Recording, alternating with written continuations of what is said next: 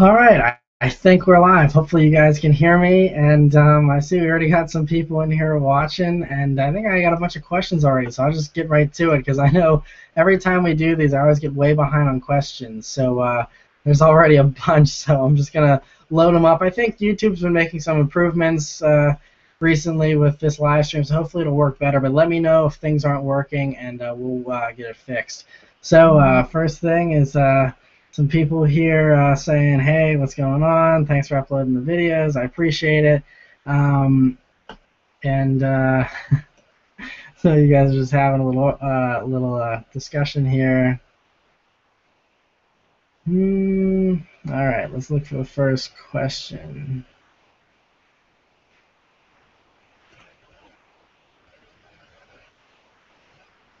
All right, so No Name asks, doing city driving for commuting to work, should I get a BRZ or an S2000? To be perfectly honest, neither are the best because neither of them have a lot of torque. But the S2000 that I mean, when I just recently reviewed it, it actually had enough torque that around town it didn't feel slow or sluggish or anything like that. And so, I think it's probably, I guess I would say the S2000. But, I think honestly, if you want a really good car for city commuting, the Mini is really good because it's so small. I mean, the S2000 is really small too, but it's a little bit long, whereas the Mini is really short. And I love, in my commutes to work, just zipping in and out of traffic and stuff. The Mini is awesome for commuting. So one good thing I can say about the Mini for sure. And you also said, what about a WRX? Not bad, but I think the BRZ or the S2000 would probably be more fun in a city environment. And Aaron says, what do you like? I don't know what you mean. You should be more specific. And yeah, I don't see any other questions from you yet. Let me see. Next question.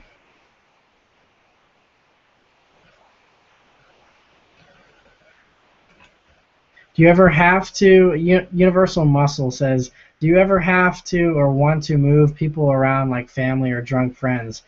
If so, WRX. Yeah, that's true. I mean, having a back seat, that's something that, you obviously, if you ever need a back seat, then, I mean, the BRZ is okay in a pinch. It does have a semi-functional back seat, but it's not very comfortable, even for small people. So, yeah, WRX would be good. And it is more comfortable, like No Name said, it's a more comfortable car. So that's one thing it has going for it, too. All right. Alright.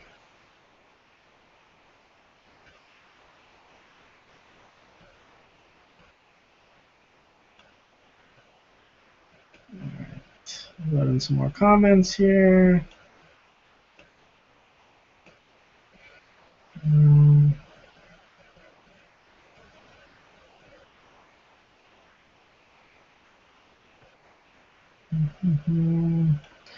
I'm just seeing discussion here. I'm trying to find the next question. Eric says, what do you do for a living? A vague answer is cool. Yeah, I always mention this in the live streams because I appreciate you guys. I didn't ever bother to make a video about it, but those of you that are tuning in, I always answer that question. So basically, I originally wanted to do just YouTube, but unfortunately, with the way the financial situation in my life right now is, YouTube isn't cutting it, and so I actually work 3 days a week at Harrison Auto Sales, which is one of the dealerships where I review cars, and so I go there and I take pictures of the cars for their website and list up the cars on their website, and I take cars back and forth to the auctions and things like that. That's why you've seen me. If you follow me on Instagram, you'll see an auction photo every now and then of me being at the auction and stuff like that. And so that's the other thing I do. I'm also an extra in movies and TV shows and stuff like that. Another thing, if you follow me on Instagram or Twitter, you'll see the video of me when I was in the Shane Dawson movie. They also were doing a behind-the-scenes look at that, and so in that behind-the-scenes tour, you can actually see me as Shane Dawson's walking by, and I'm just kind of hanging out and stuff. So it's kind of cool that I'm also going to be able to, see myself on the, behind-the-scenes TV show. It's on Stars, and it's called The Chair. And the movie that Shane Dawson made is called Not Cool, and so I'll be in both of those. So it's very, very crude humor, but if you don't mind that kind of stuff, then you should definitely check it out. All right, next question here.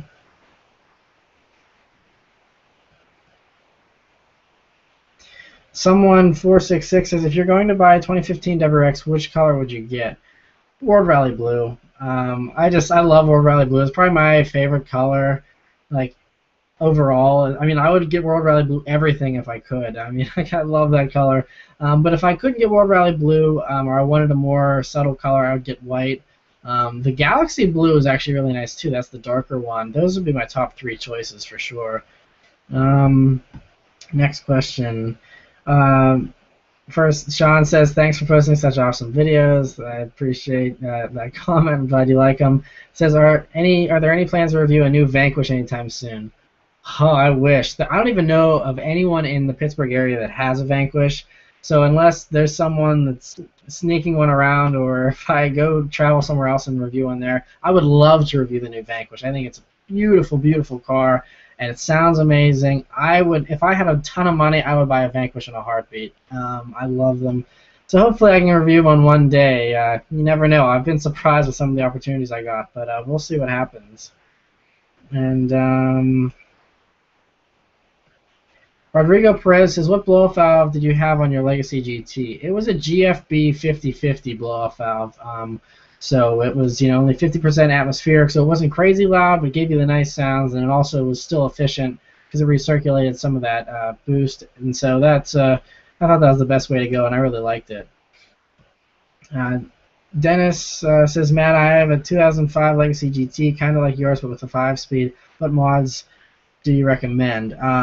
Well, the mods that I did a Perrin catback exhaust, I did a Perrin drop-in filter, and Perrin front and rear 22mm sway bars. And the sway bars were probably the best improvement. I mean, it sounded really good with the Perrin catback, but the handling was so much better after they put the sway bars on. And you can get 25mm, which is a little bit more aggressive. 22 was fine. It still was a comfortable ride, and just it really handled well. So, yeah, I definitely enjoyed that car. Kind of miss it every once in a while. All right, let's load some more questions here. What would be your dream car if you were given $100,000? If I was given $100,000, F-Type R Coupe, you can get one of those for right at $100,000. If it was literally like really strict and I couldn't spend more than $100,000, I couldn't go 5 over or something, then maybe I'd get the V8S convertible instead, because you can get one of those used a little bit less. But I think the F-Type is the best car at $100,000 personally. But that's just my crazy biased fanboy F-Type opinion, but I think that's definitely what I would get. Universal Muscle says, any chance for a VR4 review? I'm guessing you mean probably the Galant VR4. Those are really, really rare. I can probably count on one hand how many of those I've ever seen in my lifetime. So I don't know. That's not a car that a whole lot of people request either, but if I had the opportunity, I mean, I'd love to review one. I've heard some good things about them. No Name asks, any thoughts on what your next car will be after the Mini? Yeah, I have some ideas. I mean, realistically, I can see myself moving up to a 350Z, but I don't know. I love the 350Z, but I just like something newer. I don't know. That's why I like that the Mini's an 08, and having something a little bit newer would be nice. And so we'll see. Honestly, what I really want to do is I really want to get a 2015 Mustang. It can even be the EcoBoost. That's still 310 horsepower is more horsepower than I've ever owned in a car. So that would be plenty for me. The V8, the GT would be nice to have, but I would be perfectly happy with an EcoBoost. The EcoBoost is relatively attainable. I mean, I would want the premium one because that gives you the different driving modes and things like that, nicer interior, and that runs about $30,000 the way I configured it, which is about what I paid for the BRZ. So once I get through my financial crap, which will hopefully be before the end of the year, I could see myself getting back into a car that's the same price as the BRZ. Why I don't buy another BRZ? Well, because the 2015 Mustang looks so good, and you get 310 horsepower and 320 foot-pounds of torque, and it's a beautiful car, and all that same stuff for the same price I basically paid for the BRZ. I think now that I own the Mini, I've realized just how much I like torque. The BRZ was fun to rev out all the time, but there were times when I wasn't on camera where I was slightly annoyed with the BRZ. I was like, come on, it needs to get up and go, and it wasn't. And it just wringing that car out every single day got a little exhausting. So if I were to go back to a BRZ, it would have to be a turbocharged or supercharged one, or if they come out with a new one with bigger displacement here in a year or two, I would do something like that. But I don't think I could actually go back to the BRZ just after experiencing how great it is to have the Mini's turbo and all that kind of stuff. I think I kind of want to have torque, and so the Mustang offers that. And it's a lot more technologically advanced. It's a way more luxurious interior for the same price as a BRZ Limited. So that's why 2015 Mustang is my choice.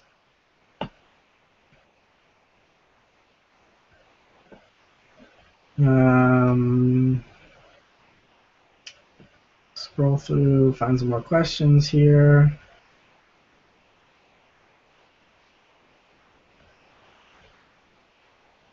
Maker of Awesome says, if you want a BRZ, I can give you mine.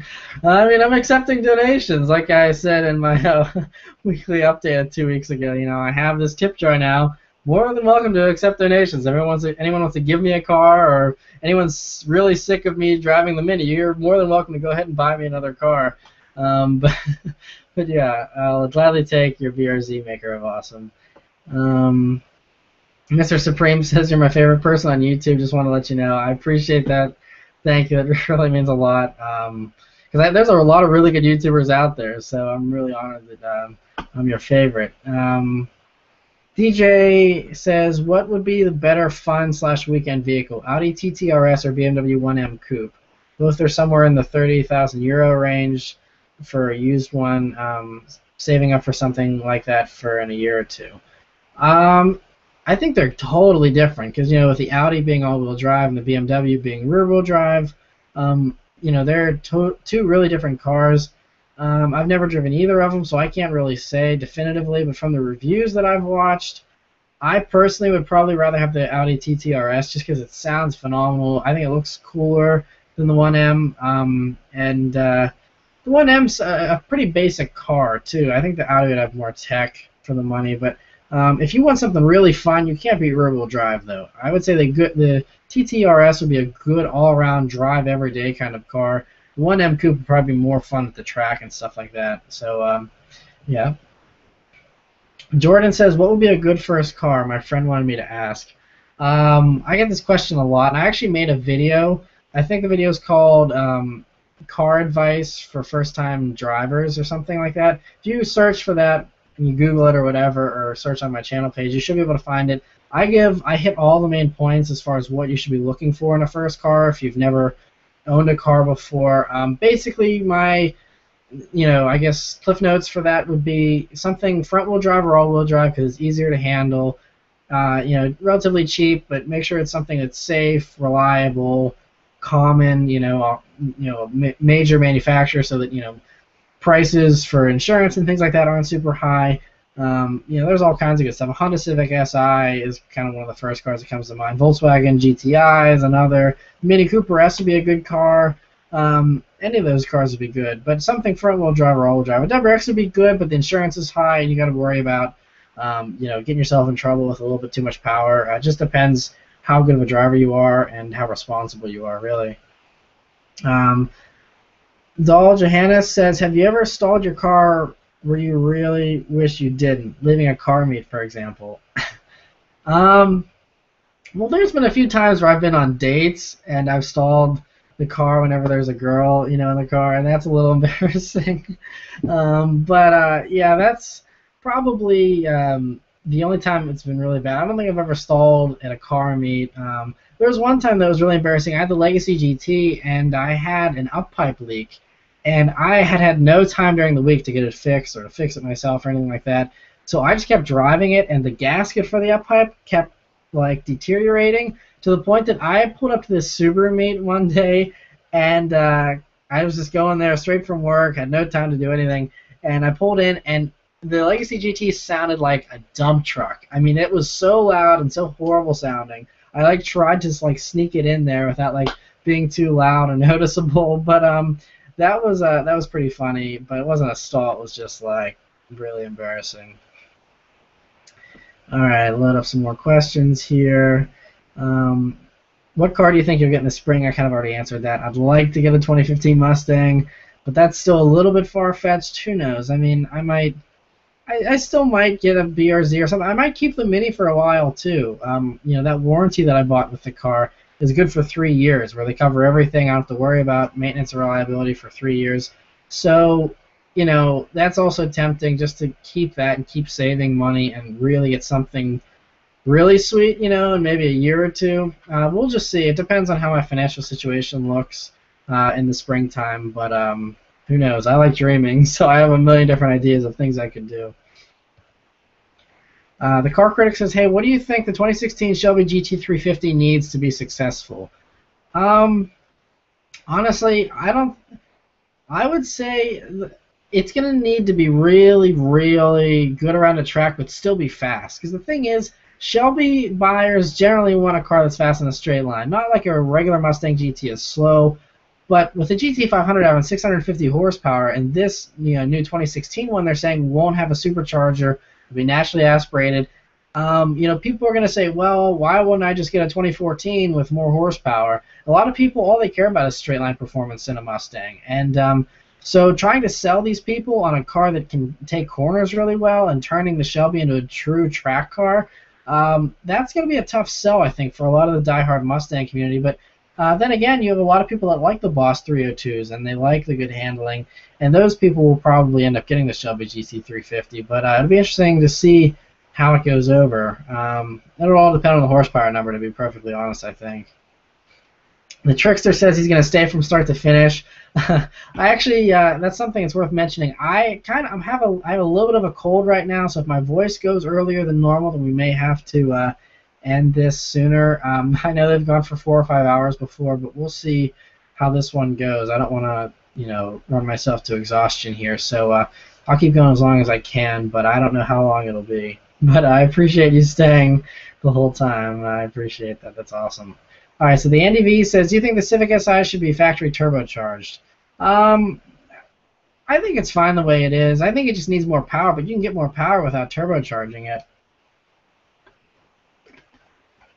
And generally, I mean, there's exceptions to this, but normally high-revving engines like the one in the Honda Civic Si, turbocharging it kind of makes it a little more, I guess, unreliable because it's just, it's so high-strung, revving to 8,000 RPMs already anyway. Putting a turbocharger and having boosts in that equation, you can talk to anybody that's built a Honda Civic Si and turboed it aftermarket. They're not always the most reliable. So I think that'd be a pretty challenging thing, unless they just wanted to ditch the high red line and they wanted to just go with, a normal turbocharged engine like a Volkswagen GTI, then they could. But yeah, I don't know. I think that the Civic Si is kind of unique, and I like where it's at right now. I don't think they should really do anything more. DSI says, hey Matt, how's everything? I hope one day if I come to Pittsburgh you can review my '01 Prelude SH. Yeah, the Prelude, that's a car that I've been getting a few requests to do, and I'd like to do one eventually for sure. Alex York says, if you got a 2015 Mustang, what color would you get? By the way, I love your videos. Thank you. I don't know what color I would get. I've been kind of going onto the Ford site and building them a bunch and just kind of tossing the idea around back and forth. I mean, my first choice originally was Guard because it's like a dark green, but the more pictures I see of it, the more it just looks like a grayish green. It doesn't really look like that nice of a color. Which kind of leaves me in a dilemma because that was what I was planning on. If I was going to get one, that's the color I was going to do. Now I'm looking at either the blue, possibly even red. I know everybody buys a red Mustang, but the 2015 just looks so good in red. Even like the darker red would be cool. But I would say it's a toss-up between the Guard, the blue, or the red. The silver looks really nice too. If you do like a red interior, that would be really sweet too. And the shade of silver they have for the 2015, it looks really good on the car. So lots of options. I don't know. So I'm gonna just have to go and walk around the dealer lots and once they start showing up here and actually see them for myself in person. But yeah. Cam says, "Are you planning to review a 14SS?" Cam is one of the people that's helped me out. He hooked me up with the Z28 review, and yes, definitely planning to review an SS for sure here. So hopefully, probably next week, Cam, I'll send you a message about that. But definitely want to review the SS, and there's been people asking me to review one, so definitely get on that. Jordan says, "Have you ever played Forza?" Yeah, I played Forza. I played the original Forza. I played Forza 2, Forza 3.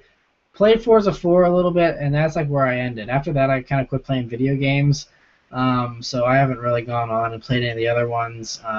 I sold my Xbox 360 about a year ago, and so I don't even have a gaming system actually. I just honestly I don't have time to play video games. I'm just like because the YouTube channel really a lot of people don't understand how much time it takes to post. The amount of videos and the length of the videos I post.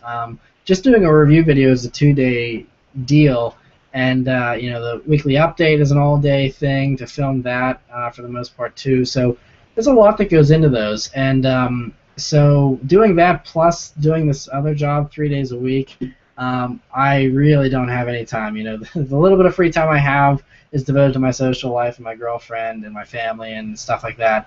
So I don't have any time to play video games, unfortunately. Phillies fan said he just saw an F-Type today and thought of me. Yeah, that's kind of funny. If I could change my YouTube username, that would probably be one of the first choices. Just Jaguar F-Type fan. Eric says, "You seem pretty open-minded about cars. Is there a certain make or model of a car that you genuinely dislike? Maybe something that's popular that you just disagree with?" You're right, Eric. I do try to stay open-minded, partially because I think a good car reviewer should be open-minded.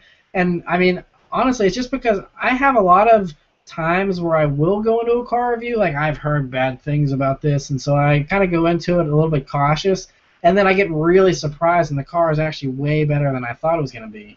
And so that's kind of taught me over the past, almost 2 years I've been doing car reviews now, that it's actually, you can't have, unless you actually drive a car around for a day, because even a test drive can be deceiving. Unless you've driven a car around for at least a day, you really don't have a good feel for what it's like. And so I can't say, oh, well, this guy on some forum says it's no good, so I should just stay away. I always would go check something out. I don't think there's anything I genuinely just dislike just for the sake of disliking it.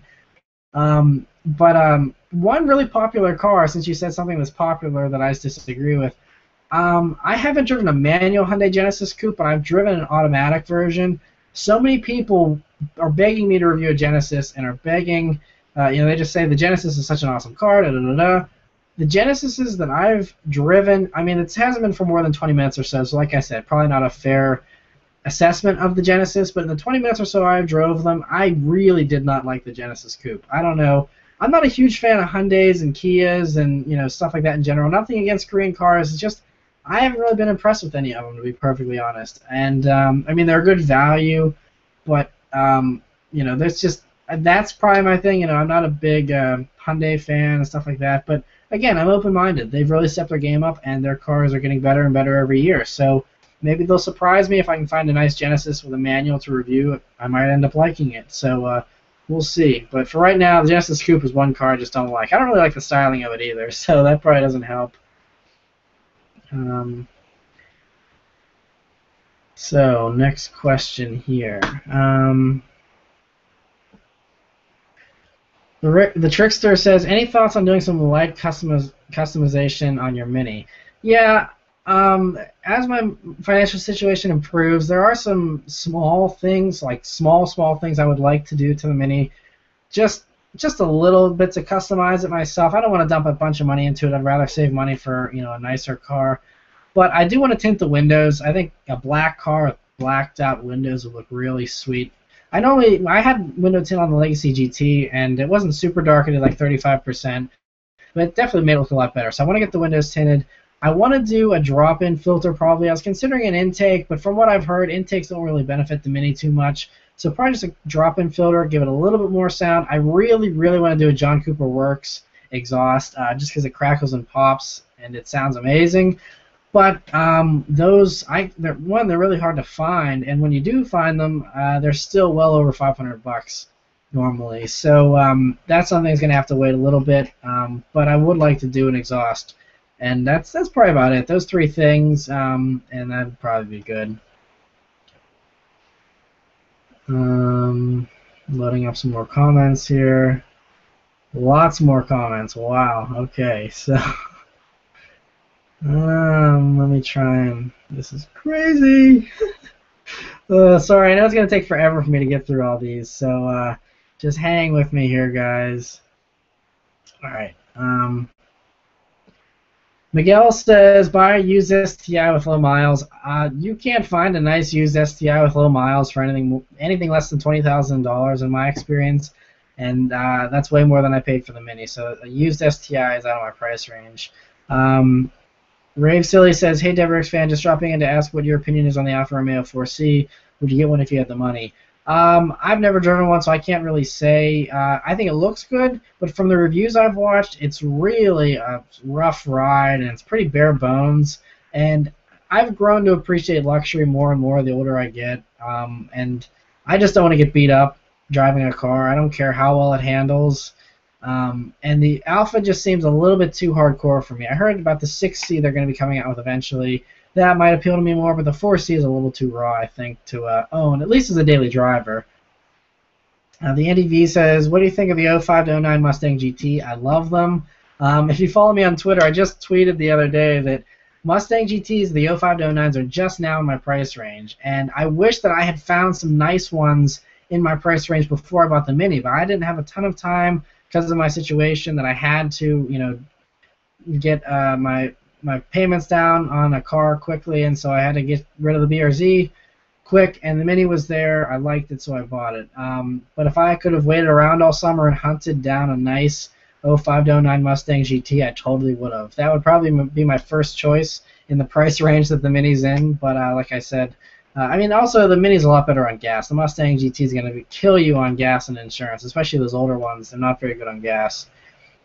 Fink.tv says, are you getting an iPhone 6? I literally just got home from work. I saw a few things. My girlfriend filled me in on a little bit of the details, but I don't really know a whole lot about it. So once I'm done with this live stream, maybe I'll watch some of the videos on Apple's site and learn more about it. But there are days where I'd like a larger phone. Right now I have the iPhone 5.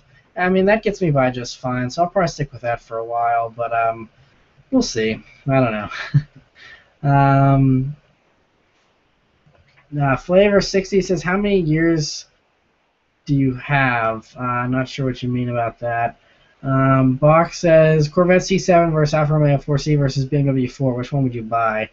Well, BMW 4, I don't know if you mean like the M4.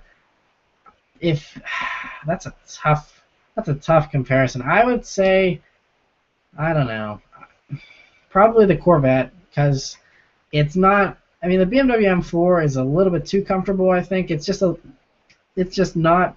I don't know. I haven't driven an M4, so I can't say. But I personally think I would probably go with a Corvette, even though they're everywhere around here and don't have the best reputation as far as who owns them. But I think I'd probably get a T7 just because I hear that they're fantastic.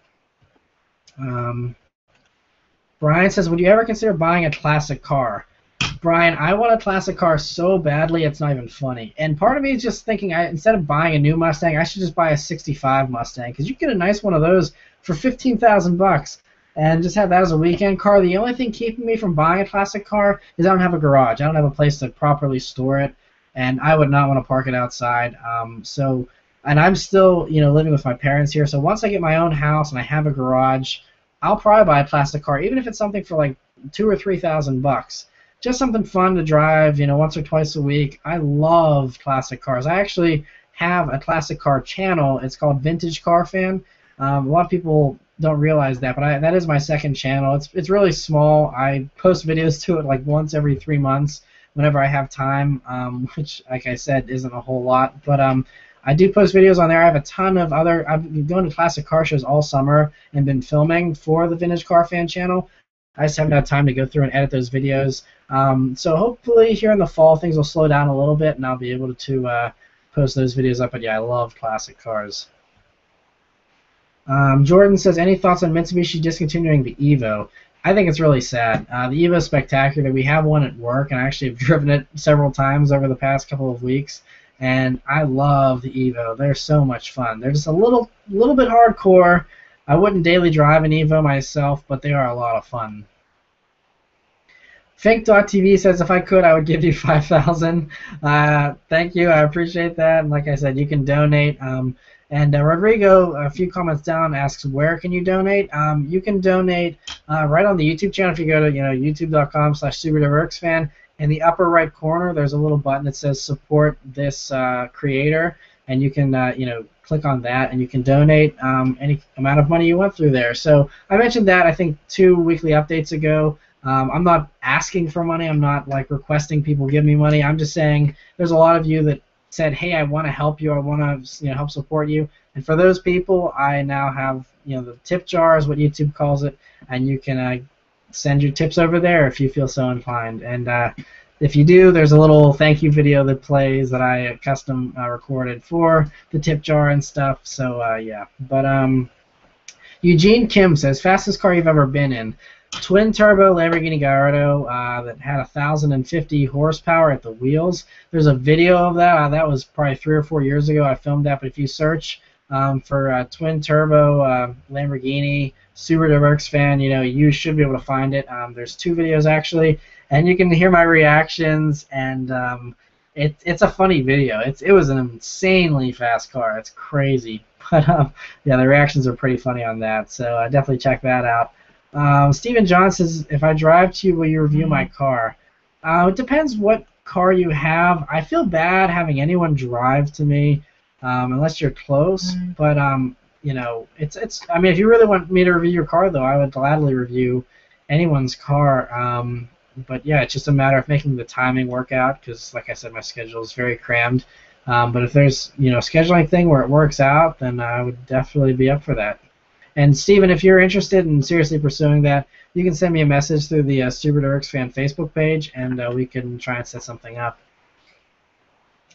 Georgie Boo Boo says, greetings from Mexico City. Huge fan of yours since your legacy. That ride did sound sweet. Thank you. Yeah, I think I remember you from way back then. Yeah, that was like back when I had like 4,000 subscribers. So thank you for that. And yeah, the legacy, like I said, it was fun. I kind of been missing it. Jacob says, what would be the first mod that you would do to the Mustang? I'm assuming you mean the 2015, and it would be an exhaust. And that would probably, between that and window tint, would probably be the only mods I would do to the Mustang, unless I felt that it needed something. If I thought it needed more power, I'd probably do a reflash or something. But honestly, I would do an exhaust and be happy. I'm a Filipino G says, will you do a review on classic JDM cars?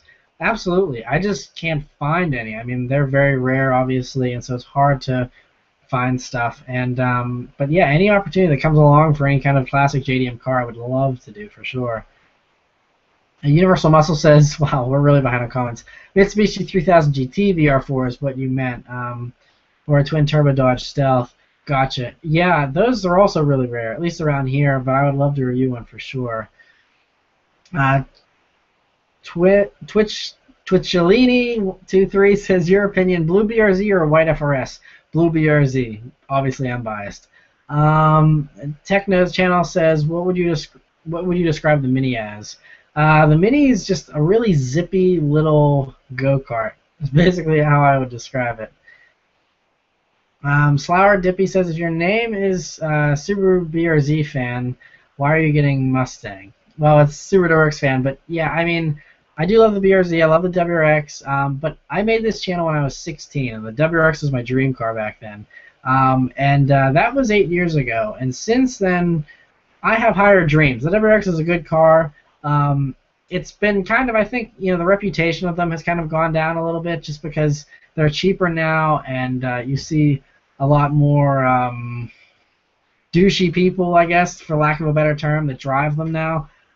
So, I think the WRX kind of has a little bit of a bad image right now. I love the WRX, though, especially the brand new ones. I think they're spectacular. I would own a WRX in a heartbeat. It's just the WRXs hold their value so well that you can't get one for a reasonable price. Like, I mean, if the best thing to do is buy a WRX brand new, because if you look at like a used WRX, like a 2013 one, it's going for basically maybe $1,000 or $2,000 less than a brand new 2015.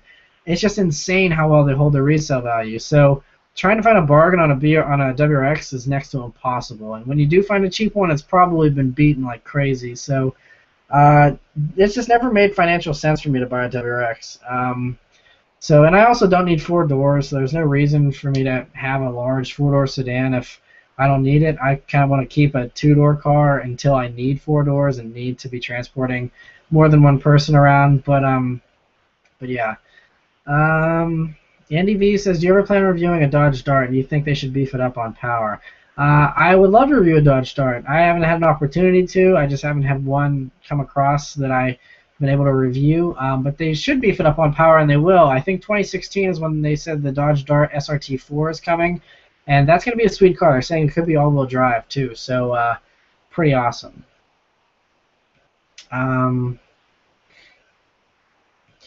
Waldo says, "You planning on getting a 350Z when you sell your Mini?" I mentioned that earlier. I don't know how old that comment is, but yeah, 350Z, I would consider it, but I'm worried about it. Some people said they're still really tricky in the rain, which would mean they're really tricky in the snow, and I have to deal with snow here in Pittsburgh, so still kind of iffy on the 350Z. If I lived in a dry climate and I didn't ever need back seats, I would totally get a 350Z. But for right now, I think the Mini actually suits me better. Nando says, "Personal question. I think when you sold your Legacy, you said you got $15K for it. I might be wrong, but did you use that money for the BRZ?" No, because I actually kept the Legacy for almost a year after I bought the BRZ. So if you go back and watch those videos, I had two cars for a while. I had the Legacy GT and the BRZ, and I felt bad. The only reason I sold the Legacy is because I never drove it, because the BRZ was so much more fun.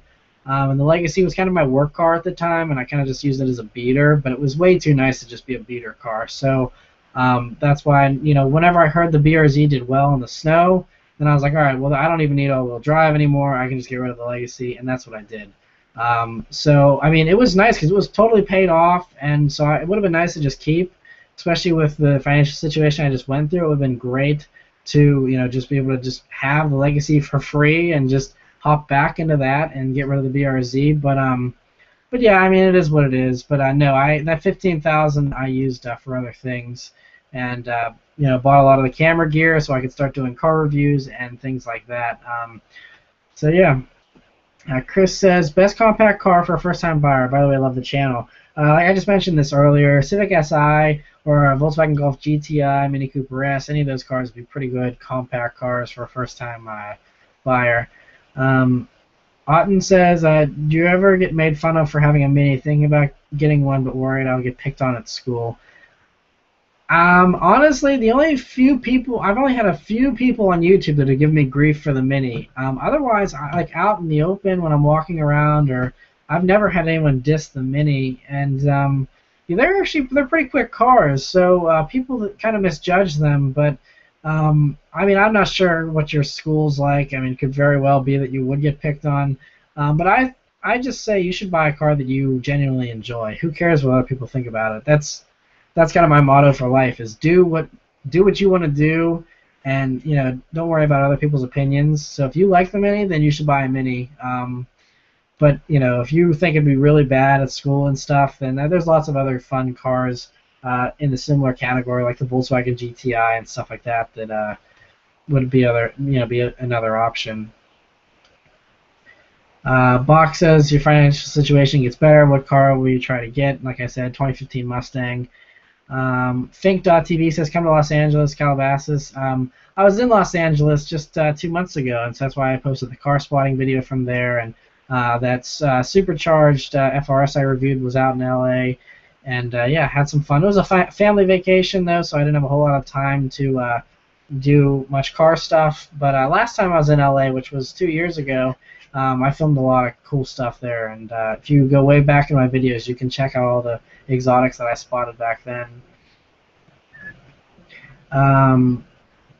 Manson on a Rampage said, "Why do you want to get rid of the Mini? I'd say keep it till your warranty runs out. By then you will have money saved up and you could get an awesome car. I know that's one of the things. I honestly, even though I have a warranty, if the Mini keeps giving me issues, which it hasn't, and I'm fine with it now. But after 3 years, the amount of miles that I've been putting on that car so far, it's going to be over 100,000 miles after 3 years, and that would be a little bit tough because I feel like at that point they do get pretty unreliable. Right now it's pretty good, but I think they do kind of have some issues later on. So I don't know how long I want to keep it. Yeah, they would be fixing everything for free, but I don't know if I want it in the shop, once a month for different things. So we'll see.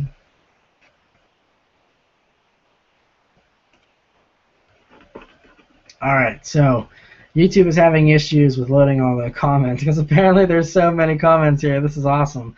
All right, so let's just keep chugging along. Please have patience while I try and get through all of these. Lieutenant Pasta says, get a 2015 Escalade. They're cool looking, but not really into those luxury SUVs. Box says, C7 or Porsche Boxster? Porsche Boxster, just because I like convertibles. And I mean, the C7 you can get as convertible, but I love the Boxster. If I had 50 grand, that's probably what I would buy, is be a Boxster.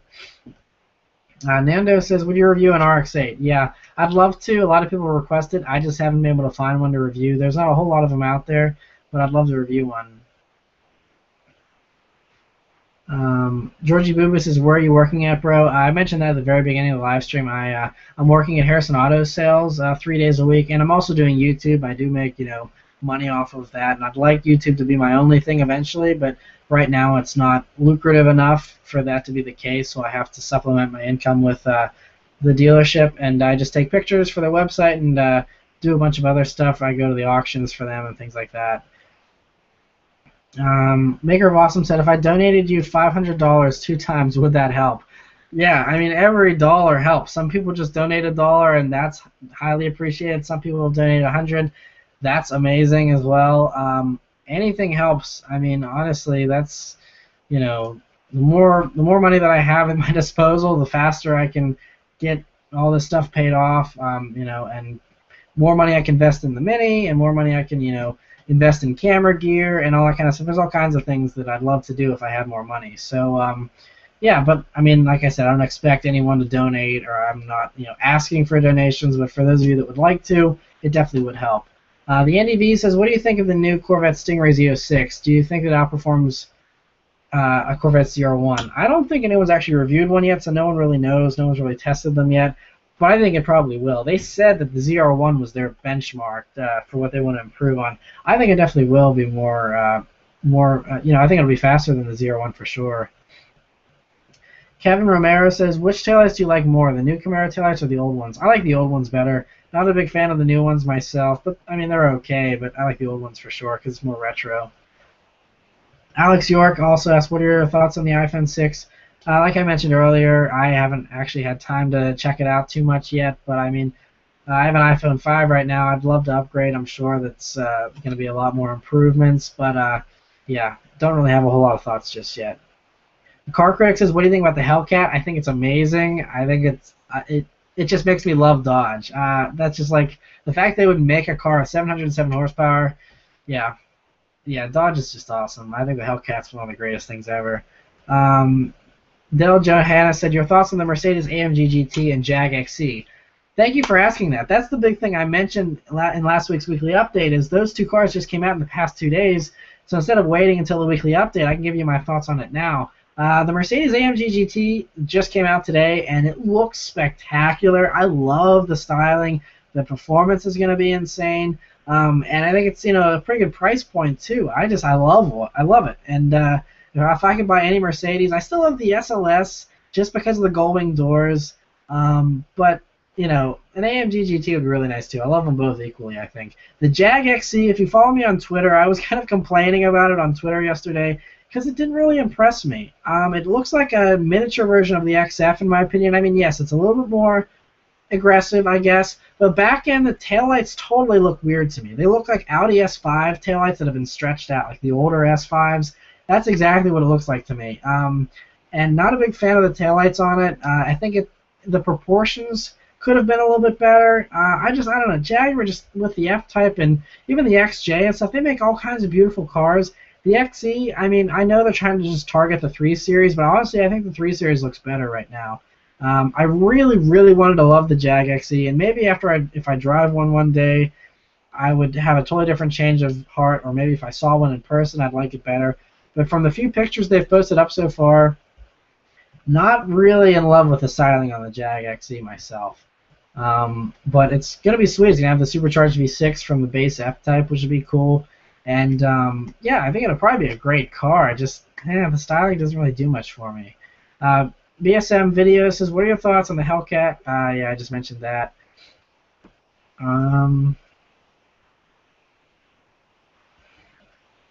Phillies fan says, what is your opinion on a Fox body Mustang for a first car? I mean, it's cheap and you can make it fast really inexpensively, but they're not safe. And I mean, you know, looks are subjective too, but I don't think they look very nice. Definitely not a very safe car, but you know, you just have to be careful. If you're a responsible driver, you know, just be careful in it, but I definitely wouldn't drive one myself. Jesse says, would you ever buy a Honda Civic? Probably not. The Civic SIs are fun. Definitely wouldn't buy a base one, though, just not exciting enough. I always want a car that's a little more fun. They're not bad cars, it's just I have no real inclination to buy one. Alex York says, how many miles do you recommend putting on a new car before lightly modding it? Intake, downpipe, etc. I don't think, as long as the car, I mean, break-in periods, are kind of getting to be a thing of the past. But I would say maybe wait 1,000 miles tops. But you can really start modifying a car right off the bat, I think. You know, some people would say wait 1,000 miles for the break-in period, then do it, which is probably not a bad idea. But, you know, I would say that's probably, I wouldn't really wait, though. You can do it as soon as you buy the car. Box says 370Z or BRZ, backseats don't matter. If backseats don't matter, honestly, probably the 370Z, just because it has more power. And as much as I love, you know, the BRZ and what it stands for, being lightweight and low horsepower, and you know, the fun high revving engine, in day-to-day driving, if you're daily driving it, you need more power, more torque at least. And so 370Z, I think, would probably be a better choice. Malk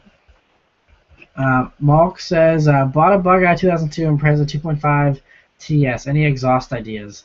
It's hard, mostly because, you know, no one really modifies the non-turbo Imprezas, and so there's not a whole lot of exhaust options out there. I would say just go to a muffler shop and have them custom make one for you. Just about any shop can make you a custom exhaust for probably like $600 or less. So I would try and just go to a muffler shop and say, hey, this is kind of what I want to do, and they can actually custom make something for you. Pump Up the Bass says, has anyone asked you to review an 8086? No, no one. Well, maybe once or twice, but not really. But I'd love to review one. I actually rode in one. It was a drift car, and I rode in it in a drift event.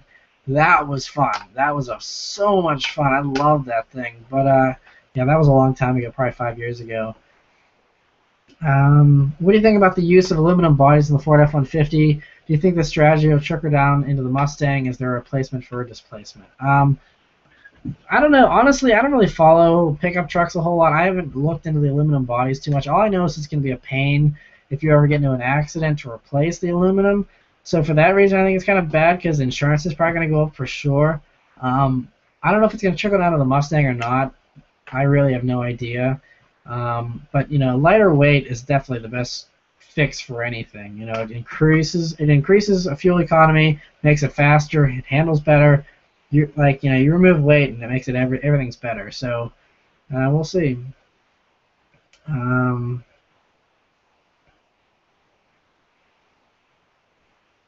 Georgie Boo Boo says you should consider reviewing a new Leon Cupra.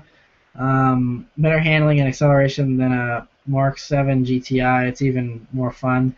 The Leon Cupra isn't sold in America, so I would have to go to a country that does sell it in order to review one. But I've never really heard anything about them because we don't get them here. But like I said, I'm always open to reviewing just about anything. Miguel says, can you review modified cars if you get the chance to? Yeah, the problem with that is I don't really get into the modified car scene a whole lot. If you see, I mean, The car shows I go to is either Cars and Coffee, which is exotics for the most part, or sports cars, and then I go to classic car shows. So I don't really hang out, with these tuner crowds a whole lot. Nothing against them, just not really my scene. And so it's kind of hard to find modified cars to review. But if someone offers, then I absolutely would. And I've done some cars with light modifications before, but nothing crazy. I think that dude in blue does modified car reviews way better than I ever will, because you just have to know a lot about all the parts and everything. And I prefer to just stick with new cars or cars that are very close to stock, just because I feel like that's more helpful. Because people buy a stock car for most of the time. You don't buy a car with a bunch of mods. So I kind of like helping people make a good car buying decision with my car reviews.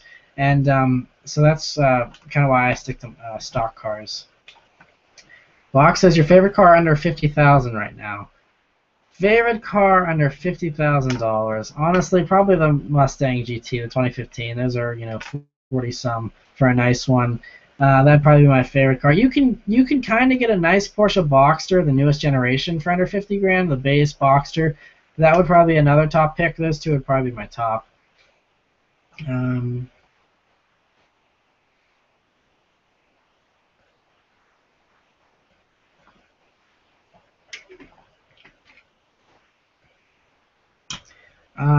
Jay Schaff 86 says, since you take photos for Harrison, did you take the pics for the two-tone WRX they just got? If so, do you think what did you think, since that was my trade-in on an Evo?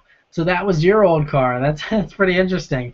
Yeah, I checked it out. I did take the pictures for it and looked it over. I actually wrote the mod list for that car because those guys there, they don't really know all the parts, and so I went under the hood and tried to figure out what all you did to the car.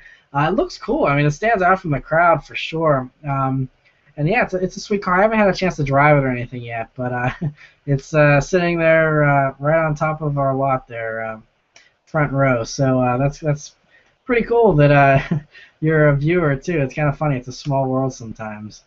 But I hope you're enjoying the Evo too. Congrats on that.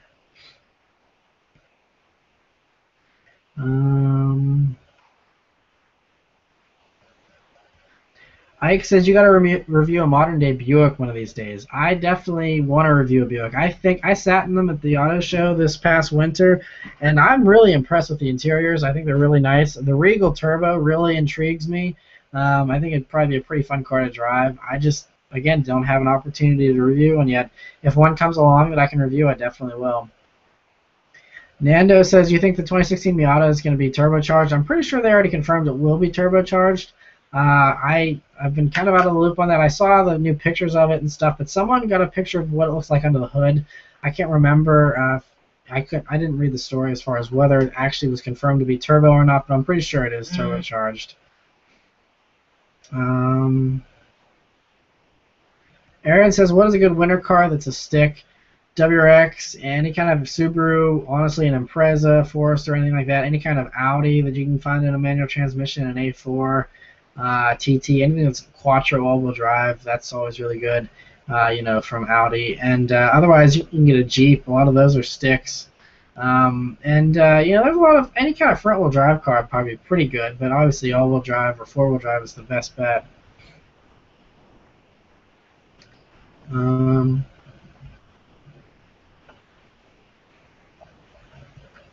right, loading more questions here. Man, there's a ton of them. Sorry to keep you guys waiting. All right, let me pick up where I left off here.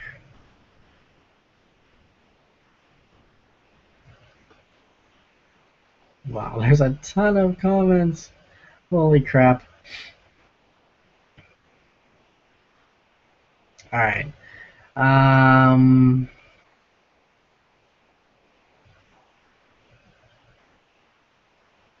I think Lieutenant Poss is asking, wasn't that your first car? If you mean the Legacy GT, it wasn't. I actually had a Subaru Impreza Outback Sport as my first car. I did a BRZ Weekly Update where I talked about my first car.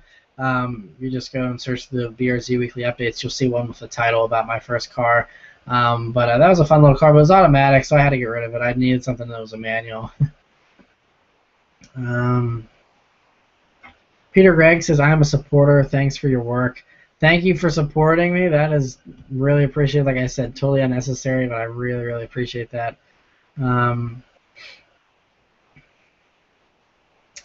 Let me keep loading them here. Ike's asking if I ever did a review on a Supra. I didn't. I would love to review a Supra. Again, that's a very hard car to find. And even harder to someone just say, hey, go ahead and review mine. So the most wanted says, want to lend you my Gallardo Super Veloce. Nice try, but there is no Gallardo Super Veloce. Otherwise, I would get excited. But if you have a Murcielago SV Super Veloce, then yes, I would love to review that. I'm Husky says, I'm 6'2", about to buy a first-gen Miata as my daily, and I'm going to stance it. Wow, well, that'll be... I mean, I guess you probably would fit, at least as long as the top was down. That's awesome, though. Have fun with that.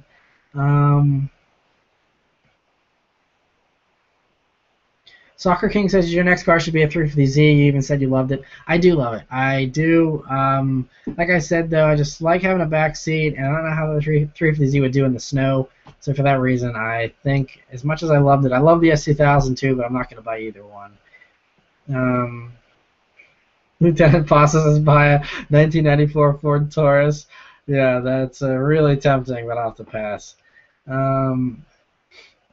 Georgie Boo Boo says, what are your thoughts on Viper's new price? I mean, hey, whatever they got to do, yeah, dropping it by $15,000 is pretty impressive. I think it makes it a lot more competitive, but we'll see. Hopefully that drums up some sales.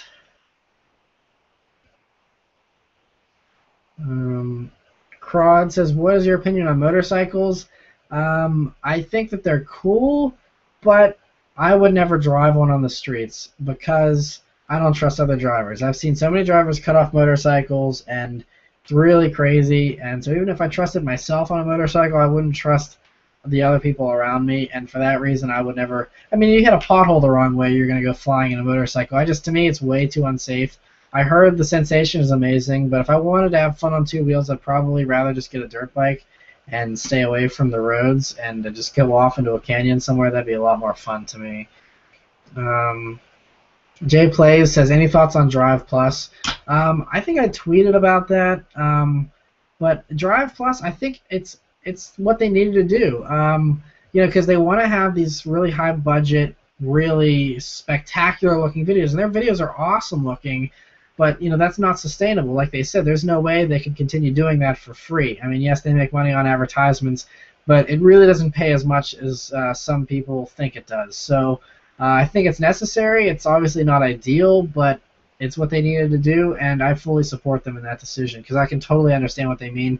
The reason why, I mean, I hope to never have to go to any kind of thing like Drive Plus does is because I want to keep my stuff low budget. And yeah, my videos might not be the most impressive looking. I might not have a large variety of shots. I might not go to tracks or do any kind of fancy editing or driving or anything like that, but I do it all myself. It's really cheap to do it, with the couple of cameras I have, and that's it. So, I think my channel, it's going to get to a point where I can only get so nice, and then it's just going to stay at that point. I think, I've done a good job of making the videos look nicer with the opening sequences and the more variety of shots. The next thing for me, hopefully, is getting press cars. I'd like to get press cars because right now, at the most, I have a car for an entire day. Sometimes it's only 2 or 3 hours. Sometimes it's, like I said, all day. But to really get the wide variety of shots that you see in Drive and Motor Trend, they keep the cars sometimes for a week or two. And if I had a week or two to film, I mean, I could film a million different shots. I could drive the thing all over the state and film all kinds of cool angles and cool shots. And so that's really the only way I'll be able to increase, the shots and make my videos nicer. But anyway, that's a tangent. I got to keep answering questions here. Amit says, did you go to the hangar party? No, I didn't. It was kind of expensive this year, so I decided to pass. Steve asks, how old are you? I'm 24 years old. John says, I hear from some people that when you buy a new car, you're supposed to push it hard. From others, I hear that it should be driven gently. What do you recommend? On my BRZ, I observed the break-in period because that's what the owner's manual said to do, was to keep it under 4,000 RPMs for the first 1,000 miles. So that's what I did. I don't know which one is right. I think there's very good evidence that says you should do one, and there's a very good evidence that says you should do the other. It's really a toss-up. Honestly, with how technologically advanced motors are these days, I really don't think it makes much of a difference. But That's just my personal opinion, but I still, just to be on the safe side, I normally observe the break-in period if the manufacturer has one. Chris says, how much was your Mini in the market looking for a good used car? Any recommendations for under 10 grand? Under 10 grand, you can get the first generation Mini Cooper S. Those would be probably under 10 grand and still very nice. My car, I think it was around 13 is what I ended up paying when it was all said and done for the Mini. And that was including the warranty and stuff. But yeah, so... Wow, we're really behind on comments. So Lieutenant Pasta says, cool, just sub to it. I'm assuming you mean the Vintage Car Fan channel. Thank you for subscribing. Yeah, I would like to get that channel off the ground. I just don't have time for 2 channels right now. So I kind of just do that whenever I finally have free time and I have everything else done I need to do, then I go and do that. But DSI says, review my my father's 1986 Mercedes-Benz 560 SEL fully loaded. I'd love to. That'd be a really cool car to review. If you're in the Pittsburgh area, send me a message on the Subaruwrxfan Facebook. Husky says, what's your favorite Japanese vintage car? I would have to say the 1969 GTR.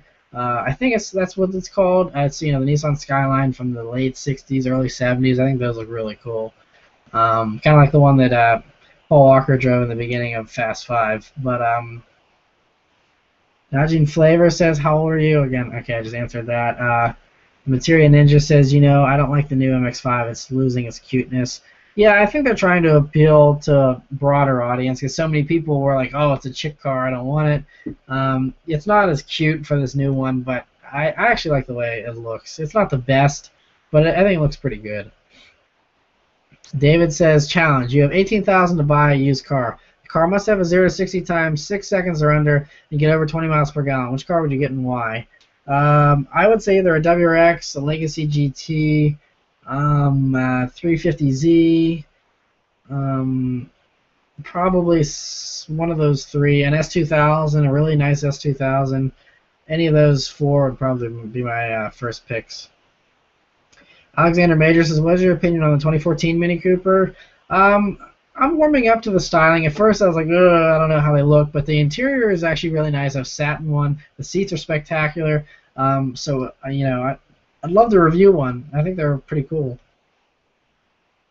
Jordan says, do you like the Mini Clubman? I had one for a loaner. If you follow the weekly updates and stuff, you saw that car. And not a big fan of it. I mean, it's okay, but that middle pillar in the back for the 2 swing-out doors just totally ruins your rear visibility. And, I mean, it's kind of cool looking, but, yeah. I have mixed feelings about the Clubman.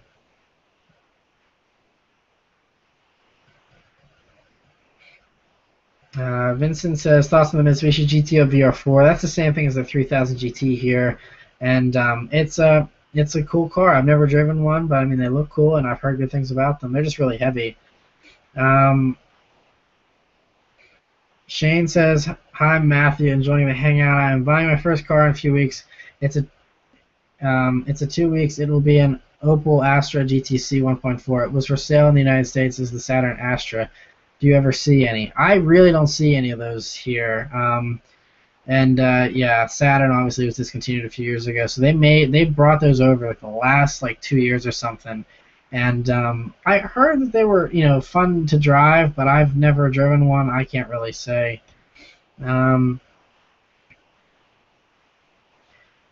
Ninja asked about the 8086. I already mentioned that.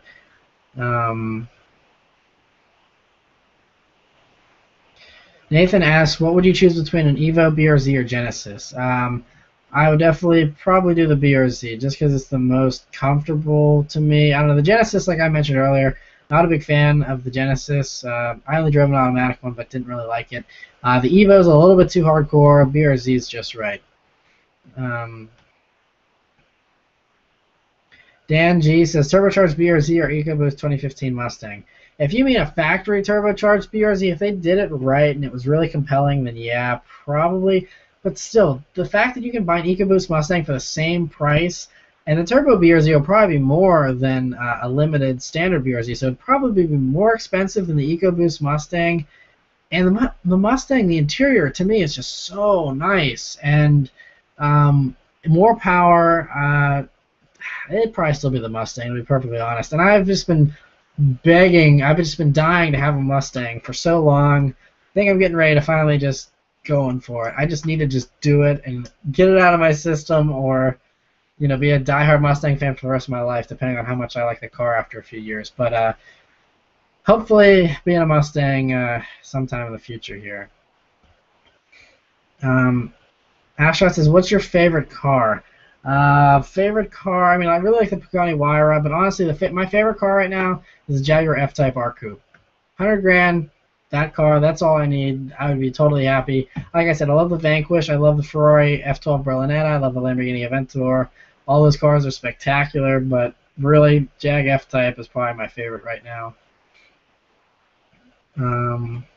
Matthew says, "Would you drive a Mini Coupe?" If you mean, yeah, like the coupe version of the Mini Cooper, they look cool. I saw one in traffic the other day. I personally like the profile of the standard Mini Coopers better than the coupe, but they're not bad. If someone gave one to me, yeah, for free, I'd drive one. I'm Husky says, "You seem to never talk about new wheels from Oz you would do. Any reason to this?" Normally, just because I like the wheels that I have on all my cars that I've bought. The Legacy GT had beautiful 18-inch wheels on the Spec B that I had. They're really nice. B or Z wheels, I really liked the way they looked. The mini wheels on this one, they're the upgraded mini wheels. If I had the base mini wheels, like the 16-inchers, I would totally have bought an aftermarket rims at some point. But I really like the stock rims on my Mini. So if I had bought a car that I hated the wheels, then I would go and buy wheels. But I just always liked the stock wheels. Jay Plays says, "Did you see the new Mercedes GT?" Yeah, I just mentioned that earlier. Lily says, "Do a video about your room. Really want to know." It's pretty small. There's not a whole lot to see, to be perfectly honest, and it's normally kind of dirty. Not that bad, but yeah. So I don't know if I'll be doing a video of my room. Maybe if I buy a house in a year or two, and I can show you guys around there or something. But really, yeah, not much to see here in my room. Maybe if I get into vlogs more, then you'll see more of my room that way. But we'll see. I know most people said they only want to see vlogs if they're about cars and not about my personal life. So we'll see. Ike says, "Hey, how come the new Dodge Vipers have more horsepower than the Nissan GTR, but the GTR costs more?" Because there's a lot that goes into the price of a car aside from just horsepower. You can get an insane amount of horsepower in a Shelby GT500, 650 horsepower, for only 60 grand, but there's a whole lot that goes into it. So the GTR has a crazy all-wheel drive system, all the computers, the handling, everything. It's a totally different beast from a Dodge Viper, so that's why it costs more. Her Yang says, "You're getting a Mustang." No, I'm not. I'm not saying I'm getting a Mustang. I'm saying I would like to get one, possibly in the spring if my financial situation gets better. We'll see. But yeah, I really love the 2015s, and I would love to get one for sure. Simon Knight says, "Is that dude Blue going to review your Mini? I know that he is in Pennsylvania." Yeah, he was just here for a weekend. He had a very tight schedule, and he didn't have time to review my Mini. I offered to let him review it, but yeah, that didn't happen. So we'll see. I'm hoping he invited me to a car meet. And I think in a couple months that they're going to be doing down in his neck of the woods. So I might go down there and maybe he could review it then. But normally he likes reviewing modified cars more. The Mini has no mods, so I could see why he would want to review it. But maybe he would. Never know. The Materia Ninja says because you're paying for the GTR badge. Yeah, that's another reason. But Miguel says, "Would you buy a BMW E46?" No. At that point, E46s are just a little bit too outdated for me. I like infotainment. I like technology in a car. And the E46 just doesn't have it. And I mean, the E46 is a good car. Just I've never really been in love with them.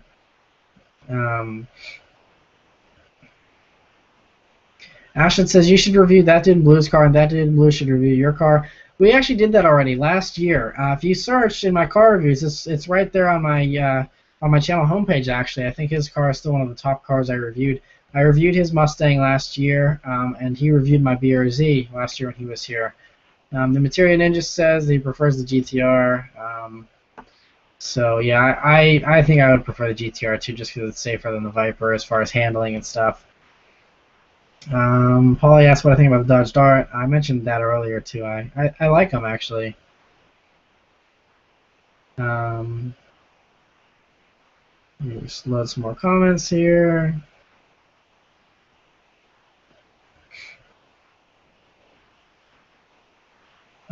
Slower Dippy says, bro, if you could buy any cars you want, what would you get besides a Mustang? Besides a Mustang, it depends on how much money I have to deal with. I mean, I have a whole list of dream cars I would love to buy if I won the lottery. But you know, being realistic, the Mustang is probably would be the next step if I could afford one. But yeah, I have a long list. I'm just gonna keep checking through questions here. Um,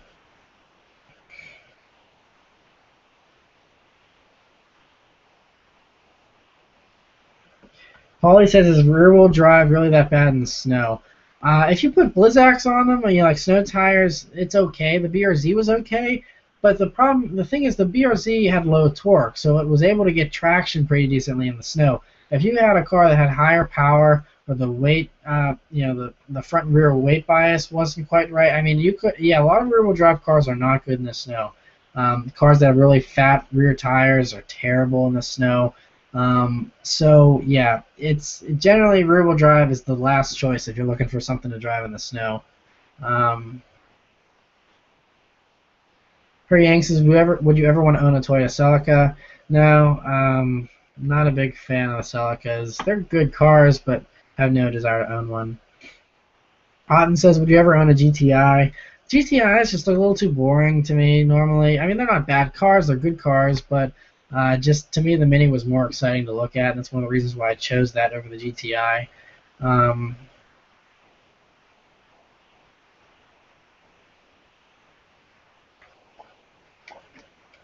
AR12 Gaming says, "Hey Matt, thanks for stopping in." Um, GM4821 says, "I always wondered what you do for a living." I mentioned that earlier. You can go back and watch the earlier part if you. I mentioned that like right in the beginning of the video almost. Um,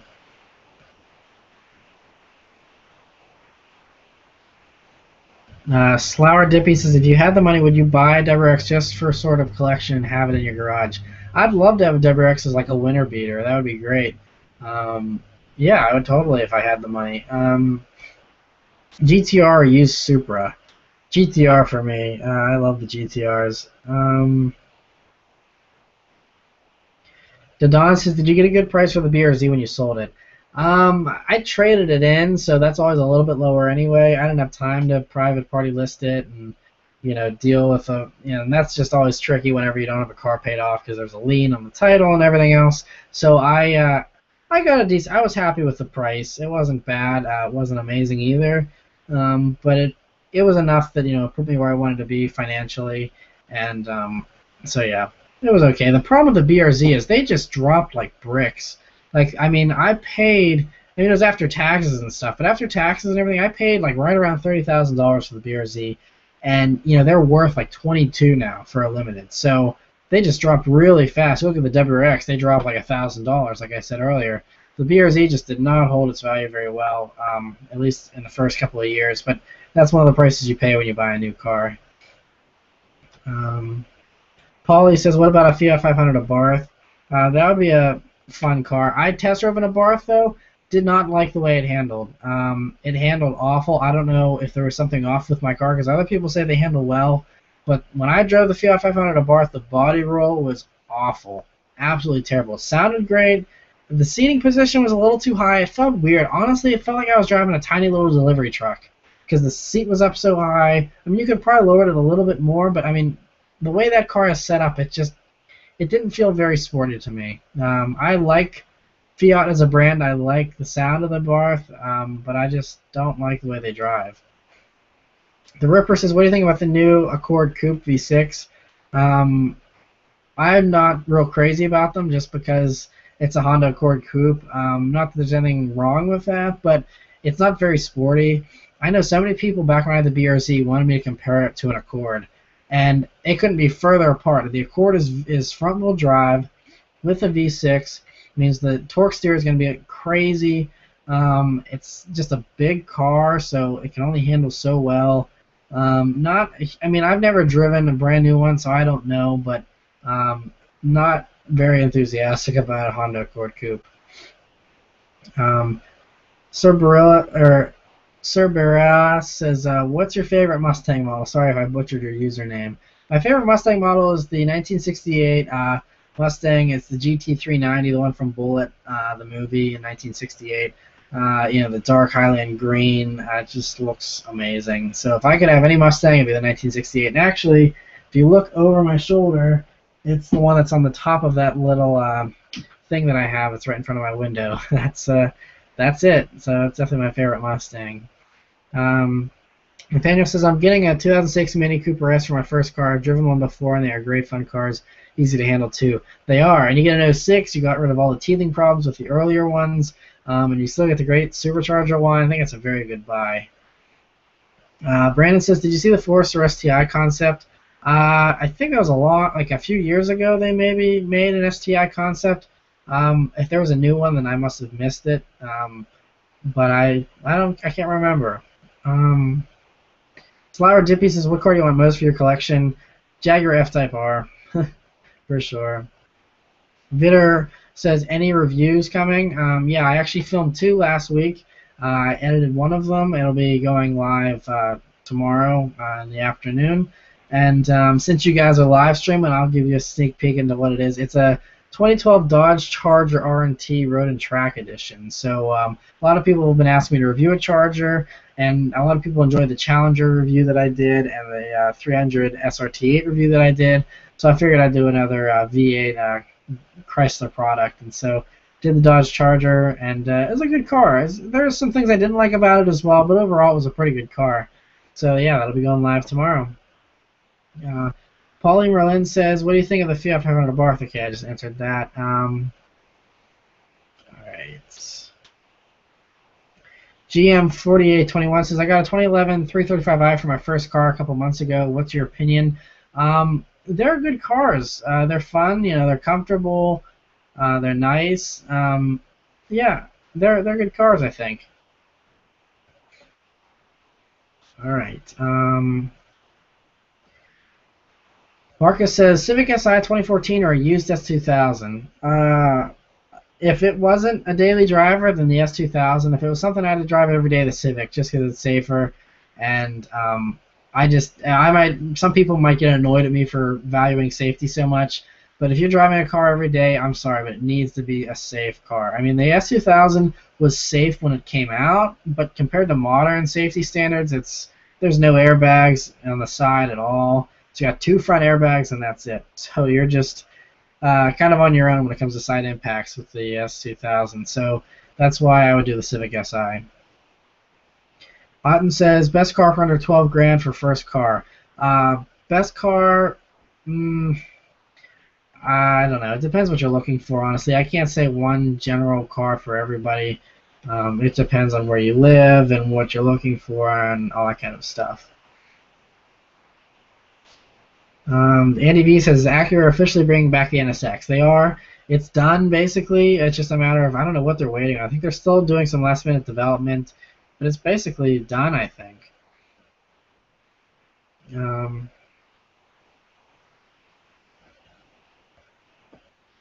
Techno Channel says he really wants a 2015 Mustang, but also 2015 BRZ. Which one should he get? It depends what you're looking for. Everyone has different tastes and different interests, so it's really hard for me to say. 1 second. All right. Next question. Why are used Boxsters so cheap compared to other used Porsches? Well, probably because the Boxster is the cheapest Porsche you can buy from the very get-go. Some of the very early Porsche Boxsters, like the ones from the late 90s and early 2000s, they had some issues with them as well, which could be part of the reason why they're not the highest valued cars.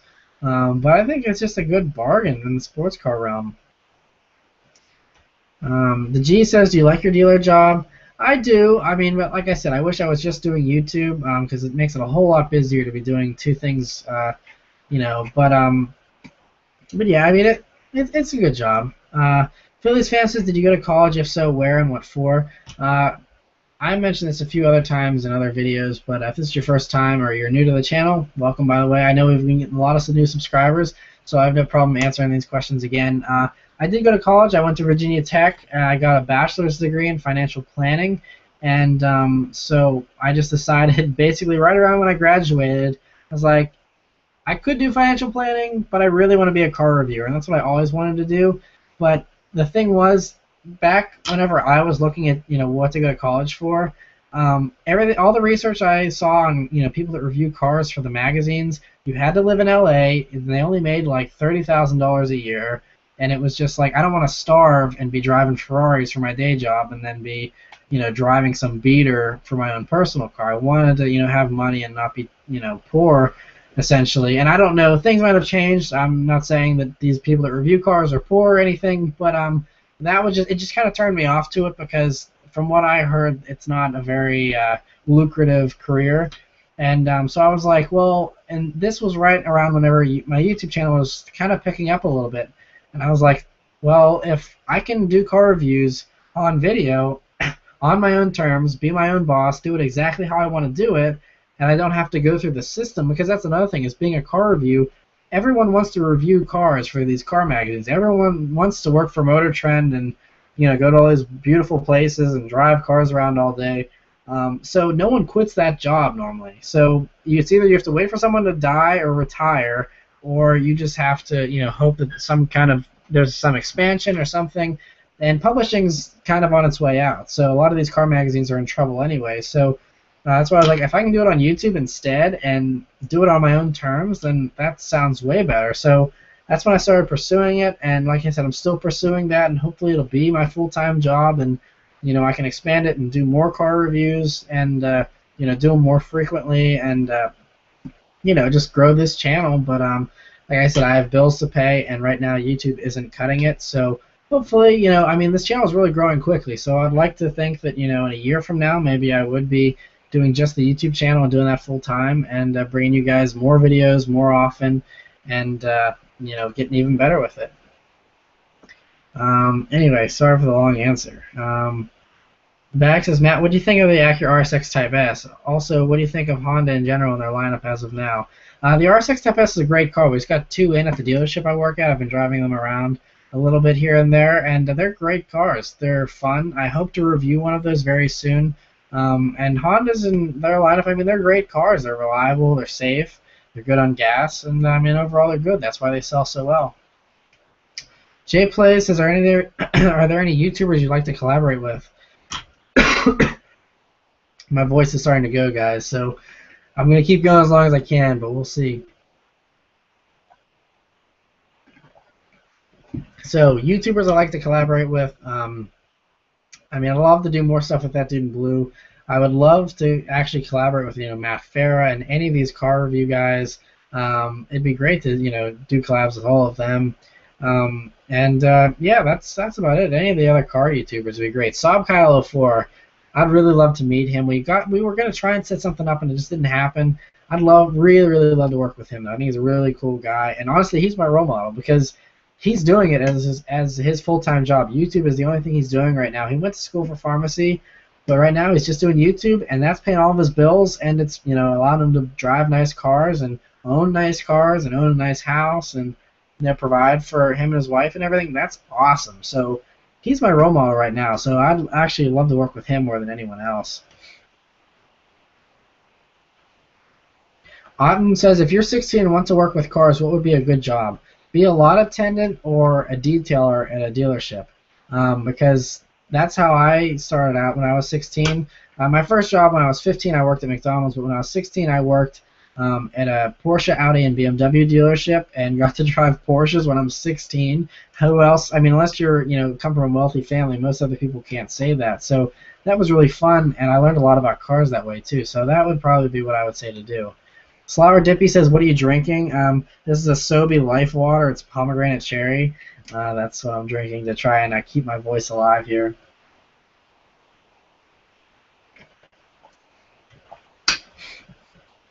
Alright. I'm Husky says, review a BMW E30. I'd love to. Again, just very hard to find. Mark Moore says, for total package, 2015 WRX, 2015 GTI, or 2014 Focus ST. Depends what you're looking for. If you want the hatchback, obviously you got to get the GTI or the Focus. You want all-wheel drive, obviously you have to get the WRX. It all depends on what you're looking for. Alexander says, Mercedes E-Class versus BMW 5 Series. Generally, in the Mercedes versus BMW debate, I'm generally a Mercedes guy. In my experience, I've liked the interiors and the exteriors on Mercedes better than the BMW personally. I like the way they drive personally, but yeah, that's just my personal preference.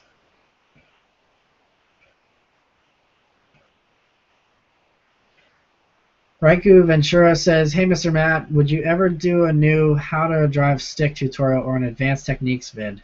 I would. I know there's a lot of people that ask me to do another one of those videos. I just don't really know what else I would add to that, because that video that I filmed had everything that I really wanted to tell someone. And to be perfectly honest, I'm not like the best stick driver. I'm not the best at driving a manual. I don't. I mean, I rev match my downshifts, which I show you in that how to drive stick shift video in the BRZ.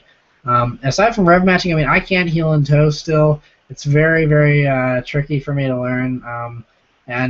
So it's just, yeah, I mean, there's really not a whole lot else I can teach. If you have some specific questions, I'd love to see, what else people want to see, because I would be open to doing another video. I just don't know what else to add.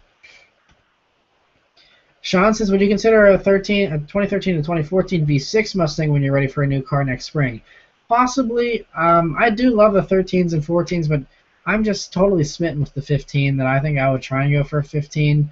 And if I was going to do a 2013 or 14, I'd probably just go for a GT, because you can get a GT for a pretty decent price now, and especially once the 2015s come out. I have a feeling the GT prices on the 13s and 14s will drop pretty good. So I think I'd just wait, and I would get one of those. I'd just get a V8 at that point. Resist says, "Hey Matt, I met you at Cars and Coffee in Irvine. I had the white hat and the blue boxer shirt. Thanks for being awesome." Thank you for being awesome. I'm glad I got to meet you. And yeah, Cars and Coffee is awesome in Irvine, so it's great to meet you guys. Andy V says, "Would you ever review a Mercedes CLA 45 AMG? If I can find one, I'd love to."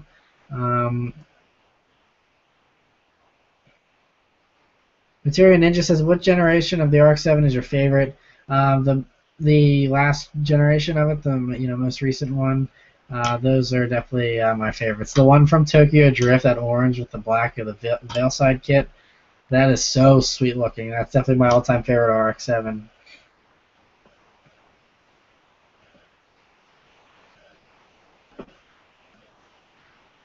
Jordan Mann says, "Thoughts on the Jaguar F-Type Project 7? I love the Project 7. I think it's amazing, and of course I love anything F-Type, so yeah, I definitely love the Project 7. The Andy V says, "Do you think Ford's going to have an answer to the Hellcat as far as the GT500 goes?" No, I think they're going to let Dodge just have this one, because they're going for handling with the new Mustang, and I think the Hellcat doesn't really handle. It handles, but I mean, it's not going to hold a candle to the Mustang, I think. So I think they're just going to say, okay, you go ahead and have 700 horsepower. We'll actually be posting faster lap times because our cars handle. And I think that's ultimately what they're going to, kind of say. And honestly, it's just kind of hard, with the regulations these days and stuff. 707 is kind of absurd. They even were able to do that. Having anything more than that, trying to one-up 700 horsepower is kind of hard to do. I mean, even Lamborghini and Ferrari are right around 700 horsepower, so it's any more than that is kind of just silly for the street. I think 700 is probably silly for the street, but hey, why not?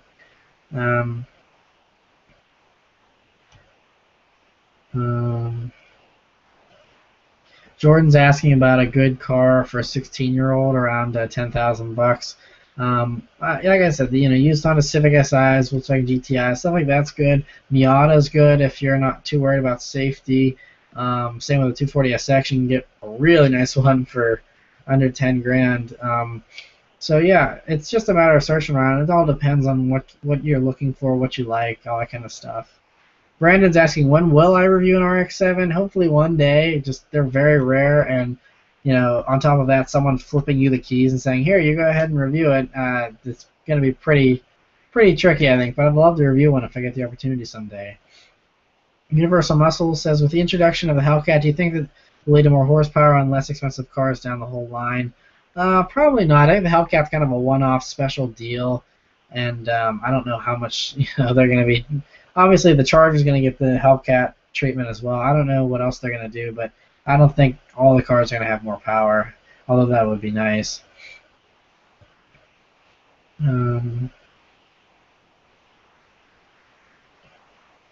SRT guy is asking about the 350Z. I already mentioned that, and so I'm so far behind on comments, I'm sure I already answered it, and you probably saw. Jeremy says, review a truck like a Duramax. What video editing software do you use? No, I'm not really into trucks at all, really. I would like to review a Raptor, Ford F-150 Raptor. That's about it. I'm just really not into trucks, and there's so many other cars I need to review. Trucks are really, really far down on, low on my list of stuff that I want to review. But maybe one day, if I have time, I could review a truck, but I'd rather not, actually. Sorry, just not a truck guy. Keep loading some comments here. Rob says, have you ever driven a Mark IV Supra? I haven't, so I can't really give any impressions, positive or negative. Nike fan says, what do you think of the Subaruwrxfan Crosstrek? They're nice. I think they look cool, but it's honestly just it's a Subaru Impreza hatchback on stilts. But they're selling well. I don't know really why, but they are. So hey, I'm glad that's helping Subaru out. But yeah, I'm not crazy about them.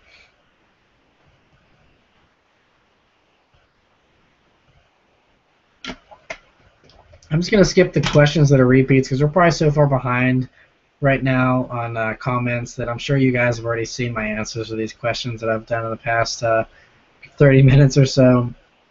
All right, scrolling through. Husky says, do you offer advertising on your channel, like from your viewers? If you mean like people, like am I open to sponsorships or like things like that, I am. No one's offered to do really any of that kind of stuff. But I think that's what you mean. If you mean something else, then please clarify. Paulie says, my son is 15 and wants a manual for his first car. Would you agree he should get one? Yeah, I mean, as long as he has a pretty good handling on driving, because the thing is, with the manual, you have one more thing to worry about when you're driving. For a 15-year-old, it's probably a lot to take in just driving a car in the first place. So I would recommend an automatic for a first-time driver, but if it really seems like he's got the hang of it really well, then yeah, I would say there's nothing wrong with someone getting a manual. A lot of people in Europe get manuals for their first cars, and they're fine. So yeah, I think that's totally acceptable. Jake asks, did the BRZ have a hill holding clutch? No, it did not, but the Mini does, and now the Mini is the first car I've ever owned with a hill holder clutch. So nice. I mean, I can get off just fine, off from a hill with a normal BRZ, with a clutch, it's fine, but a hill holding clutch is a nice luxury to have. All right. Loading some more comments here. Sorry, it's getting berserk because there's so many trying to get back and look through these here.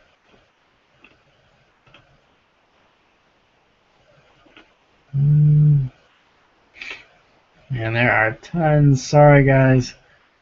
Man.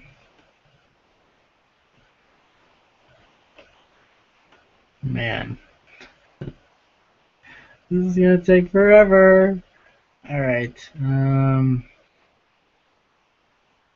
Okay, I scrolled all the way up. I'm getting so many comments that I think I actually am a little bit it just loaded all the new comments, and I'm just like I just missed a bunch. I think I can't go back. So we're gonna start from the top here, as far up as I can go. Let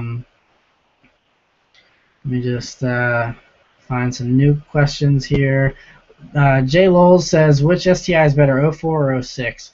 I like the 06 better just for the styling. They also beefed up the differential in 05, so the 06 got that. So I would do an 06 over an 04. I'm Frankie HD says 08 Evo or 08 STI?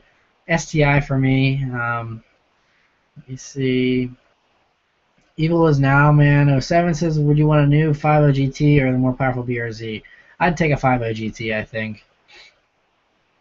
All right. Answered a lot of these questions already.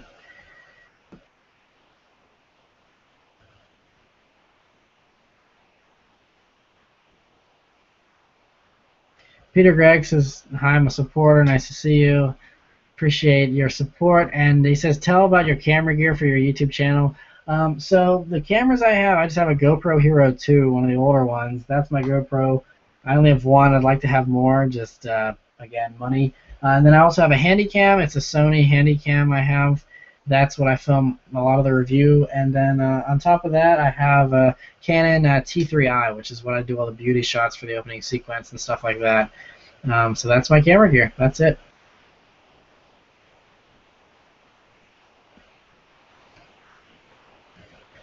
Sean Ray says, what's the most powerful car you've ever driven?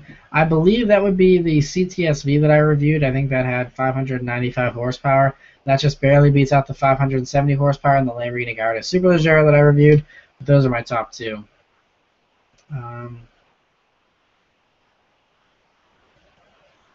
Wow, so I'm really far behind on comments. Universal Muscle just left a helpful comment and says, the comment is just for you to know how far behind you are. It's now 6:59 p.m. here in New York, and I'm answering it at 7:38, so I'm literally like 40 minutes behind. I'm sorry, guys. Hopefully you're bearing with me and hanging around to hear your answers. Like I said, I'm getting a lot of repeats here, so I'll scroll through those, and hopefully I can, kind of catch up a little bit.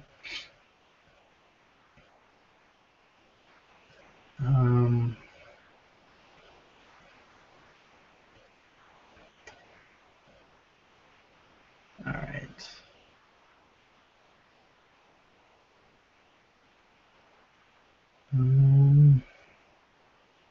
GM4821 says, what are your thoughts on buying a Ford Probe? I'm not, I mean, it's an old car at this point. I have never had any experience with them, so I can't really say. Not sure why what's drawing you to the Ford Probe, but yeah, everyone likes different cars, so I mean, I haven't heard anything bad about them. I've never really heard anything really good either. It's just kind of, yeah, I don't know.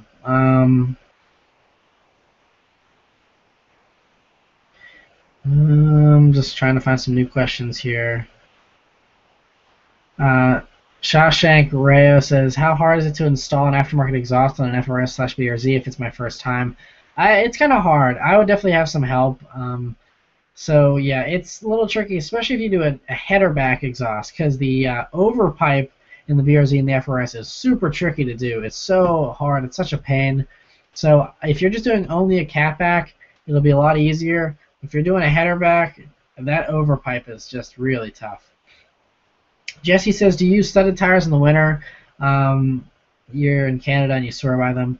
I don't. They're not legal where I'm at to use studded tires. I just use really good studless snow tires, and that gets me around just fine. Anthony says, do I like the Ford ST? I reviewed a Ford ST, so you can check out the review of the Focus ST that I did. Scrolling down for more comments here. Alright, we're getting lots of repeats here, so hopefully I'll catch up to stuff that's going on right now. Anthony says, what car do you buy with 30 to 40 grand? Mustang, for sure. Mustang GT.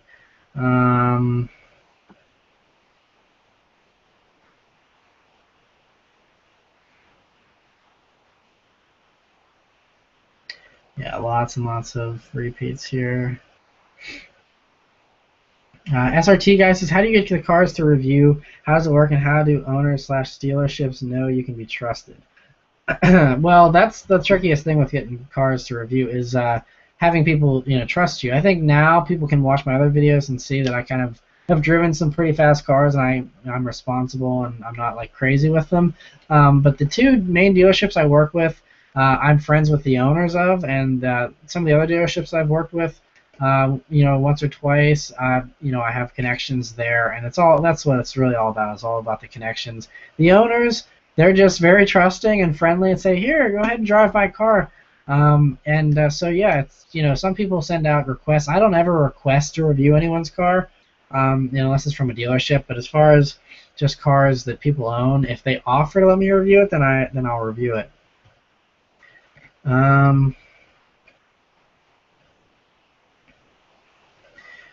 Liliana says, so I have an '08 STI Turbo, 600 horsepower. Would you like to review it?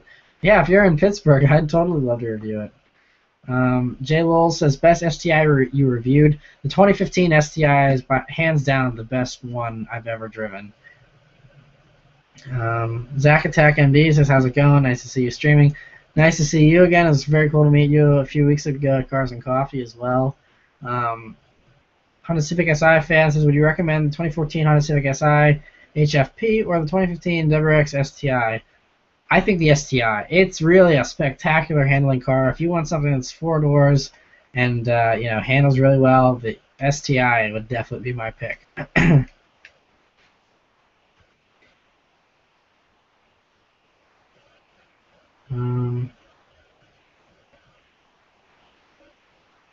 E30 for the win says, okay, so here's the deal. I have my sister's 97 Honda CR-V and the transmission needs to be rebuilt. I want to fix it up and clean it up, then sell it, buy a different car, and do the same.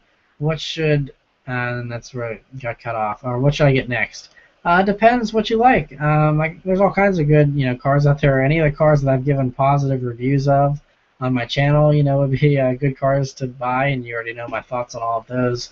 Yeah, that's really, all I can say. It just depends on what you like. Everyone likes something different.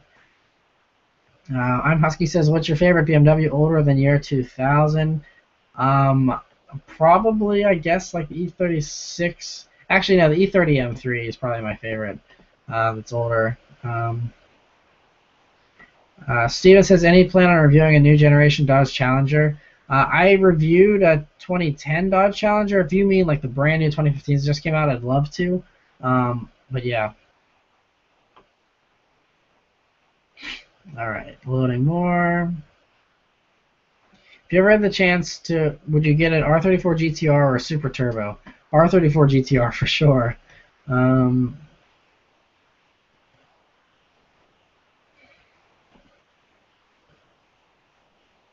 J Cars asks, will I review a 2015 Mustang? I'm hopefully going to be able to review a 2015 Mustang. I'm not sure how soon, but hopefully, not in the distant future. I'm hoping, in the next 2 months or so to be able to review one. Yeah, I'm working on that. I really, really want to review one for sure.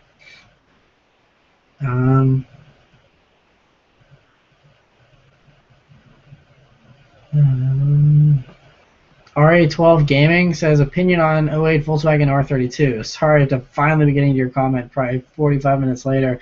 I really like the R32s. I think they're cool cars. I think at the time, brand new, they weren't the best value because you can get a GTI and modify it and have just as good a performance, if not better, for a lot less money, aside from the all-wheel drive, of course. But, they're good cars. And, yeah, I knew someone that really loved theirs. And, so, yeah. Loading more. Logan says, do you like the Corvette or the BRZ better? I like the BRZ better myself. Subi Slider says, hey man, I live in Lancaster, PA, and would love you to review my turbo 2004 V6 5-speed Mustang. Wow, that's quite a combination. A V6 turbo Mustang. You might have one of the only turbo V6 Mustangs in the country. That's really cool. Lancaster's a little bit of a drive for me, but if I'm ever out that way, I'll try and, the thing is, I get overwhelmed with so many messages, I probably won't remember the username, but if you want to send me a message, I'm going to try and post up in advance before I go on trips from now on, too, just so that if I'm going to be in your area, I'll say, hey, I'm coming to wherever, and I'm looking to review cars, and, kind of give people a heads up so I can get some car reviews lined up. For sure. Angie O says, thoughts on the 392 Charger? I think it's a sweet car. I love them. Steven says, new generation Dodge Challenger. Same thing. I love them.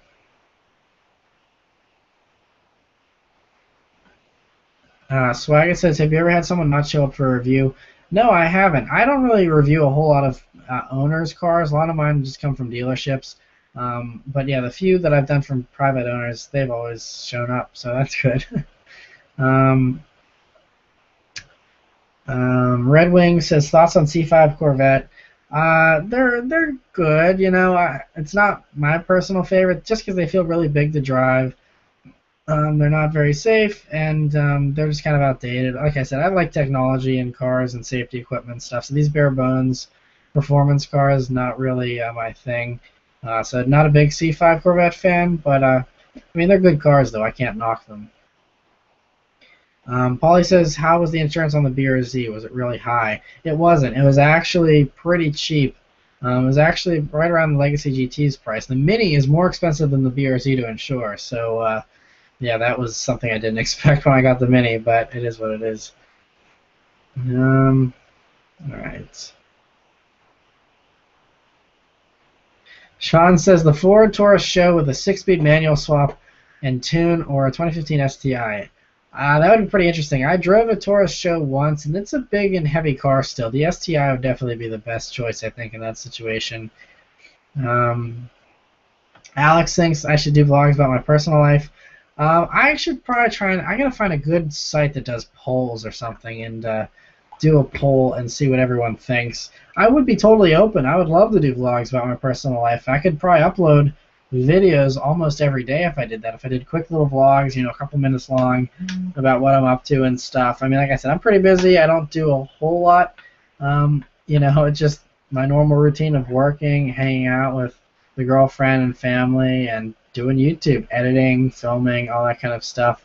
But yeah, I mean, I could definitely try and work in some vlogs more often if people are interested in stuff other than cars. I did a poll though a while ago, and back then people only wanted to see vlogs about cars. But if that's changed, then I'll totally do some about my personal life for sure. Keegan says, any thoughts on ever getting like a used car, like a Toyota Supra? Not a Supra. That's just a little bit too old. I want something that's from the 21st century, and Supras are a little too outdated for me. They're sweet cars, just I want something that's newer. All right.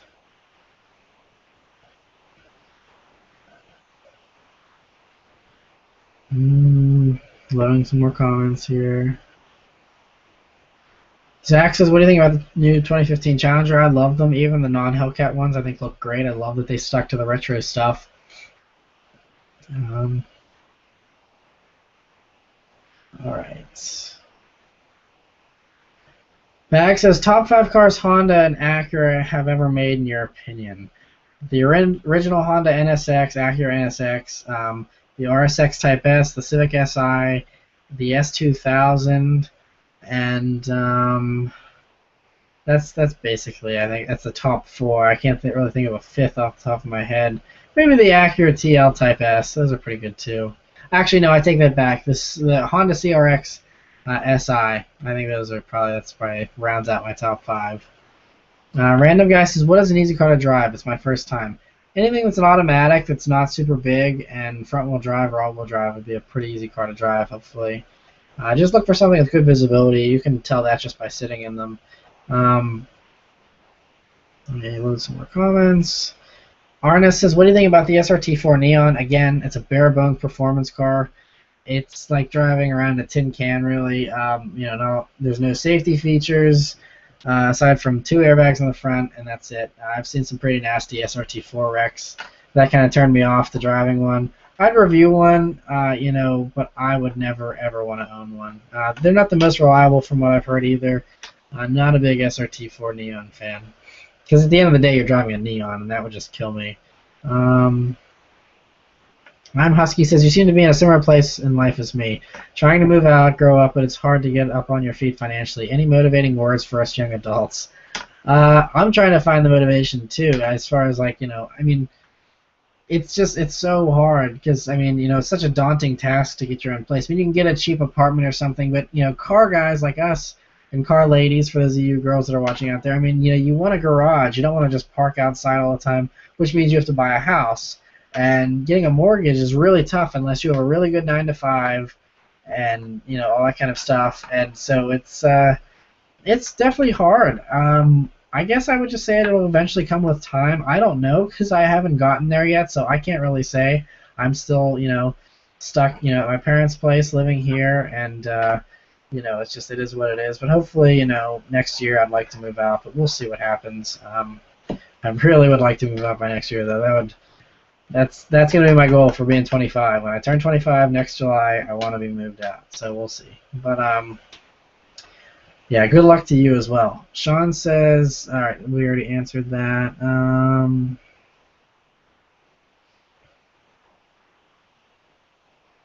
Putting some new comments. If you can hear that, that's my dog barking. Brandon says, would you buy a right-hand drive car? I don't know. I've never driven a right-hand drive car, so I can't really say. But, I mean, they're all pretty old, so unless it was like a weekend car, probably not. Peter Gregg says, how are the BRZ and WRX different? Not Subaru savvy. BRZ is a totally different car, different chassis, different body, rear-wheel drive versus the all-wheel drive with the WRX. You can actually, Google a little bit and get some, more answers that way. I'm sure someone has done a video out there about what is different about them, but and I actually did a review. Whenever I reviewed I think it was a 2012 STI. I did a video, my thoughts on the 2012 STI versus the BRZ and how it's such a sharper handling car. It's smaller, way lighter, just totally different. But I personally prefer the BRZ over the WRX.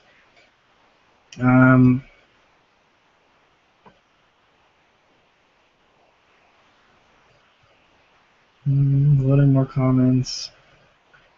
Julian Roberts says, what's your favorite car that you've reviewed? I honestly probably either that Dude in Blue's Mustang GT or the Aston Martin V8 Vantage that I reviewed. The convertible. That was a lot of fun. Those are probably my top two favorites. The 2015 STI was tons of fun as well, though. That's another one that's way high up there. STI guy says, is the STI a good car for a 16-year-old? Probably not. I think it's a little bit too much power. But if you're responsible, then go for it. But insurance is going to be sky high.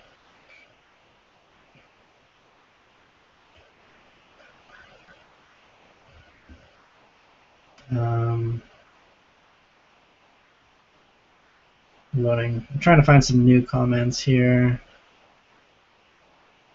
Aaron's asking about him turbocharging a 2012 Honda Civic Si. It's just going to make it less reliable. I mean, if you do mild boost, it should be okay, I guess. But adding a turbo to any car makes it more unreliable. So if you're willing to have a car break down and give you problems, then you can turbo it. But just remember, you're going to come up with, adding turbos.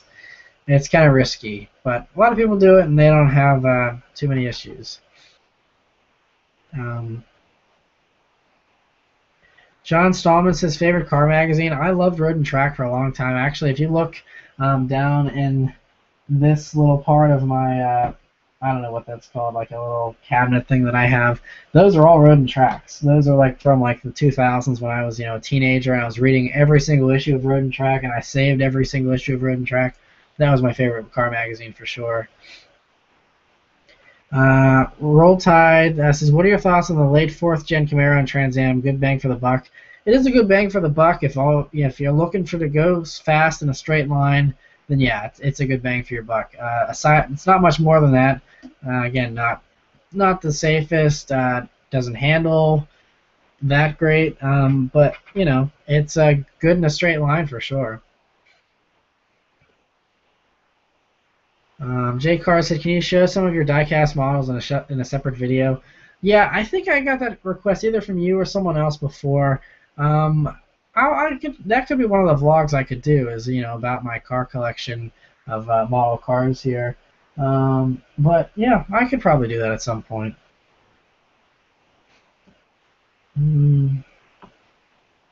Sean says, how can I convince my parents to let me get a manual?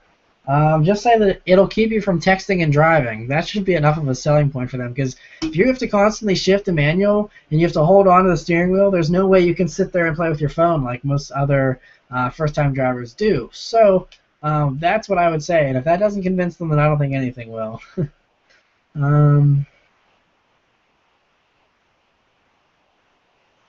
Vincent says, if you were rich, would you buy the same exact BRZ you sold? I would. I would totally buy it, just for sentimental reasons. I still love it. I would love to drive it again and all that kind of stuff. So yeah, I totally would. Universal Muscle says, if you can have two, what would you rather have? '96 Eagle Talon TSI all-wheel drive. '88 5.7 Camaro IROC Z28. '91 Dodge Stealth non-turbo, or 2002 Cadillac Escalade. Those all couldn't be further different. I would say the Eagle Talon TSI, and I suppose the Dodge Stealth. To be perfectly honest, I'm not a big fan of any of those cars. Sorry. Now, G Flavor says, do you like sport wagons like the Subaruwrx wagon? Yeah, I do. I like wagons. I think they're kind of cool. They're not all cool, but I think, some of these cars, like this Cadillac CTSV wagon, they definitely are pretty cool. Martin said, did you try to get on the TST podcast when you were in California? No, I was never invited. I've never gotten a response from Matt. I've commented on some of his videos and things like that. He might have seen those, but never actually interacted with Matt Fair at all. So, but I'd love to, be on the podcast or anything like that. I think I'm just a little bit too small potatoes for that still. But maybe once my channel grows more, get some more subscribers, and then maybe you'll be interested in featuring me on the podcast. That'd be awesome. All right. Zooming through. Vitter says, would you have a Z28 or a ZL1? ZL1. When I reviewed the ZL1, I loved it, and I reviewed the Z28, and it's a good car. It's an amazing car, but I prefer the power of the ZL1. I like the supercharger, and the fact that it's not super rare and super hardcore. It's more comfortable, and I like that. Sean says, here's a real question. Are you a Steelers fan? I like the Steelers. I don't have anything against them. I'm from Pittsburgh, so I guess I'm required to like the Steelers. I'm just not a big sports fan. I like baseball, but I don't really follow football or any other sports. I'm way too busy. Whenever the Steelers games are going on, I'm editing videos for you guys. That's what I'm doing. I don't know. I like maximizing my time. So sitting in front of a TV for a few hours just watching a game, it's enjoyable. And I could probably use some downtime just to enjoy stuff like that. But I would rather just be working on videos or doing stuff like that, maximizing my time. So don't really watch the Steelers games. I used to be a huge fan, but recently just haven't had the time. Rave Silly says, okay, this is, I guess, in response to the previous comments. Doesn't Chris Harris review cars? He definitely is not poor. You're right. So I don't know. There's this weird divide because it seems like, in my perception, with car reviewers, you have the car reviewers that are pretty well off. Obviously, you have Top Gear guys because they're on TV. They're loaded. But Chris Harris, and then you even have like Harry Metcalf, who just retired, I believe, from Evo. The two of them made some pretty good money. Harry Metcalf has a Countach and a bunch of other stuff, I think. So they have money. Like Chris Harris has a lot of money. I don't know how. I mean, it's none of my business. I don't know how he has so much money, but he does. I just know how much YouTube pays. I know, how much car magazines and stuff used to pay. Like I said, it could be different. But yeah, I don't know how he has so much money, but yeah, it's weird because then you see other car reviewers though in these magazines that say, "Oh, we don't make a whole lot of money," and they're driving around, something cheap, and that's it. 1 second. All right. High Roller says, do you get paid to review cars from the dealers? No, I don't. I review the cars, and it's kind of like I'm thankful they're letting me put miles on a car they're trying to sell, and just taking it for a day, and they appreciate the free advertisement I'm giving them. So it kind of works out. It's just I'm doing a favor for you, you're doing a favor for me, kind of thing. And that's how it works. I mean, maybe if I get so swamped with offers that I can't do all of them, then maybe I would start charging to review cars. If it really got to be so big that featuring a car in one of my videos helps sell a car or something, then maybe I would. But right now it's just kind of like I appreciate their help, and so I don't charge for that. All right.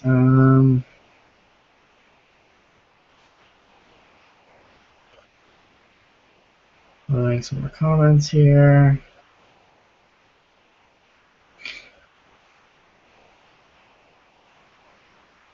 Getting a lot of repeats, so maybe I'll actually be able to catch up to comments here.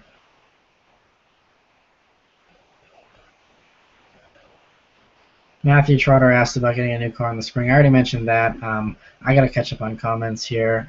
So you can go back and watch the beginning of the review if you, or the beginning of the live hangout, I mean, not review.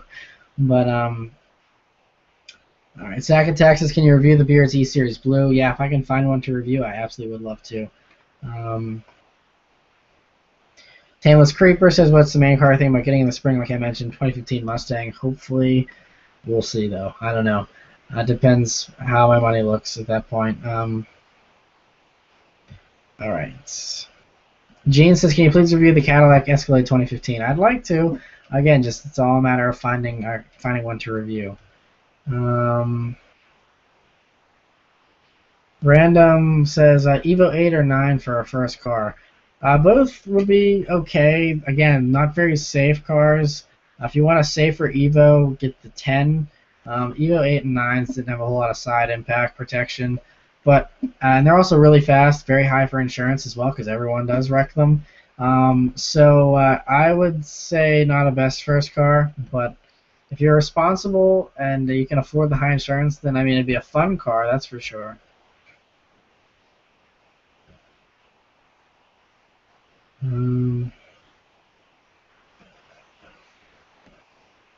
Dylan asks, fixed headlight NSX or pop-up headlight? I love them both, but I think I like the pop-up headlights one myself. Your Unsung Hero says, you think a Subaru Legacy Wagon from '01 would be a good first car for all-around use, plus putting STI parts on? Yeah, it would be a good first car. It'd be reliable and, you know, pretty safe, even though it's older. And it'd be fun, I think, you know, kind of fun. The Legacies back then, that wasn't their high point, but they were good. And, I mean, you can put some STI parts on it, make it more fun. Tameless Creeper says, if money were no object, what car would you choose? Like I said, honestly, all I'd want is a Jaguar F-Type R. That's all I really want.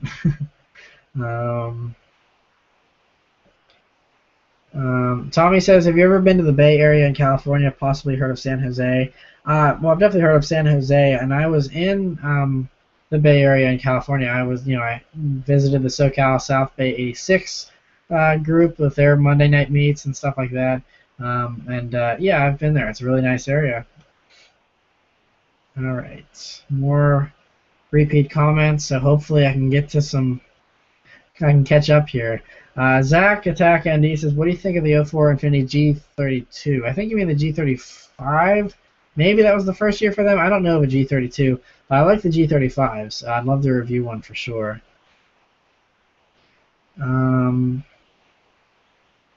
Marcus Miller says he has an 08 Civic Si. He said, should I upgrade it or buy the Genesis Coupe? Like I mentioned earlier, I'm not a big fan of the Genesis Coupe, so I would say to upgrade the Civic Si. But it's totally up to you. If you want rear-wheel drive, you know, then obviously the Genesis is your choice. Lieutenant Pasta says, when will you review a Lamborghini Sesto Elemento? Yeah, and the next commenter says there's only 4 ever made. Yeah, well, I don't know. Maybe if some very, very wealthy person would love for me to review it, then maybe one day that will happen. But, yeah, not holding my breath for that one, but I would love to for sure. All right. Let's load some more comments here. Would an STI hatchback be a good project car? Chris asks. Yeah, that's a great project car for sure. Andrew Ravenscroft says, what's up? What's up? Thanks for stopping in. All right, getting lots of repeat questions here. So if it's a question I did skip over, then go back and watch the beginning of the video if you didn't start from the beginning of this live stream, and you should see the answers to all these questions. Stephen asks, would you ever go down to Texas to visit Hennessy Performance? I'd love to. You know, just flights aren't free, but if I could, you know, find a way to go down there, if they contacted me and said they wanted to have me film their stuff, then I would love to go down to Hennessy. TJ says, what's up, Matt? Just got home from class. Sorry I'm a bit late. Thanks for stopping by, TJ. By the way, if you guys are missing my BRZ, you can go follow his BRZ and his little updates that he has from time to time and his cool car videos on his channel. Little shout out there for you, TJ. And I still love your videos, love your work, and hope everything's going well with school so far. Lieutenant Pasta says, I'm going to learn on my mom's car, automatic, and try to get a manual. Yeah, I would learn the basics in an automatic first, and then move over to a manual. That's what I did. But yeah. All right, load some more comments here. J Cars asks, are you ever going to go to the vet museum? Maybe one day. I don't have a burning desire to go there. It would be cool to do, you know, if I'm in the area or something. I don't think I'd make a dedicated trip all the way down there just for that, though. All right, loading some more comments here.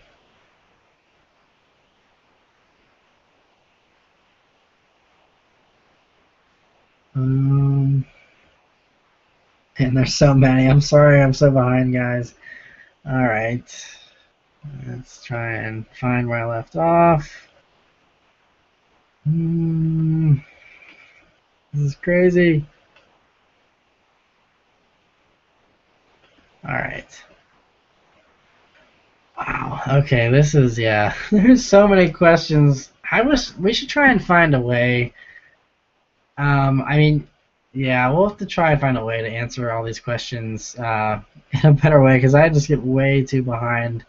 All right, so I'm just gonna try and go as fast as I possibly can. What are you gonna do when you hit 100,000 subs?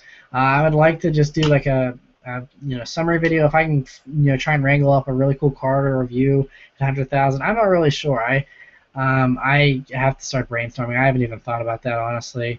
That probably won't come till the end of the year, I'm guessing. Could be earlier, could be later. So I have some time to try and plan a cool 100,000 sub video. Elmer says, would be a good first mod for a car. Exhaust is always a good first mod.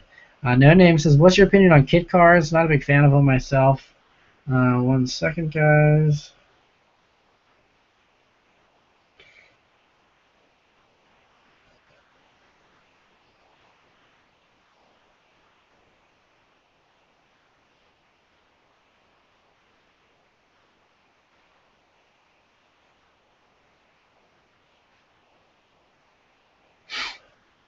All right, next question here. Exito Hachiroko says, love the new intro of your vids. What was the engine sound of the previous? If you mean my old intro, that was the BRZ. That was my BRZ revving. I switched it once I got rid of the BRZ. I had what I have right now is the Aston Martin V8 Vantage rev. That's what that intro sound is. All right, keep going here. Chris says, Mazda Speed 3 or Ford Focus ST? Ford Focus ST. Noah says, why didn't you go to the hangar party? I didn't go to the hangar party because it was kind of expensive going, because now I have a girlfriend. Just paying for one person was okay, but paying for two people plus the price went up, just did not have the money. Like I said, because of my financial situation, it would have been $250 for me and my girlfriend to go, and that's a lot to just go to a party, so I had to pass.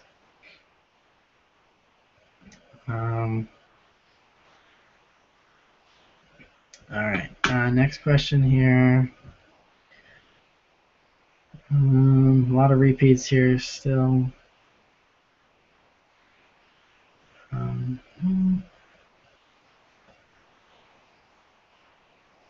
Alright, yeah. A lot of repeats again. Like I said, if I missed your question, then I probably answered it earlier when someone else asked it.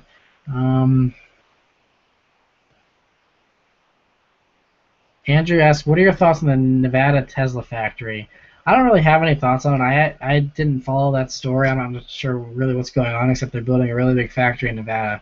I don't really know much more about it. I'm rooting for Tesla, though. I'm still not a fan of electric cars. I mean, they're impressive, but I just like the sound of gasoline engines, and maybe I'm just old-fashioned like that.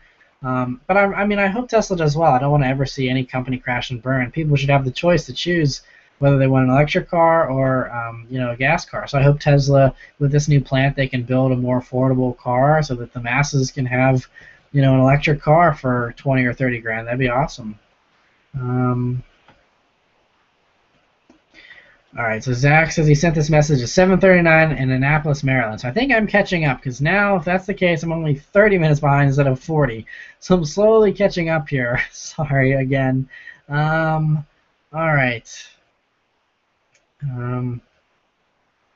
Dude Rage says, I found an 04 WRX STI on Craigslist. There's one problem. There's a small hole in the oil line going to the turbo. The guy's selling it for $6,800. Should I buy it? I'm 19. It'll be my first car I buy. Well, I would seriously, like, ask this guy a million questions. How long did he run the car for with a hole in the oil line? Because that'll probably ruin the turbo. So the turbo's probably shot. The engine could possibly be shot, but it might be okay. $6,800 is a steal for an 04 WRX STI, though. So if you know how to work on cars, if you're willing to do everything yourself and you have money to spend and tinker around, and you don't need something reliable right now, then yeah, I should definitely go for it. Brian says 2015 Camaro, 2015 Mustang. I'm a Mustang guy, just personal preference. Shawshank Ray says thoughts on RCF. I love the RCF. I think it's great. I'd love to review one sometime. All right.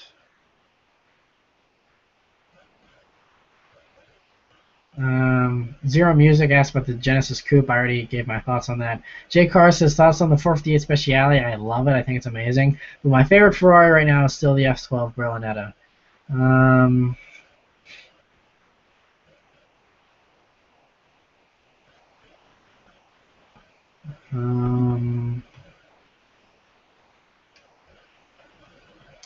Looking for some new questions here. Would you consider fan gathering / car meet around the Philly area? I went to Philly already once this year to do the 2015 Volkswagen GTI review. I would be open to going to Philly again. It's just, the money of the tolls and the gas and the hotels and all that kind of stuff. Traveling is, not the cheapest thing to do, and so in my current predicament, I can't say, maybe next year or something. It depends. If there's a lot of people that really want to see it happen, then I can do that. Otherwise, I could have a small meetup next time I come to Philly to review a car, if I come to Philly again to review a car, but I'd like to get back there at some point. All right. Keep on trucking here. Winter is Coming says, if you were to buy a sedan for your next car, what would you buy? 2015 STI, hands down. Easiest question of the night. Sean Ray says, would you buy a Boss 302? I like the Boss 302, but honestly, I would just be perfectly happy with a normal Mustang GT. Brian says, can you tell me, please, how someone could burn the clutch or damage the transmission? Please. Well, if you're just not driving it right, you could, first off, if you dump the clutch, so if you hold the clutch in, floor the gas, and just rev it, and then just drop the clutch, just pull your foot off immediately, that can kill the clutch. That can damage it a lot, and the transmission.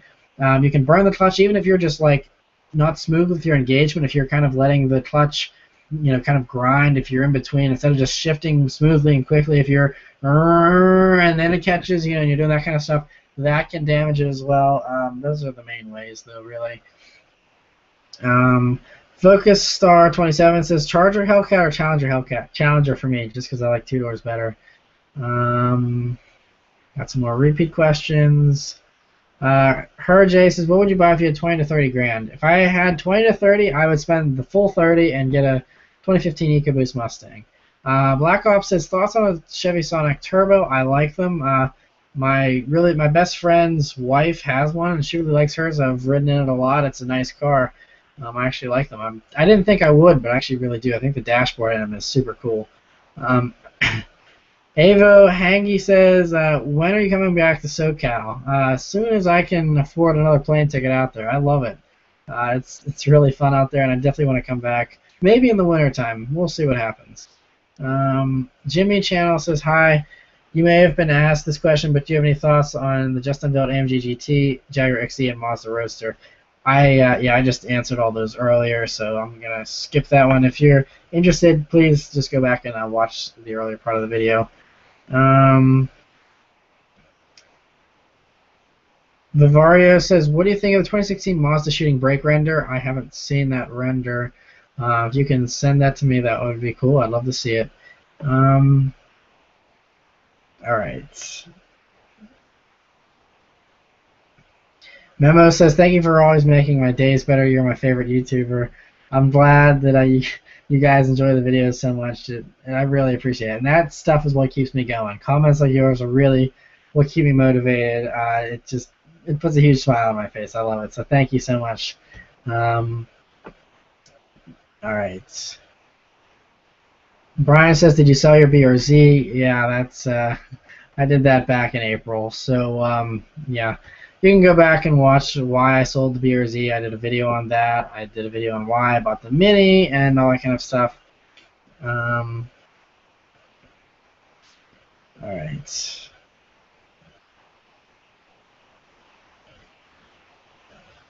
Matthew says, since Dr. M3 goes to your cars and coffee, have you spoken to him about reviewing one of his cars like his Lamborghini? No, I haven't. I never ask anyone to let me review their cars, just because if someone came and said, hey, can I drive your Mini around for a day, I'd probably say no, even if it's just a dumb Mini. So, trusting someone to drive your $400,000, Lamborghini is a big leap of faith, and I wouldn't expect anyone to offer to let me review a Lamborghini. Luckily, I've had two chances already to drive a Lamborghini. Dr. M3 let me drive his green LP560 he had a few years ago. I drove that once, and I drove Superleggera last year, and that was very cool as well. But yeah, I don't ever ask anyone to let me review their cars. I just don't feel right. So if they offer, then I totally would, though. Zonda says, what is your best car/driving story?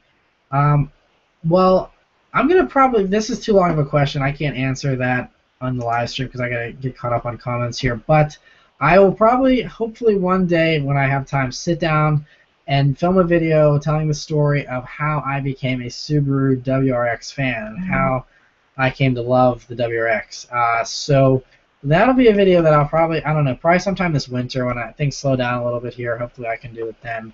But that's a pretty funny story. All right, 1 second, guys.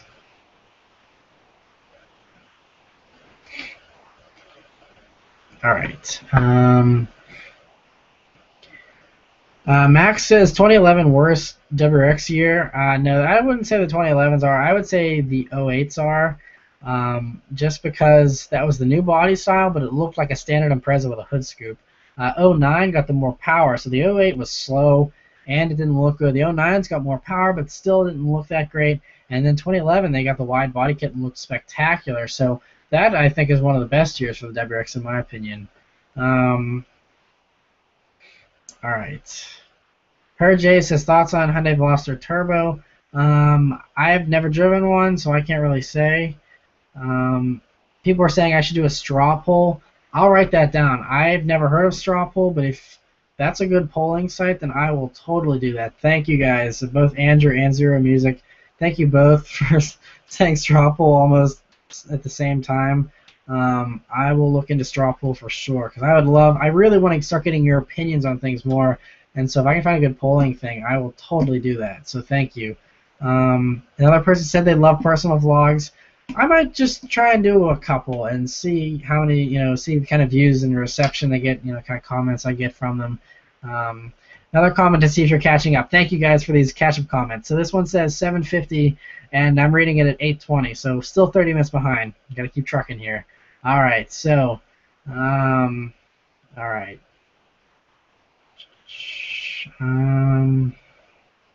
Zero Music asked, do you think there's enough demand for the Toyota FT1 to get it in production? Absolutely. And I think they said they're going to make the FT1. It's going to be the new Supra. So it's just a matter of when it's coming. I'm not sure of. I think 2017 is what I heard. 2016 possibly. But yeah, I think it's definitely coming for sure. Nico's Vlogger channel says, what do you think of the 2012 Audi A3? They're good little cars. I reviewed an A3, so you can definitely watch my review of them to hear all my thoughts on the A3. Jimmy says, congrats on 80,000 subscribers. Well, yeah, thank you guys. It's part of the reason why I'm doing this live stream is kind of, to thank you guys for 80,000 subscribers. And, like I said, it helps the channel. And, the more subscribers I have, not that I'm chasing numbers or anything, but the more willing people are to work with me. And, like someone mentioned earlier, I could maybe get on the Smoking Tire podcast if, I get more people checking out the videos and stuff like that. Obviously, the larger the channel gets, the more opportunities I'll have, and the cooler the videos will be for you guys. So it benefits all of us. So that's why I always appreciate it when you guys are sharing the channel and spreading the word about the channel, because the larger it gets, it's going to benefit all of us. So yeah, I'm excited for the future for sure. Sean says, will you ever consider the super successor of the FT1? I would love to have an FT1 if I can afford one one day. All right, so E30F for the win says, would an E30 be a good car after I sell the CRV? I think it would. They're really fun cars. It'd be a fun project car for sure. Tommy asked what color I'd get a 2015 Mustang. I already answered that. I would do either silver, red, blue, or the guard gray green color are my considerations right now. All right. Andrew says I should review a 2014 Cooper S and compare it to the one that I have, the second generation. I would love to do that for sure. River Gaming says, bro, you're the best car reviewer. Thank you. I'm glad you think that, and I love doing it, so I hope to do it the rest of my life. Paulie says, what about the Fiesta ST? I've never driven one. I've heard they're spectacular, though. I really, really want to review a Fiesta ST. All right. The Car Critic says, do you like carbon ceramic brakes? I've only used carbon ceramic brakes on a couple of cars. I think it's a great technology. The first generation of it, and cars that came out 5 years ago or so, it's a little rough. Now they've gotten better with it. I think it's great for sure. Nico's Vlogger channel says, how do you like the Mini? I would suggest watching the Mini weekly updates if you're interested in how I'm liking the Mini, but I am liking it. It's definitely a fun little car for sure. All right. Guitar says, would you rather buy a cheap car and fix it up or buy a brand new car? I would rather buy a brand new nice car and I'm not really one to tinker with stuff. All the cars that I've bought, I've done exhaust, intake of some sort, and that's basically it. I don't go crazy with modifications on cars, so I'd rather just buy something that's good from the beginning. Sean Ray says, the 2015 STI handle as good as the BRZ? No, it's close, but you cannot beat the BRZ's low seating position and low weight. The STI is really, really impressive. I mean, like mind-blowingly good. And it probably puts down like a similar lap time to a BRZ, maybe even faster because of the more power. But the BRZ to me feels better going around corners. But the STI is still, I mean, it's right up there with it. And they're both absolutely phenomenal. Right now, I think I would probably actually rather have the 2015 STI over a BRZ, just because now that I've got the turbo in the Mini, I want more power, and so the BRZ, just the torque in that just did not cut it. Now looking back on it, I'm realizing that I would have appreciated more torque in that car. 2015 STI has it, so I would probably rather have an STI these days.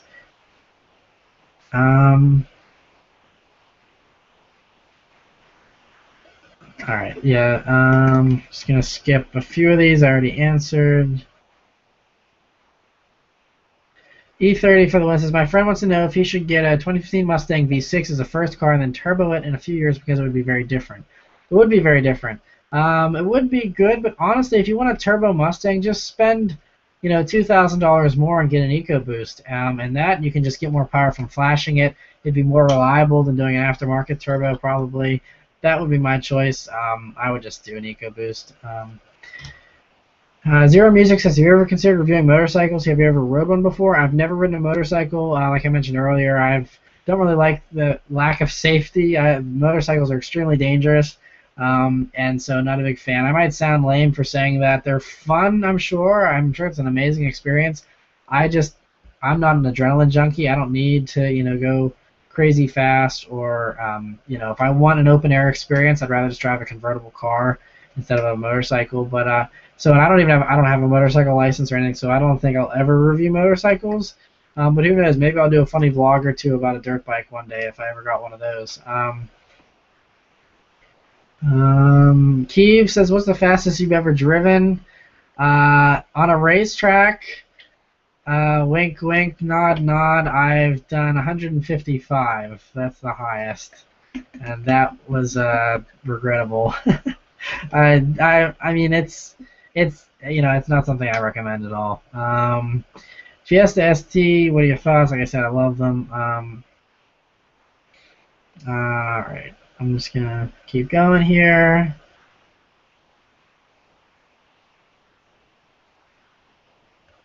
Alright.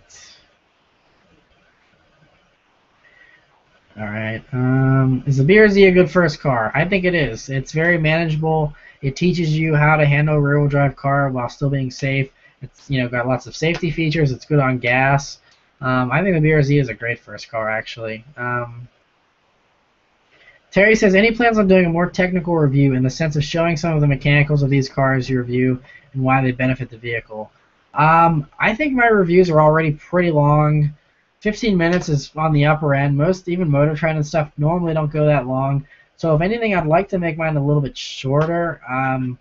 But I have a hard time just keeping my thoughts and my I can't find any way to say what I say any quicker. I'm a pretty fast talker already, and I feel like I want to include important information that other reviews don't cover, and it's already 15 minutes long. If I went into technical details on stuff, it'd be 20 or 30 minutes. I think if you like technical vehicle videos, I would just watch Saab Kyle's stuff.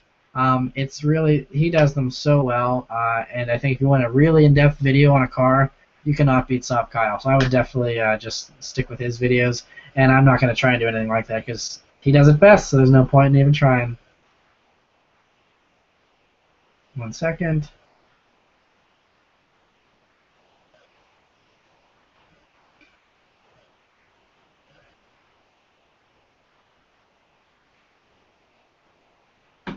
All right. J Cars asked about my first car. I mentioned that already. Peter says, have you ever considered building an RX-7 with your best friend from the ground up? Because my friend and I are doing that when we were in our 30s. I've never considered anything like that. I'd love to restore a classic car, with my dad or a friend or something. My dad isn't mechanically inclined, and my one friend that would be into that is in Virginia Beach, so he's far away. So maybe one day if we're neighbors, we can work on a car together or something. That'd be cool. All right.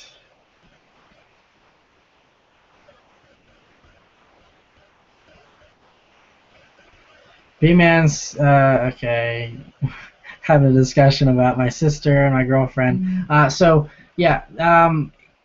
I know for a while my sister was filming the rolling shots. She still does film all my rolling shots for me. There's been 1 or 2 reviews where my girlfriend's done it for me instead. But, it depends which video you watch. But, I mean, it depends. Sometimes it's my girlfriend that's riding with me.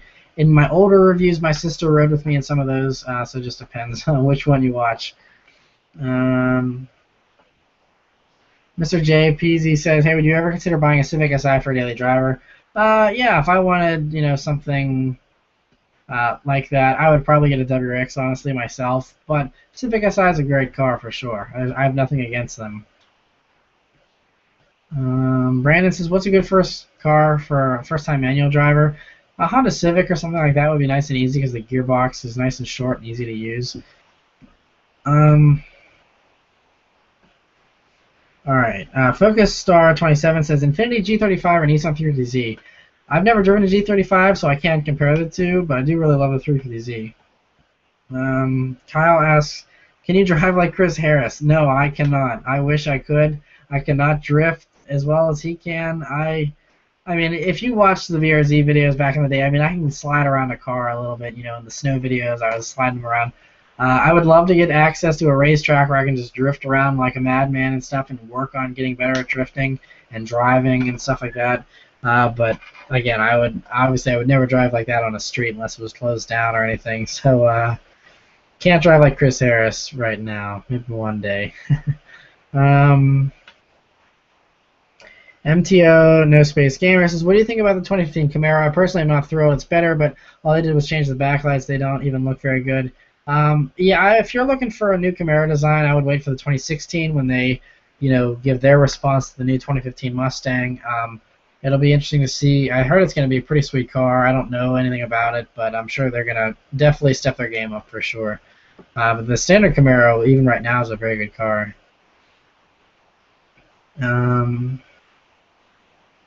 Nico's Vlogger Channel says, what kind of SUV do you like? I like very few SUVs, but honestly my favorites are the Porsche Cayenne and the Macan. I love the Macan. If I could buy any SUV right now, I'd get a Macan. That's what I would get. I love the way they look. I love the way they drive. I didn't drive one, but I rode in one. when I went to that autocross event that I, autocross the Mini, and I rode in the Macan S, and they did launch control and everything. It's a sweet, sweet SUV. I love the Macan. Um, all right.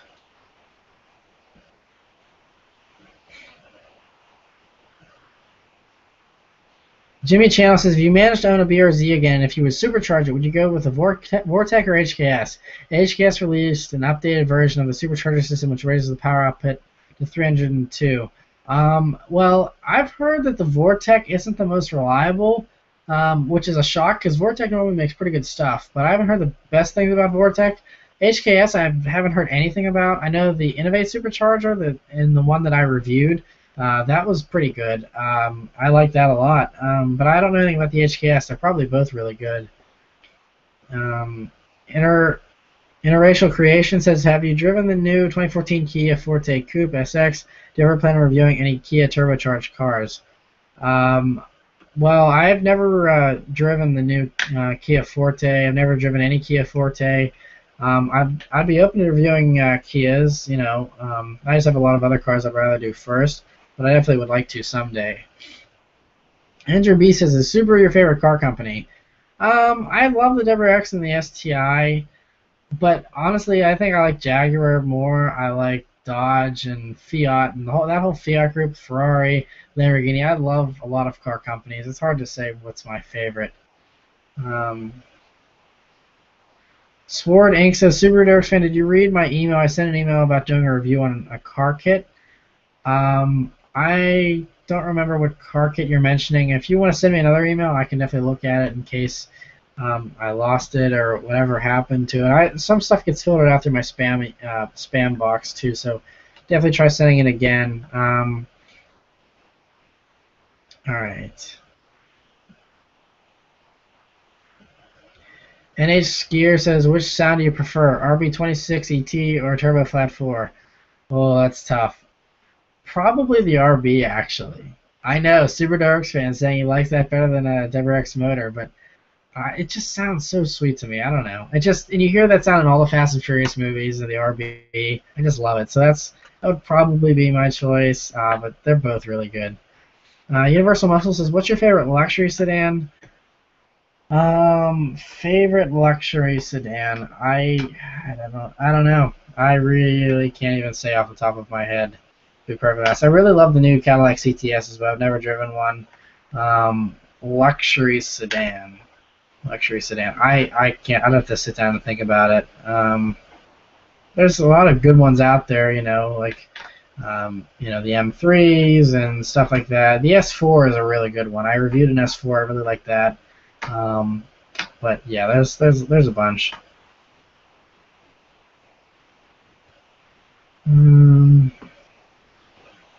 Kyle says, which do you prefer, Ford flathead V8 or steam engines? I love the Ford flathead V8s, and those cars from the 40s. I love that flathead V8. Awesome sounding. Eric says, how do you and that dude Blue get along? We get along really well. If you watched, like even the Cars and Coffee video that he came to Pittsburgh this past weekend, had a great time talking with him. Basically I talked with him almost the entire Cars and Coffee event. It was really great. He's so cool. And last year, whenever he came and reviewed the BRZ and I reviewed his Mustang, he stayed at my house for the weekend. So we were up late talking and just hanging out and stuff. And he's a really cool guy. So yeah. Definitely glad that his channel's doing so well. It's so great to see that. All right. Keep on trucking here. All right. Ishia says, you haven't answered my BRZ or WRX hatch 08 and up. Depends what you're looking for.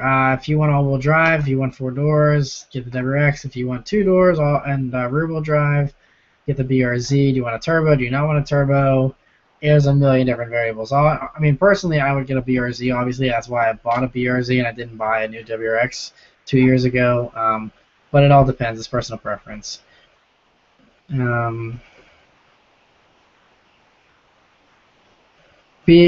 asked if I reviewed an ISF yet. I haven't, but that's another car I'd love to review.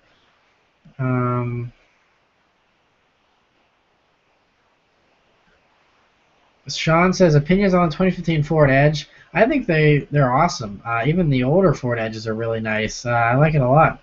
It's a great crossover SUV type of car. Um, Mr. J Peasy says, what trim do you plan on getting in the 2015 Mustang engine? If I get a 2015 Mustang, that's still a big, big if. If I did, I would be happy with the EcoBoost. If I could afford the V8, obviously I would rather have the V8.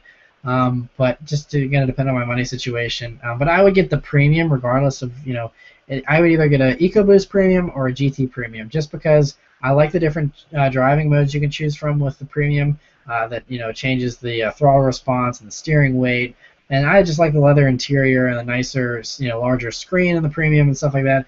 So if I did one, I would definitely do a premium. But again, money will dictate if I were to get one, whether I would get an EcoBoost or a V8. All right. Loading more comments. All right.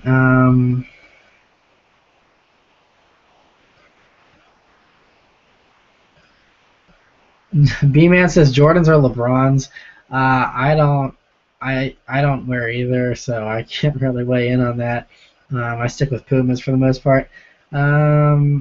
Jackie said, "Did 2015 STIs have problems?" I don't think they do. I don't know. I don't really know much about it. They're pretty fresh still, so I think it's going to be a while before people start finding problems with them. All right. Loading some comments here.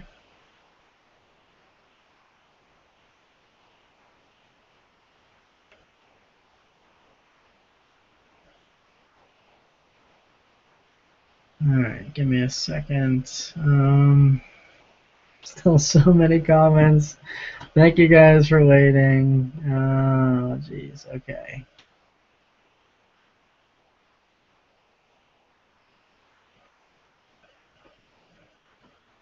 Alright. Alright, let's pick up where we left off here. I just finally got back. Alright, so Universal Muscle says, if you were married, what 2 or 3 cars would you have for you and your wife, assuming she would love to drive whatever you pick? Depends on money situations, honestly, as far as that kind of stuff. I mean, obviously, I would probably have a fun car, and then I would have a daily driver. If I could combine those two, that would be great. And then obviously, I want her to have her own car. It would just be a matter of what she wants. My girlfriend right now, I mean, she really likes the Porsche Macan actually. But that's obviously a lot of money, so we'll see, if/when that happens. But like a CLA would be a nice little car to have as a daily driver. Luxury, sporty car, stuff like that. So yeah, I think a CLA would be cool. I hook my wife up with one of those one day as well. But yeah, I mean, there's lots of good stuff. My girlfriend right now just drives a 2014 Ford Fiesta, and she loves it. It's the titanium edition, so it has the screen and the leather, and it's a really nice little car. Great on gas too, and they handle really well too. But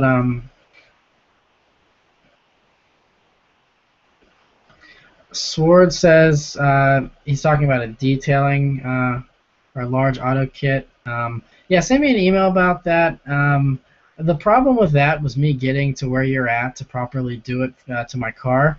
But if I can find a way to make a trip happen, I can combine it with some other stuff that I definitely would like to. Otherwise, it's just a matter of getting there. If you want to send something, that would be cool. I could do a review on that. Yeah, send me an email and we can talk more about that for sure. SportTuber says, are manuals better for winter driving? I'm from Colorado and want to switch to a manual, but I'm not sure how it will handle Colorado winters.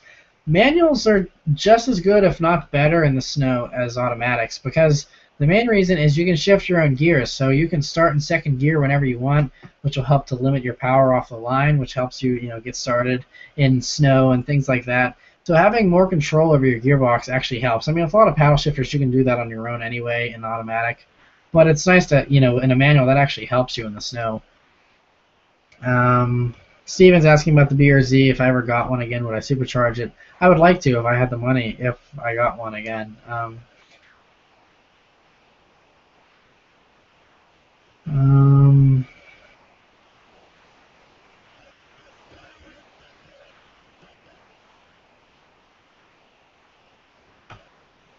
E30 for the win says coilovers or lowering springs for an E30. I want handling over looks. I want it to be functional as a daily driver.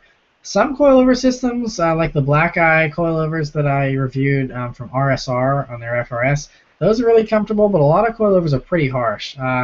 Lowering springs would probably be more comfortable, but anytime you increase the handling, unless you're doing sway bars, increasing the handling with springs is always going to make it a little bit stiffer. So just be prepared for that if you're going to be doing a daily driver car that you're going to have to live with that every day. But honestly, to be perfectly honest, I think the E30 is a pretty good handling car already. I really like the way they handle. There's some body roll there, but they're fun just in stock trim.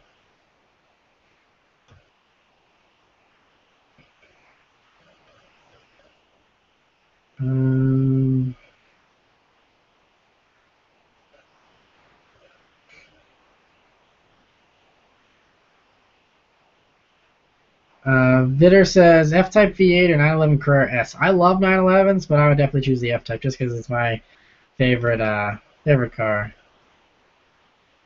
Random says, have you ever been in a car accident? Not when I was driving, but I've been in a couple while I was riding. And the worst one was whenever I was 10 years old. We were like broadsided at an intersection, and the car like spun 180 degrees, and it was a hit and run. The guy like backed up and like just took off, and we were all fine, but it was kind of crazy, getting hit so hard that your car spins 180 degrees.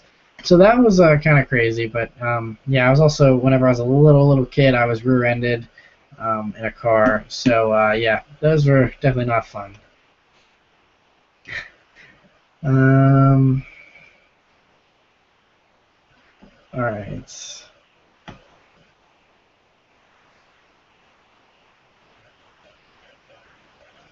Phillies fans asking again about college. I guess he asked it earlier, but he missed the answer because he had to go.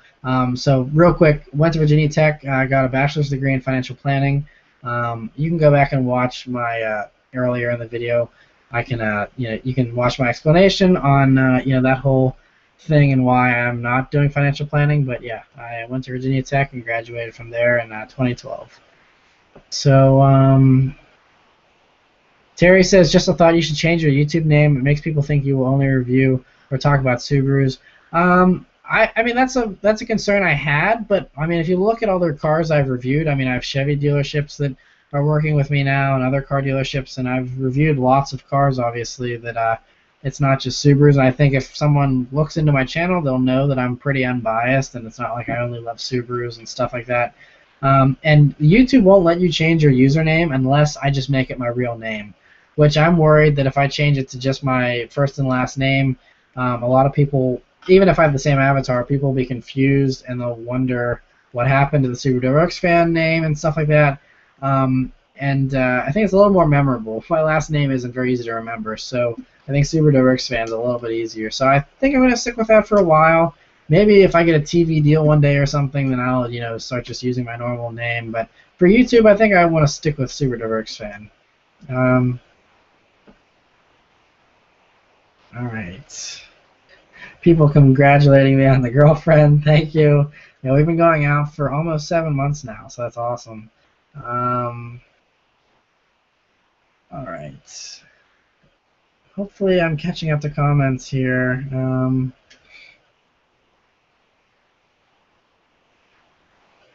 360 Logo says, hey man, I had a shop put in an aftermarket clutch for my 350Z, but the clutch release is very high. I'm trying to sell my car, and people keep saying my clutch is going up, but there's only 1,200 miles. They either didn't install it properly, or there needs to be an adjustment to the pedal or the pedal assembly or the clutch cable or something, because it shouldn't be releasing high. So they probably screwed something up. I go back to the shop and tell them that it's not, it's not set up right.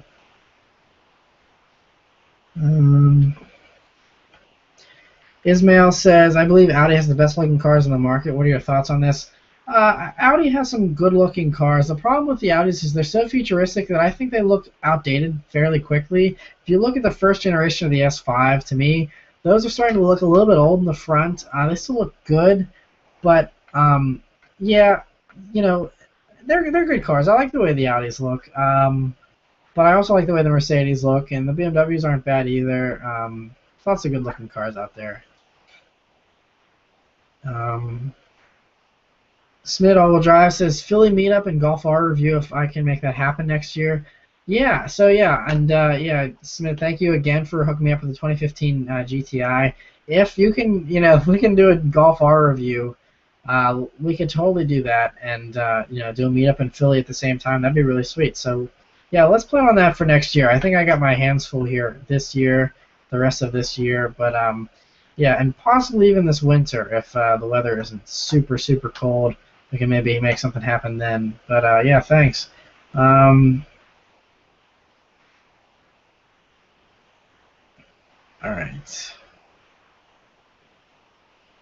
Alex says, if you still had your BRZ and had the money, would you consider a Rocket Bunny kit? I love the Rocket Bunny kit. The thing I don't like about the Rocket Bunny kit, though, is that you have to drill into the car's stock fenders in order to have the kit on the car. And I don't want to make that kind of commitment, because if you ever get sick of the kit or you want to change it or put it back to stock, you have to replace all the stock body panels and buy new ones, which is really expensive. So if you have tons of money to burn, then the Rocket Bunny kit's sweet. Otherwise, it's kind of tough they set it up like that. Zero Music said, how would I get in touch with you to review my car? Email? Yeah, I either through the if you look on the description for this live hangout, it says you can follow me on Twitter, on Instagram, and you can like the Facebook page, and then business inquiries can be directed to Subaruwrxfan Productions at gmail.com. So if you have an actual inquiry as far as you want to have me review your car, so you can send me an email there or Facebook. Either one of those works pretty well for responding to stuff. The one thing that a lot of people do is a lot of people still send me messages on YouTube. Those take me forever to check because I can't do that from my phone, and it's very rare that I sit down at my computer unless I'm actually editing or uploading or doing this. Otherwise, I manage the whole channel on my phone for the most part. So the easiest way for me to respond on my phone is through the email or through the Facebook page. All right. Andrew Ravenscroft says F40 or F50. F40 for sure.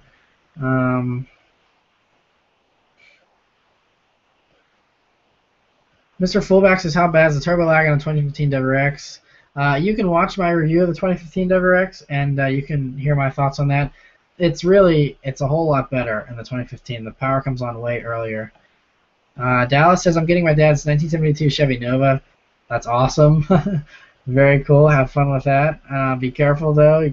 It's a vintage car, and yeah, there's only so many Novas out there, so that's sweet. Paolo says, should I buy a 15 BRZ or wait for the 2016 reveal? I personally would wait for the 2016. It's probably going to look a little different, too, and stuff. And so, yeah, I would just wait. Or buy a used one. Don't buy a 2015, though, personally. I wouldn't do it. Nico says, would I ever come to Northern California? I would love to come back to Northern California. I was in San Francisco probably 13 years ago, and I loved it. I'd love to go back. So yeah, hopefully one of these days I'll get to go back there. 14 says, what do you think about the FRS 1.0, the release series? I think it's cool. I personally don't know if I could drive a yellow car unless it's an exotic, but it looks sweet, and yeah, I'm looking forward to the future release series versions.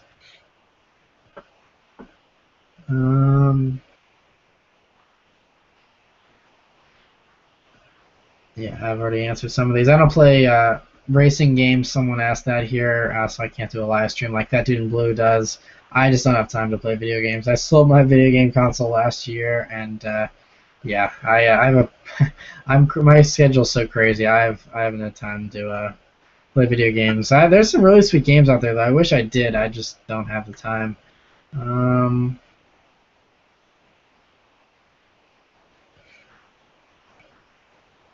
Turbo Monkey says, why did you choose a BRZ over WRX? I didn't need all-wheel drive, I didn't need 4 doors, and I liked the better gas mileage and the cooler looks of the BRZ. Phillies fan says, what's your opinion on the first and third gen Camaro? My dad owns a 69. They're awesome. I love the first gen the most. The second gens I really love a lot. Third gen's not bad. First gen, though, is definitely the best. I got to sit in one once. That's my only experience with the first gen Camaro, and it was really cool. Is a Jeep Wrangler Unlimited a good first car? Ethan asks. Yeah, they're not bad. You know, it's not great on gas. It's big, so it's kind of tricky to drive.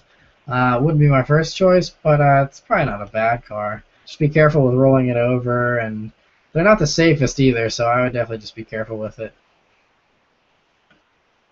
All right.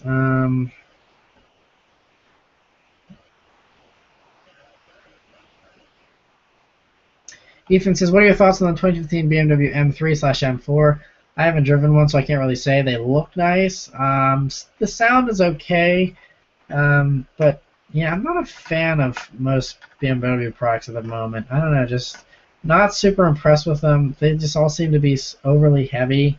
The M3 and the M4 is an exception though, because I think they actually made those lighter. So maybe we're on the we're seeing the light at the end of the tunnel here with the M division. But for a while there, they were all heavy and just eh. Um,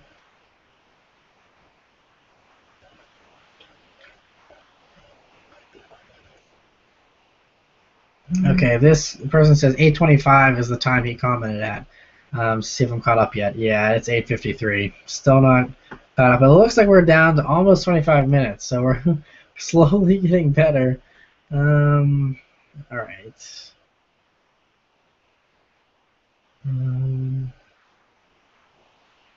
Winter is coming says, do you ever see yourself picking up a slightly used M/AMG/RS? I would love like a C63 AMG. That would be sweet. I love the AMGs. Maybe one day that would be awesome if I could afford one. So Mr. Fullback says, how's 2015 WRX as a daily driving car? Is it loud or uncomfortable? Again, all the questions about 2015 WRX, I answered all these in my WRX review. I already reviewed a 2015, so I would check that for all my thoughts on the 2015 WRX. The Tameless Creeper says, if you can keep any of the cars you have reviewed, which one would you choose? Let me guess. That didn't lose Mustang. That would be one. Obviously, I'd like to keep the Lamborghini I reviewed, or I'd like to keep the Aston Martin I reviewed. Any of those higher-end cars would be really nice. But that didn't lose Mustang, and probably one of them. Yeah, it's definitely high up there. Turbo Monkey 2K says, have you attempted to establish contact with any of the automaker PR contacts? They're the people who can get you press fleet cars. Your audience is getting big enough; they should take you seriously. I haven't recently, like not in the past couple of months, but about 6 months ago, I sent emails to tons of like every single car manufacturer almost. I didn't really get any responses from any of them except for Jaguar, who said that I needed to basically. They said that before you ask for the keys to a $100,000 car, you should at least like get to know us first. So that's kind of hard to know the Jaguar PR contacts unless I lived near them, which I don't. So they were kind of cold towards me, which kind of sucks because I really want to review all the Jaguar products. And Subaru has never responded to any of my emails. I'm not sure why. It's kind of frustrating considering all the BRZs I help sell for them and all the positive PR I do for them. But yeah, I never got anything from Subaru, and none of the other car makers ever got back to me except for Ford. Ford was really nice, and Ford said, hey, we really like your stuff, but we can't give you a press car until you're 25 just for insurance reasons. So once I'm 25, hopefully Ford will let me review the entire fleet of Ford products, and that would be amazing. So I'll be 25 next July. So that's when hopefully at least Ford will work with me. Maybe some other car makers will follow suit. But again, it goes back to the subscribers. Maybe if I had a huge amount of subscribers, they would take notice. I know Saab Kyle has started getting has started getting press cars, and he has well over 500,000 subscribers. But then again, in Germany, Guido the Getawayer, he doesn't have a ton of subscribers, but he gets press cars left and right. So it's just a difference. I don't know. Maybe I have to be buddies with someone in order to get press cars. I don't know what the procedure is. I'm hoping to. I've made a few new contacts over the past few months. I'm hoping to be able to get some press cars eventually, but it's extremely difficult. I don't know. It's like banging my head against a brick wall. Because that's the best way to improve my reviews is get a press car for a week and really get a good feel for it and really get some nice shots. So maybe one day we'll see. Um, all right, keep on going.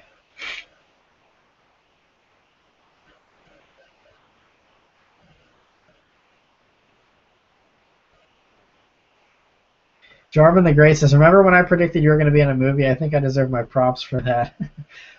Well, I've been in movies for a while now. The first movie I was ever in was Abduction with Taylor Lautner. Um, and that I was in that. That was back in '09, I think. And so I've been in movies before, but yeah, being in the Shane Dawson movie, I actually worked on that movie. The stuff that you just saw on my Instagram and Twitter yesterday or the day before, that actually filmed back in February. So it's been a while. There's a large gap between when they film and when these movies actually come out. And so there's another movie coming up called Foxcatcher with Steve Carell and Channing Tatum and Mark Ruffalo. I was in that as well. That filmed December of 2012, I believe, and that still isn't out yet. So, yeah, there's a delay with some of these movies, but hopefully I'll be able to have more time to do more movies. I actually just did another movie with Russell Crowe in it, and that movie is called Fathers and Daughters, and so you'll be able to see me in that. I'm not sure when that's coming out just yet, so you'll be seeing me in a few movies here in the future. Just small little stuff. I'm just an extra. I wish I got acting parts maybe one day. Um,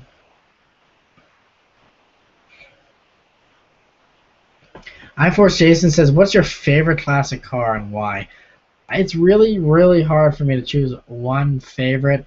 I love the 40s Ford convertibles. I think they're really, really cool, like a 48 Ford. I love the 49 Fords, but I love I love the 40s Buicks. I love all the cars from the 50s and the 60s. The 1968 Ford Mustang, GT390 Fastback, like I said earlier, like the one from Bullitt, might be my all-time favorite classic, like muscle car. But yeah, there's so many good ones. Like every single year they put out a brand new, beautiful looking car. These car companies, it was insane. So yeah, definitely would have loved to have been alive back then.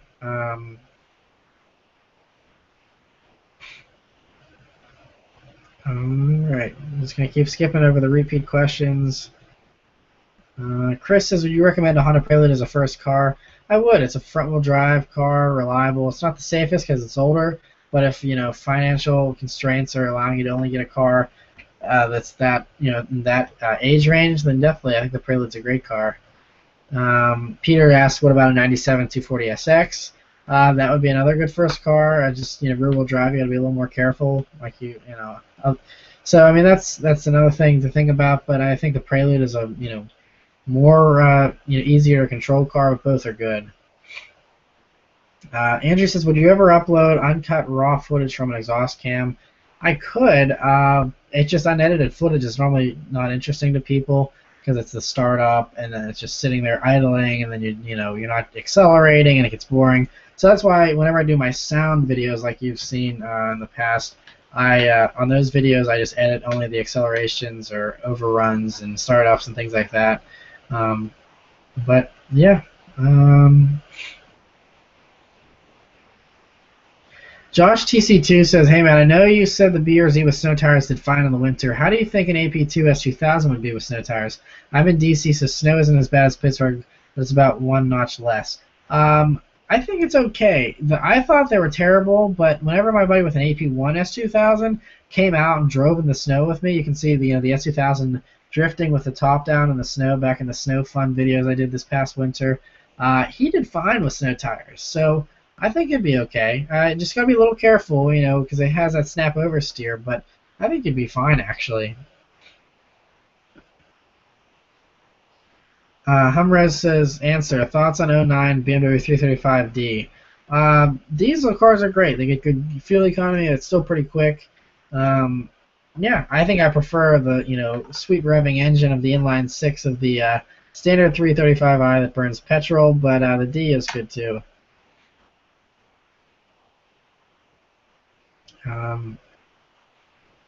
Navario says, question number 2, which power upgrades do you think or hope the Evo 10 Special Action model will have? It'll probably have a little more power. I don't really know what you can do to increase that car's performance. It's really spectacular already. Maybe make it a little more comfortable while still having the good handling. Maybe make the paddle shifters a little more responsive, a little bit quicker in the dual clutch, MR version. Those would really be the only things I could say, though. Mr. Fullback says, "Hey Matt, have you noticed horsepower drop in turbochargers on a hot day?"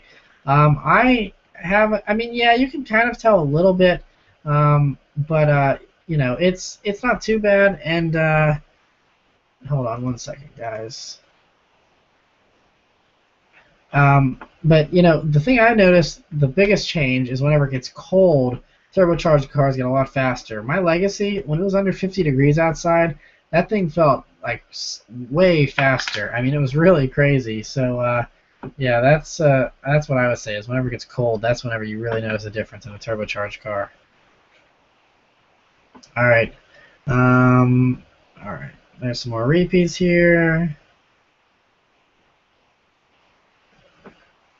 I think in the future, guys, just answer or ask your question only once and just know that I'm really far behind because weeding through all these repeat questions is kind of taking up more time as well. So just try to ask them once, and I'm not skipping over any of them that I haven't answered yet. So if it's something I haven't answered, I'll definitely respond. So just if you just only ask it once, that would probably help out and help everyone to get their questions answered too. Samuel's asking, are you going to do a Fiesta ST review or a Focus ST? I already did a Focus ST, so please just search for that, and you can see that one already. The Fiesta ST, I'd love to do one of these days if I can find one to review.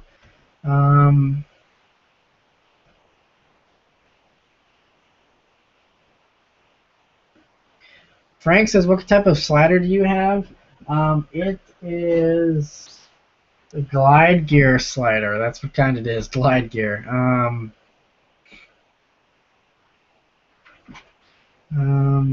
Daniel says, send greetings to your fans in Honduras. I love cars and tuning, but here the street sucks. Looks like the moon. Nice. That's awesome. All the way from Honduras. That's so sweet. Thank you for watching.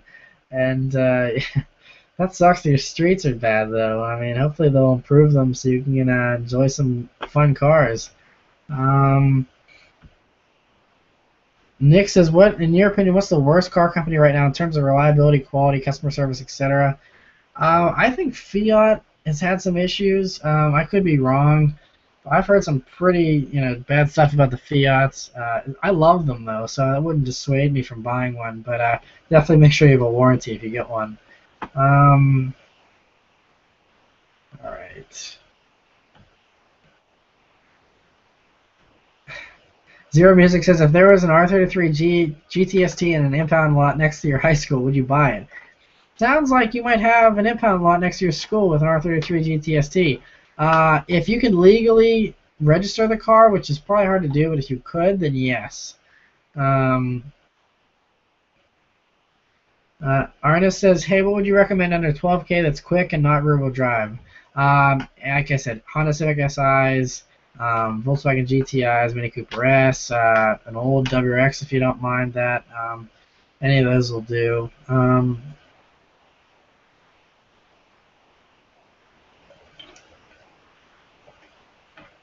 Jay Guzzo says, what's a few affordable, under $40,000 upcoming vehicles you're looking forward to reviewing?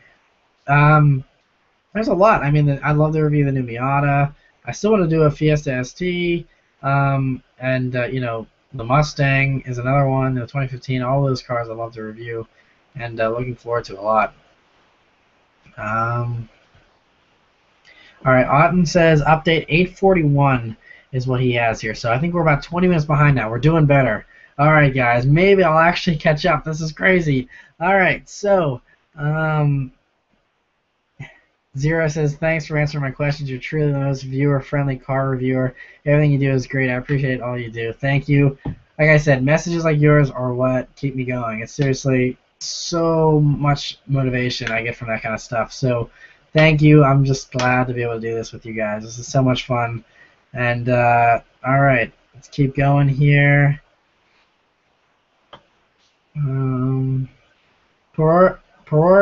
Peoria, yeah, I can't even pronounce it. It says, thoughts on the Aventador. I love the Aventador. I think it's sweet. I rode in Dr. M3's green car once. and it was a lot of fun. A lot of fun. So love the Aventador. I'd love to own one day if I could afford one. Sean says, do you think Ford should do a performance version of 2015 Fusion with a manual? That would be cool. The thing is, it's front-wheel drive, but yeah, if they threw like the Focus ST, power plant in there and kind of made it handle like a Focus ST, that would be sweet. Interesting thing, since all you guys are being awesome and watching this live stream and waiting 30 minutes or 45 minutes to have your questions answered, I'll tell you that after I review the 2012 Charger, that review will go live tomorrow, like I said earlier. But after that, the next car that I already reviewed that I'll be posting up is a 2013 Ford Fusion Titanium. And I really like that car. You'll hear more in my review, but it's a great car. All right, skipping over the repeats again here. All right.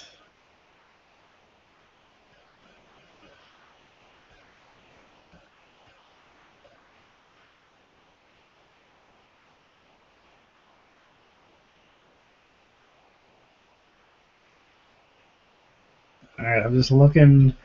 There's so many questions here. I'm trying to like sort through them all. All right, let's get back here.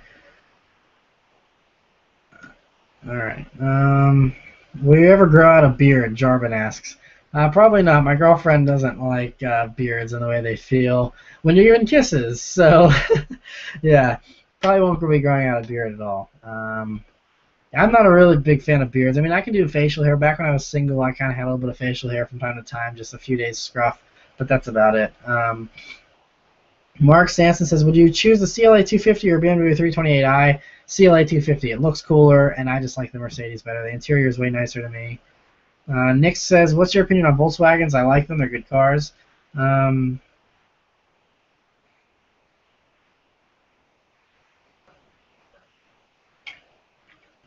Zero says, what are your thoughts on anti-lag? Maybe some recommendations. I don't know anything about anti-lag except that you can do it in some of the reflash software and stuff. I don't know anything about it, but I know it sounds cool. That's all I know.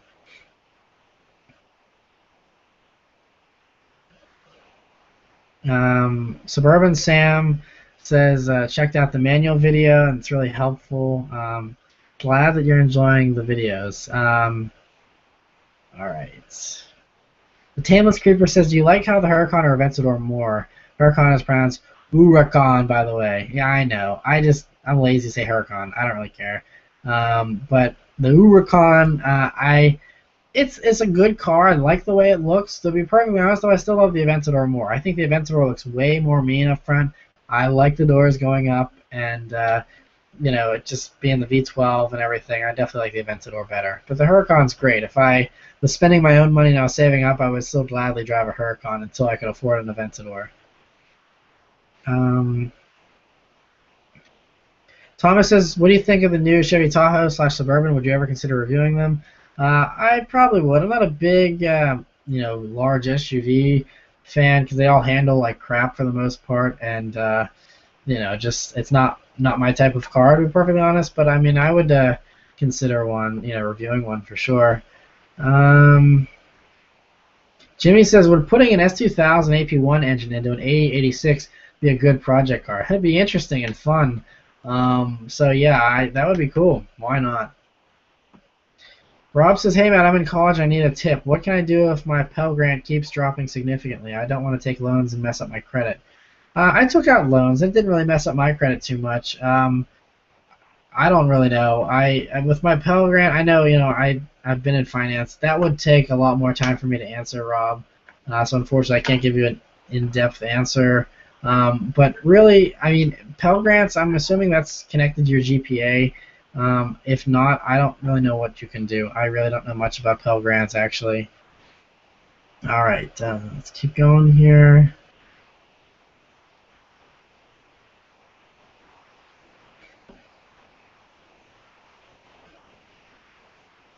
Andrew says, just for your information, Google Plus revoked their naming system. You don't have to use first last now. So, Andrew, are you saying I can just change my username to whatever I want? Because if that's the case, that's tempting. I still feel like people might get confused if I change it, but I would definitely be open to that. E30 says he's posting us at 8:47. It's now 9:11, so we're still a little bit behind. We gotta keep trucking here. Um, People asking about my day job. I already answered that. So I answered that pretty early on, so you can watch the first 15 minutes of the video, and you'll probably be able to see that. Eurodocs is asking about a good first car under 10 grand. I already mentioned that. Let me see. Someone asked, how much do you hate the Mini? I don't hate it at all. I actually like it a lot. Mr. Easton Murphy says, would you consider purchasing more modern hardware for your dresser behind you? Or would you rather just buy a new one? That's an interesting question. I don't know. It's just furniture. I don't really care. I mean, if I get a new house, I'll maybe get some new furniture. But yeah.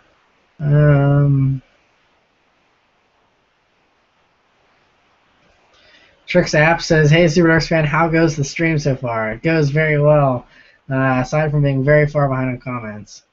Mad Matt HD says, looking to buy my first car. My budget is around 5K. Any thoughts? An older Civic, Miata, 240SX, stuff like that. Jesse says, thoughts on the RX-8, possible review. I mentioned that earlier. I'd love to review one. Not a big fan of them, though, just because their engines are very unreliable. But, yeah. All right. So, skipping over some repeats here. Jean-Luc Louis says, do you think it's worth getting the Series Blue BRZ over the Premium? By the way, keep up the good work. I've been watching your channel for almost 3 years now. Thank you for all your long-time support. I think I remember your username. As far as the Series Blue, if you plan on doing the lip kit on the BRZ, then you might as well just get it installed from the factory with the Series Blue kit. But honestly, I would just stick with the Premium, to be perfectly honest, and just modify it the way you want to modify it.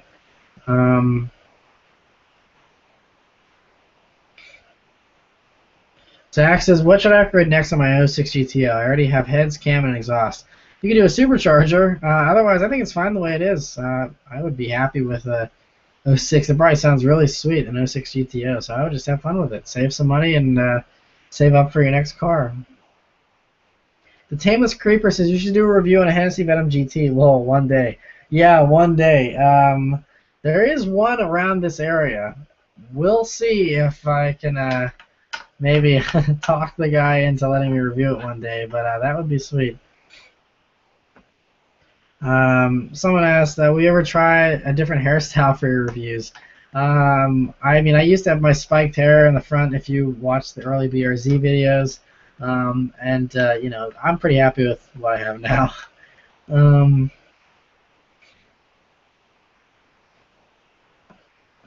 Raiku Ventura says, any thoughts on the FS Works exhaust intake kit for 2012 Ford Focus? I don't know anything about that. I cannot help you out there. Sorry. Universal Muscle says, money not being an issue, where would you go on vacation? 8:55 Eastern Standard Time. So, yeah, we're still 20 minutes behind on questions here. Where would I go on vacation? I would love to go to the Bahamas, Hawaii. I really want to go to Tokyo. Any place, you know, there's so many places I want to visit in the world. Paris and, you know, all that kind of stuff. So yeah, lots of different places.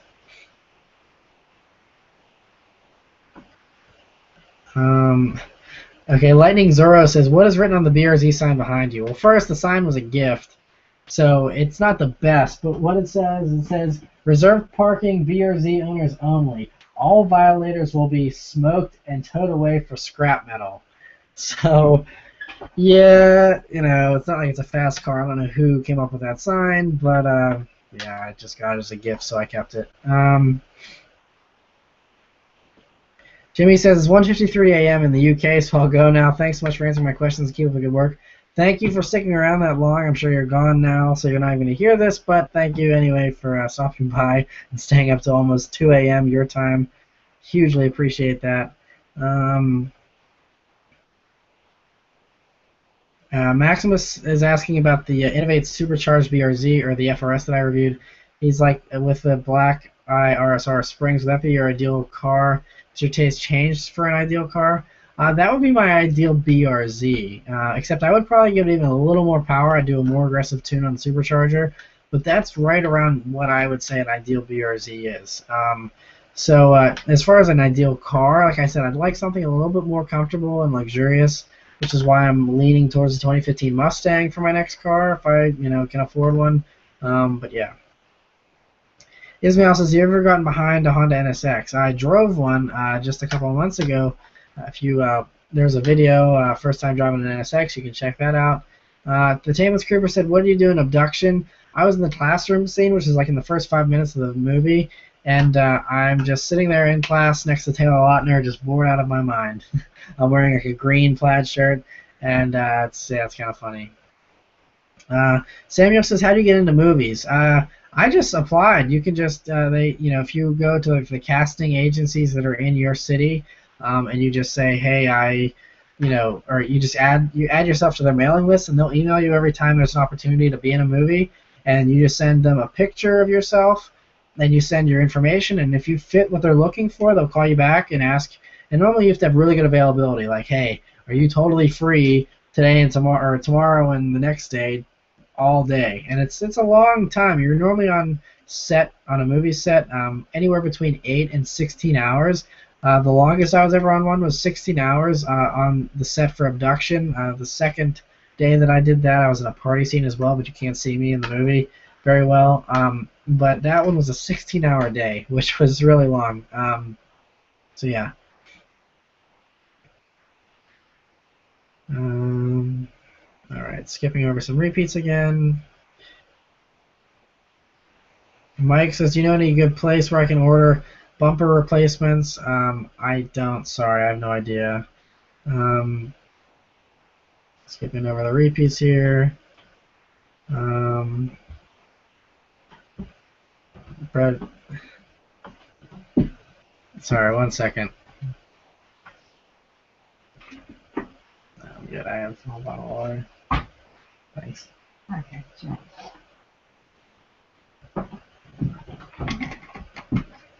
All right.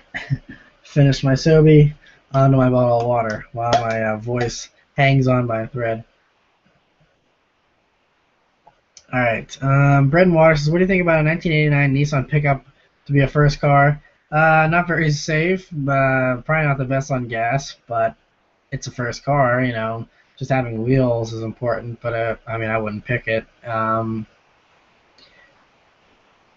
Some people are leaving, which is totally fine. Thank you guys all for watching.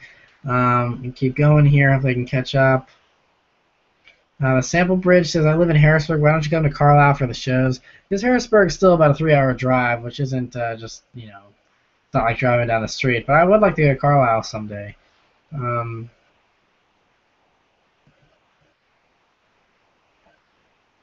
Michael Mullen says, "I'm looking to buy a new Focus ST. Would you rather choose an ST or Volkswagen R-Type?" If you mean like the R32, I would rather have a Focus ST, probably. The R-Type's good, the R32s, and it's all-wheel drive, so if you need that, then that's good. Otherwise, get an ST. But I personally would get a WRX or a WRX STI for the money. Sammy Boy says, "Will you ever be coming to the UK? I have ordered a new S3 and would love for you to review it." I would love, love, love to come to the UK. I really, really want to come to the UK. That's another place I really would love to vacation to. But it's really expensive to fly over there. But if I could find some sponsors, or if I can be making a lot more money eventually, then I'd love to come over there for sure. And I'd love to review the S3. Congrats on ordering that. That's gonna be a fun car.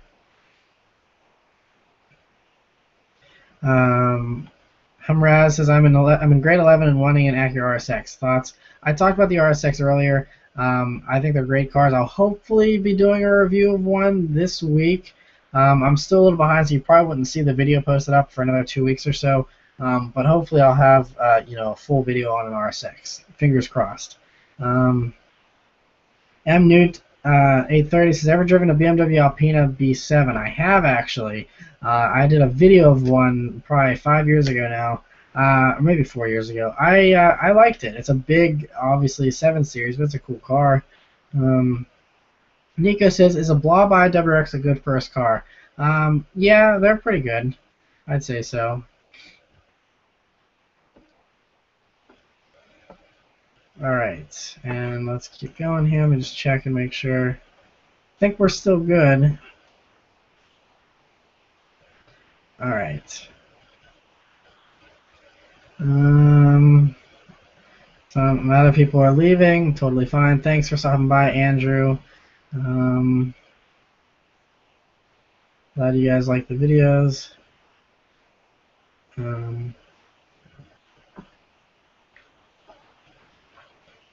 Zonda asks, what's the worst car you've ever reviewed?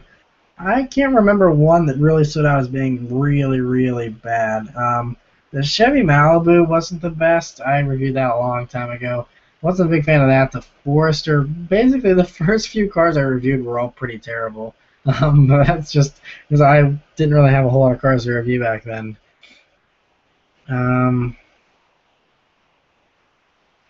Aiden says, what do you think about owning an 02 to 05 WRX at 19? I'll probably have some help financially. I think it'd be awesome. Just be careful with the power, but I think it'd be great.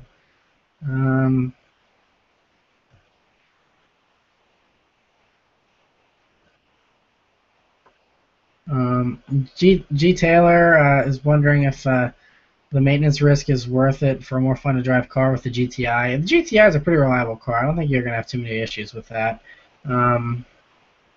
M Nude says, hey man, I'm currently driving an E46 M3, but for some reason I'm in love with the FDRX7s. I'm into the tuning and modifying side of cars, and I've driven on a track. What are your opinions on the FDRX7? It's a tricky car with handling from what I hear. I've never driven one. I think they're great cars. They look cool. Obviously not safe, but they're good cars. Car Guy says, try to keep your reviews to 10 minutes max by limiting by how much you repeat the same statements. Not trying to be mean. I like your enthusiasm. Thanks. I know. I'm trying to get less and less repetitive and trying to edit it out as much as possible. So yeah, I would.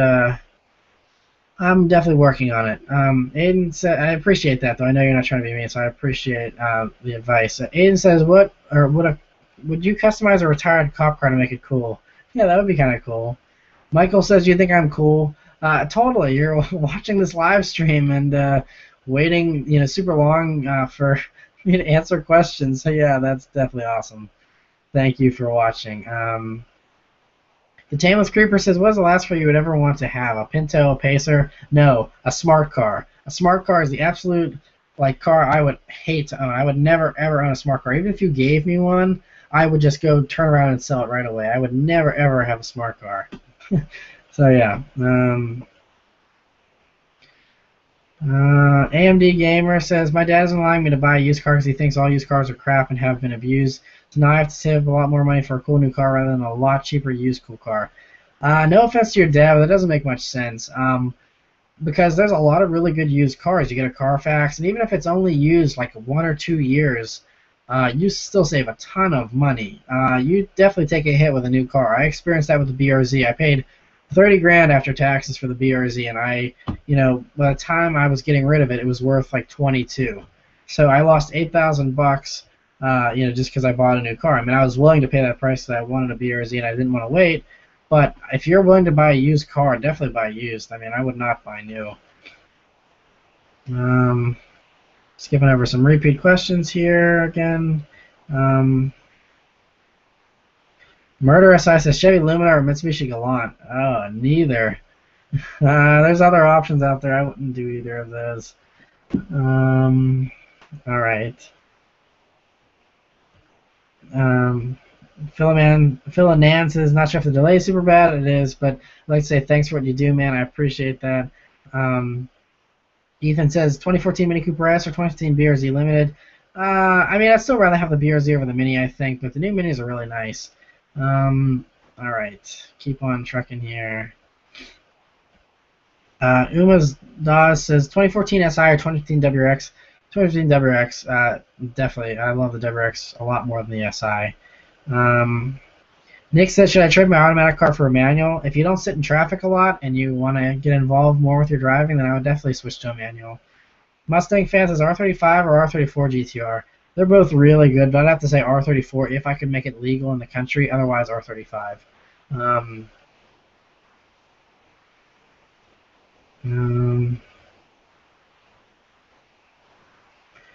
Ismail says, if you had to choose a car to represent all American cars and a car to represent all imports, what would they be? And if they went up against each other, who would win? Well, I would say, foreign cars are probably a lot more technically advanced. If you wanted to, I guess say what would represent, I think the Mustang is a really, really American car. I think that best embodies America. But if you want to put something up against, the imports, I would say do a Boss 302 or a Corvette Z28 or something like that. Really gives the imports a run for their money. I don't know what I would choose for the imports. There's so many good choices. Um, all right.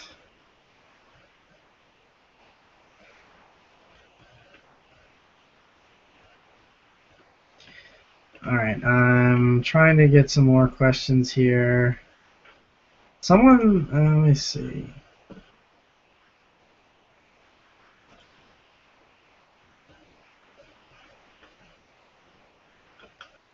Sorry, I'm just trying to get caught up here.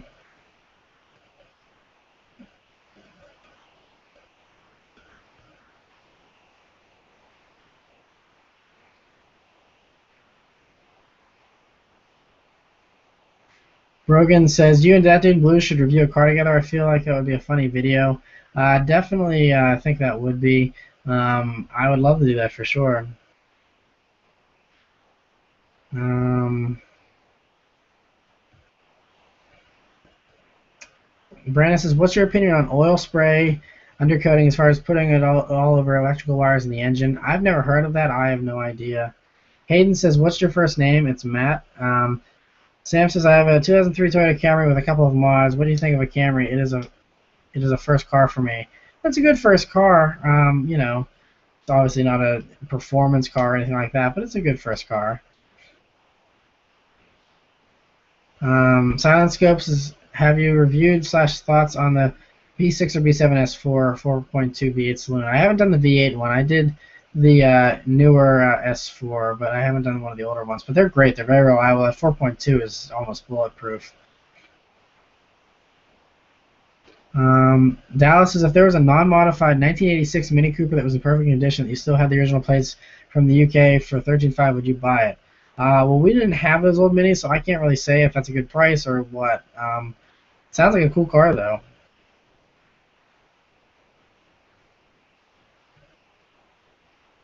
Ismail says he posted that his comment at 9:13. It's 9:29, so we're almost getting close to 15-minute lag instead of 20.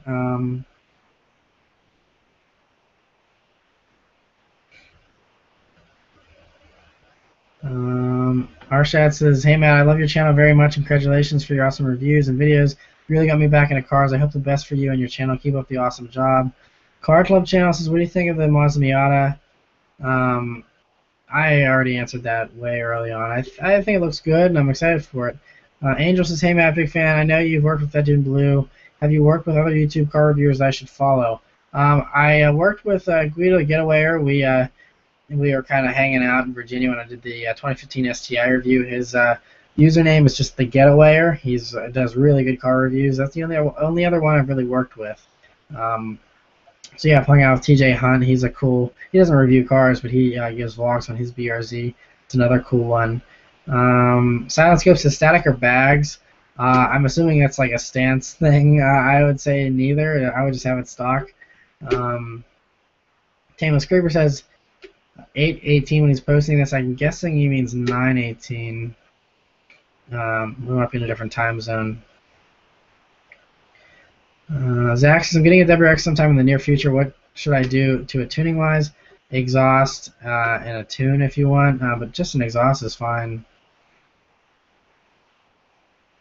A couple of people said they're experiencing technical difficulties. Hopefully it works now. I don't know. Lamar said, any good car meets in Pittsburgh? Cars and Coffee. That's my favorite. Zero says he's going now. Stay classy, bro. You too. Thank you. I'm sure you're not watching anymore, but thank you for all the great questions. All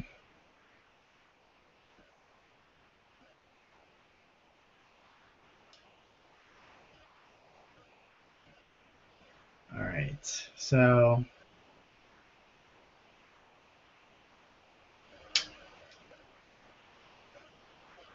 All right. Apparently now it's down. Maybe it's back up. Okay, I guess it's back. Hopefully, okay, sweet. I know I'm probably looking at this 15 minutes late, but glad that it's back now. Um, this comment was posted at 9:24, so we're catching up. He says, "Why don't you come over to Carlisle to the shows?" I already answered that. All right. Mitch says, "Being an accountant, can you please elaborate on your tax mistake?" It's a little personal. Basically, I just made some mistakes that I took a deduction I shouldn't have taken. I thought that I was eligible for taking it, but I realized after I got the notice, I was like, crap. Now I can see. I kind of figured it out, the mistake that I made, and it's an honest mistake, and it happened, and it is what it is. So hopefully I'll have it paid off here before the end of this year, and everything will be good.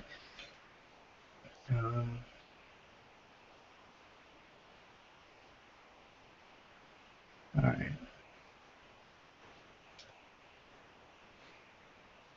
All right, keep on going. Universal Muscle at 9:26. We're catching up here. It says, "What's your favorite car movie?" Favorite car movie is still probably The Fast and the Furious, the first one. All right.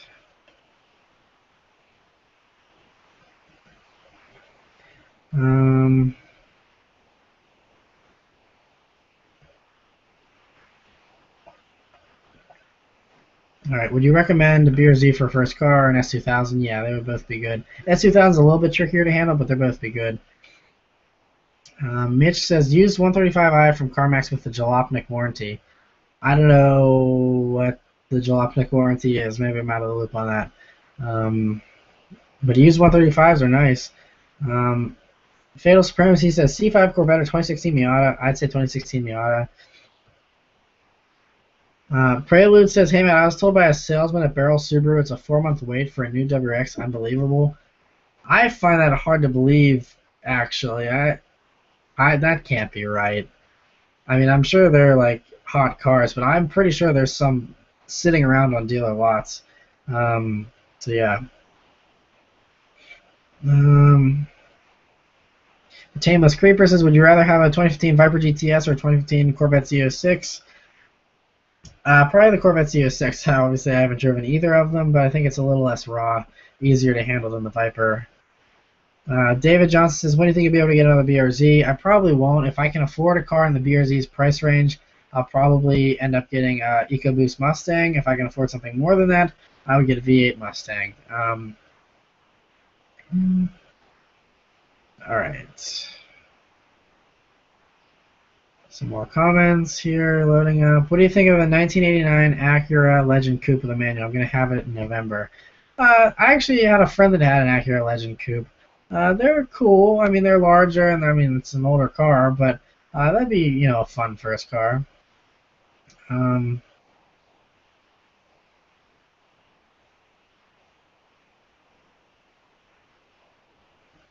right. Vince Story says, "Hey, Matt, just stop popping in to say hey. Keep up the great work. Thanks for stopping by, Vince. I appreciate that." Tameless Creeper says, "8:31 here for him." So that means I'm only 4 minutes behind. Holy crap. How did we get caught up? I guess everyone stopped commenting whenever there was whenever YouTube was down here for a minute.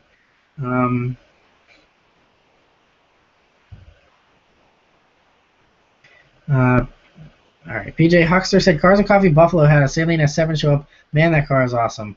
Nice. Yeah, they are awesome. I don't think I've ever seen one in person, actually. They're really sweet. Brogan says, "Lol, if you go to the beginning of the stream, there's a light coming through the window.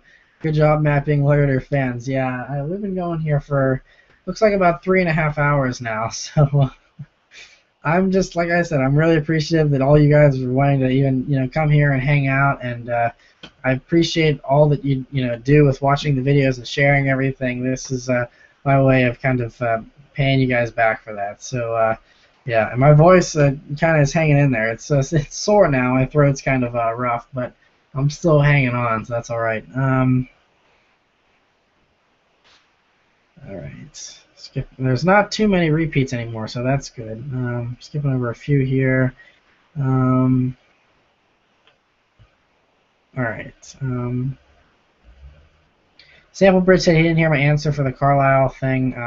Okay, so the reason why I don't go to Carlisle, it's still 3 hours away. I'd like to. It's just a matter of I don't really have much free time to be doing day trips for the fun of it too much. So, I mean, hopefully maybe, I'll be able to get to one next year or something. I heard they're great. I just haven't had the time.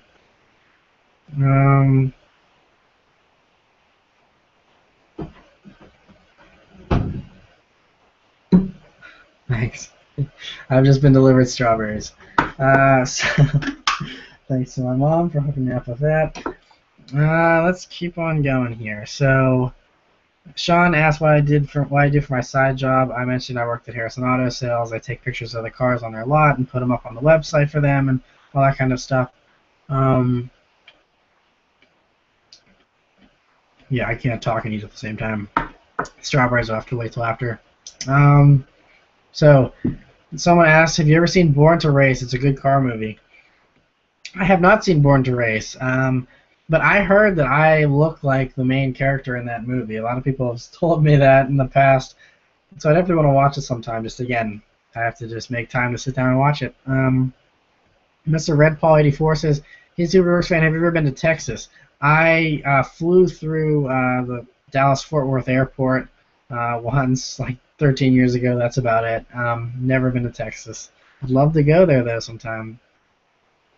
Car Guy says, you come out to track, cross a pit race, run mini, or just shoot vid. Tons of cool cars. Yeah, I'd like to. Again, it's just about finding the free time to go out to that, but I definitely would like to go out. As far as running the mini, I can't remember how much it is. I know it's not too much. But yeah, maybe I can try and do something like that next year. That'd be cool. Tameless Creeper says, hi, is it just me or do you love the Fast and Furious scene where Vin Diesel does a burnout and possibly at the same time in his Charger? Yeah, that's awesome. That's a very sweet moment. I love it. Okay, Terry says, what do you think of the new magnetic gray on the 2015 Mustang? It's really nice. I saw it actually when I went to the Detroit Auto Show. I filmed it. It was a convertible 2015, and I liked it. The thing is, though, it had a lot of flake. It might have just been because it was under show lights, but it did have a lot of flake. A little bit too much, in my opinion, but it was a nice color.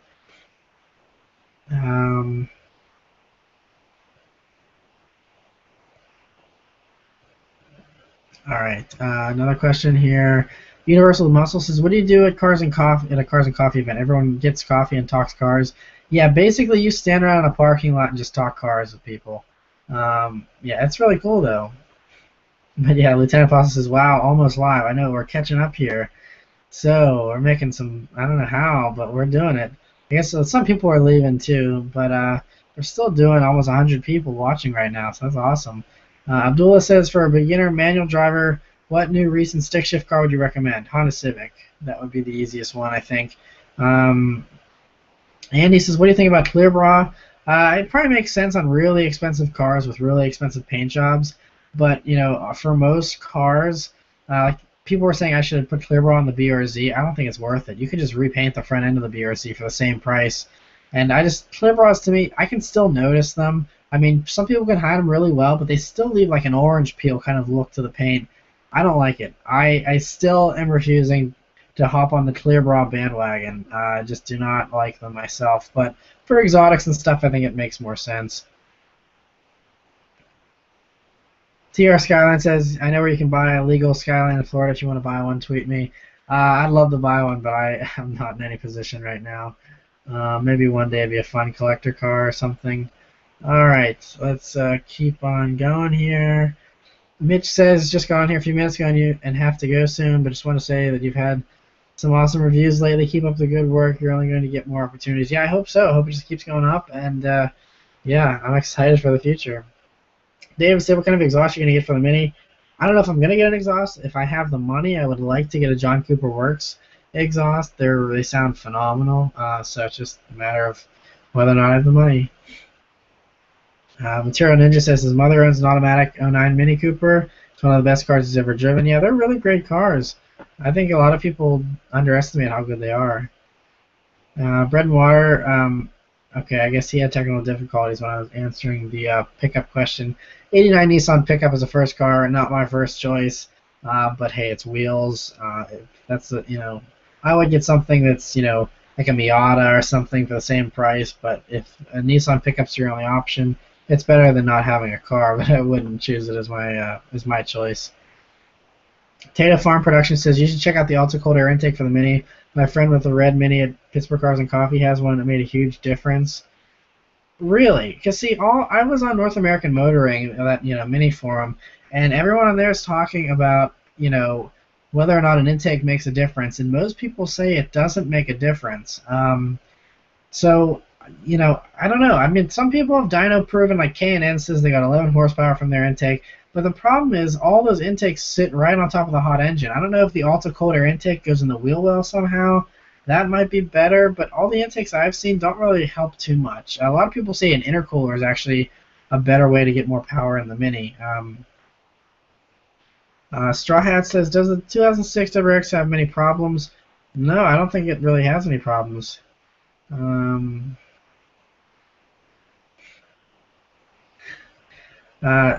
Manuel says about the Evo's last run, what do you think Mitsubishi really has?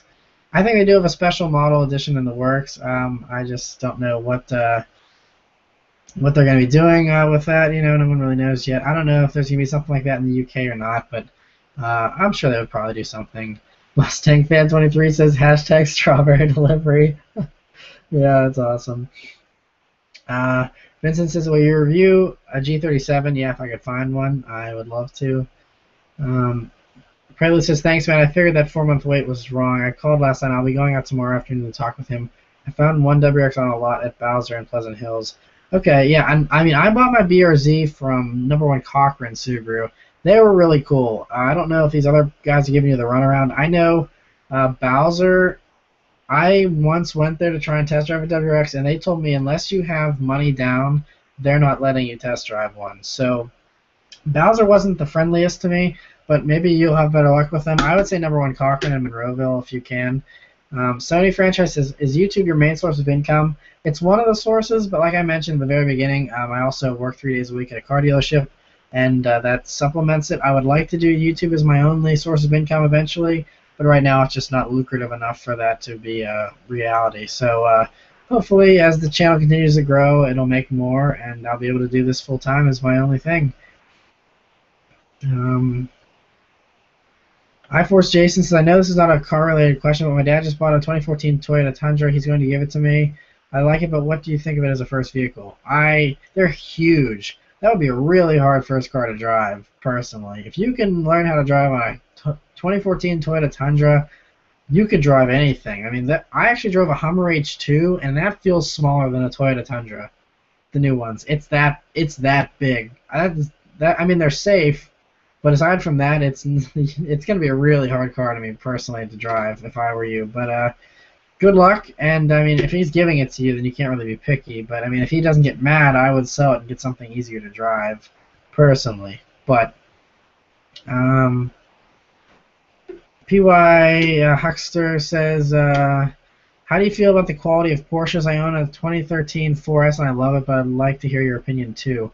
I reviewed, the 997 edition of the Targa, and that was a really nice car. I like them. I think the quality is slowly, getting better. They weren't the best in the past, the 996s in particular. I think the new ones are spectacular, though, and aside from Nick Murray's horror stories with all of his issues with his 991, I think they're really great, and I love Porsche interiors and everything. They're so nice. So, yeah, I think they're great. And congrats on your 2013 911. That's awesome. Very jealous. James says, would you be keen to review a GC8 WRX STI? We didn't get those here in America, but if I got a chance to do one in the UK or something, I would love to. Lieutenant Fossa says he will never leave. Mr. Red Paul says, nice hair. Thanks. Sully says, what do you think about the 2010 BMW 328i? I currently drive a Ranger and have saved up enough money to buy the Bimmer.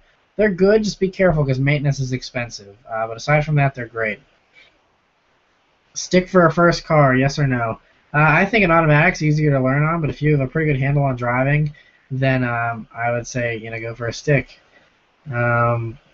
Some of you are posting friendly comments, you have the coolest car reviews, and only the awesome subscribers watch the stream. I agree. Like, a lot of you guys that I see on the stream here are people that I remember from comments on the YouTube videos consistently. You know, that's how I remember you, is if you comment on just about every single video, I keep seeing your name pop up, and that, you know, I kind of take note of, you know, who is always there and, you know, who just comes and goes. But I really appreciate you just being dedicated. That's awesome. So thank you guys all for staying up and watching this thing for 3.5 hours. I don't know how many of you have been here the whole time, but yeah, that's definitely give you kudos for that. Tameless Creeper's talking about his friend's dad's Silverado and burnouts, so it's pretty funny. Phillies fan says, I'm only 14. I look up to you, man. You're my favorite YouTuber. I'm glad. That makes me feel really good, and you know, I'm hopefully, you know, I don't know what you aspire to do in life, but hopefully you can you can continue to look up to me, and yeah, good luck in, you know, whatever it is you want to do in life. Michael says you need to review a Fiat 500 Abarth. I know. Like I said, I test drove one once briefly. I hated the handling of it though, but I'd love to take one around, you know, for a day and really get a good feel for it. Lieutenant said, my brother had a Skyline a few years ago, not sure of specs, but it was crushed. Yeah, I've heard they crushed them. That's the thing. You got to be really careful with those cars, because the feds love to crush them. All right. Mike says, I'm still here. It's been 3 hours. I know, it's crazy. Photos by Drew says, would a 5.0 Mustang keep up to the supercharged BRZ you reviewed on public roads / a road course? I think the Mustang would actually totally whip the BRZ, even if it was supercharged. Unless it had serious power, the Mustang's power, and it's not a bad handling car, I think it would absolutely smoke the BRZ in every way.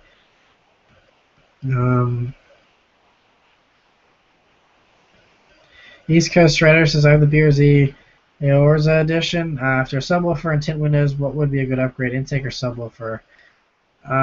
Well, I would say an exhaust would be probably the best thing to do. Sean says, did you have a complete exhaust on your BRZ, or did you get a check engine light?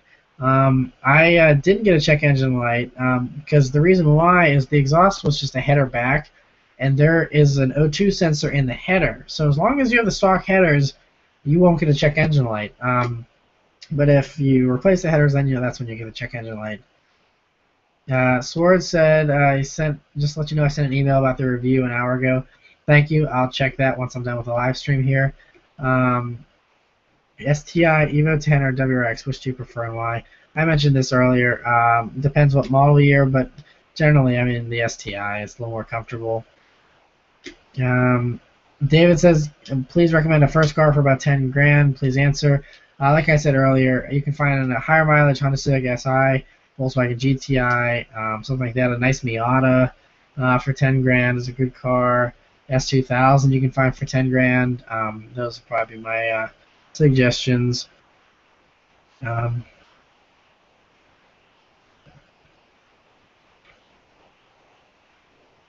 Dataform says the intake improved the torque curve on the Mini a lot. It would just drop off after 4.5. Now it pulls all the way to the red line. I can take you for a ride at the next Cars and Coffee. That'd be cool, yeah. I'd be interested to see that. That's pretty interesting. Jeremy says, do you like lasagna? I love lasagna. One of my favorite foods. Universal Muscle says you should do your future 2015 Mustang EcoBoost review with Saab Kyle. He does the technical stuff. Then you take it out on the back roads for us. That would be awesome. That would be really cool. That's a good idea. That would be pretty sweet. I'm sure Saab Kyle will probably get his hands on a 2015 EcoBoost Mustang before I ever do. But if he's looking for one to review and I somehow have one right away, that would be awesome. John Sadi says, what do you think about the 89 Trans Am GTA as a first car? Terrible on gas, not very safe, but a fun car. So if those things don't matter to you, then it'd be a fun car. Mr. Red Paul says he's a Subaruwrxfan. Nice sideburns, thank you. Nick Murray says, wow, 3 hours and 40 minutes. I know, it's crazy. Thank you for stopping by, Nick. I really appreciate that. Probably won't be going too much longer here. Maybe I'll stop in about 10 or 15 minutes. Opinion on the Lancer Rally Art. You never really hear much about them. Obviously, WRX left the Rally Art behind on the dust, but it's an option between the sedate Lancer and the Evo. Very true. I think it's an underrated car, and I'd love to review one. They're just very rare. But if I could find one, I mean, I work with a Mitsubishi dealer, but even they don't get a lot in. So when they get one in, hopefully I'll be able to review it. All right. This comment says 9:49. We're at 9:52 now, so I'm almost caught up. I never ever thought I'd ever get caught up. This is awesome. Um, the Material Industries. Have you ever thought about doing a car through the ages type of video if possible, like doing a compilation from the 240Z all the way up to 370Z? I don't know. You mean like a review of all of them, or like just like side by side? I would like to do like more historical type videos, almost like if you watch X Car. They do some kind of cool stuff, and they kind of do some history in there a little bit too. I love history. I know a lot of people don't, but I'd love to start incorporating history in them. It's just a matter of, again, trying to keep the reviews short. And so it's just a thing I'm just learning how to get better and better with doing reviews and what's important to say and what's not. The sample bridge said, I got a 73 Mustang convertible V8 at Carlisle for 3K. Have any tips on driving a really old car? I don't, because I've never driven a really old car. The oldest thing I ever drove was like an 80s 911. So I don't really know what to tell you. I would just say, make sure that the fluids and everything, tune-up's done. Aside from that, just be careful with it because, it's just a lot harder to fix than a brand new car. But yeah, that's awesome. Congrats and enjoy that. Brendan Waters says, my parents own a 98 Mercedes SLK AMG. I quote AMG because I've done research and have not found one. Opinion? It might just have an AMG package. I know they like to put some AMG badges on them back then, even though they weren't real AMGs. I think you're right. I think the first year for the AMG was like '05, but I could be wrong. Um, Potato Farm Production says, also, if you're ever out of a car to review, I live right by Generosa, and I have a Mark V GTI. Okay, well, I need to review a Mark V GTI. A lot of people ask me for that. So if you don't mind sending me a message either through the Subaruwrxfan Facebook page or the email in the description of this live stream for business inquiries, Subaruwrxfanproduction@gmail.com, and I can definitely set that up because that's a car I definitely want to review. The Tameless Creeper said, so would you rather have a 2015 Mustang or a 68 Bullet style Mustang? If I could if I had a garage and if it wasn't my only car, then I would definitely do the 68 Bullet. Definitely. It's still my favorite, even over a 2015 for sure. All right. Bogdan BBS says, what would you recommend I do to modify my 2013 GTI? Exhaust. And then aside from that, if you want to do a chip, if you don't mind voiding the warranty, that would give you a lot more power. But aside from that, I think an exhaust and you're good to go. That's really my only thing I ever want to do to a car is just an exhaust to make it sound a little bit better, and that's it. Hugster said, your reaction for the F-Type sounded like it was a kid learning he was going to Disney World. Yeah, it kind of was, I guess, wasn't it? It's just, I love that car. If I ever one day get lucky enough to review one of those, just be prepared for like 15 straight minutes of me just giggling and turning beet red and just getting insanely excited. It's probably not going to have much informational content except me just like trying my hardest to not like scream just from pure excitement. But yeah, Silver S15 says, what would be some good mods to start with on an S15 Sylvia? I don't know. I've never really modified one. I would say just do an exhaust and go from there. I don't know. You could probably swap in a GTR motor or something fun like that if you wanted. But yeah, Oscar Sun says 2015 Ford Mustang versus 2015 Subaru WRX. Which one do you like? I think the Mustang feels much more special because it's a dedicated sports car. WRX is just based on economy cars. What do you think? I agree. If someone gave me a choice between the two, I would definitely take the Mustang. Mara the Paintball says opinions on automatic BRZ. I reviewed an automatic supercharged BRZ. It was an FRS, but same thing. You can check that out, the Innovate Supercharged FRS. That had an automatic, and you can hear all my automatic thoughts in there.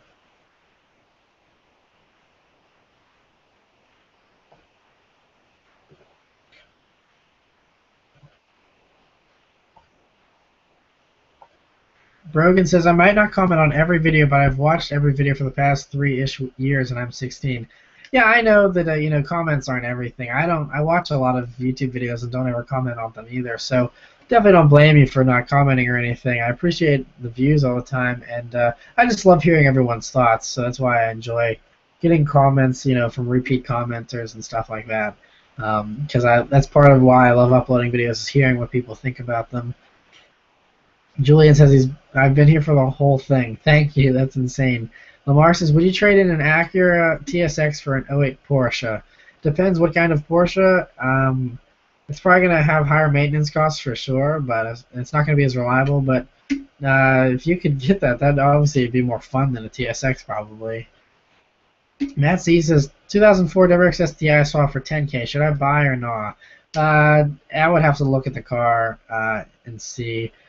Probably it's kind of sketchy. I personally wouldn't go, with swaps and anything like that. That's super cheap and super old, but that's just me. Definitely taking a chance though. Firewing 368 says, did you hear the rumor about the turbocharged GT86 and also it getting all-wheel drive? Unless they put a different engine in it, it's never getting all-wheel drive. The four-door version that they might come out with one day, that might get all-wheel drive because it might have electric motors in the front wheels, and that is how it would be all-wheel drive, similar to the BMW i8. If they did that, then you'd have an all-wheel drive one. But the way the engine sits so low in that car, there's no room for a front transaxle to power the front wheels, so that it'll never be all-wheel drive unless they raise the engine up, which will totally ruin the look of the front end of the car. So yeah, but a turbocharger is possible. I don't know if they'll actually do that or not. They've been having prototypes running around for a while now. Sean says, is there anything you don't like about your car? Yeah, I will be talking in the weekly update this week about, I've had the Mini for 10,000 miles now, and what I think about it over those 10,000 miles and stuff, and I'll give all my impressions there. Lamar says it's a Porsche Cayenne.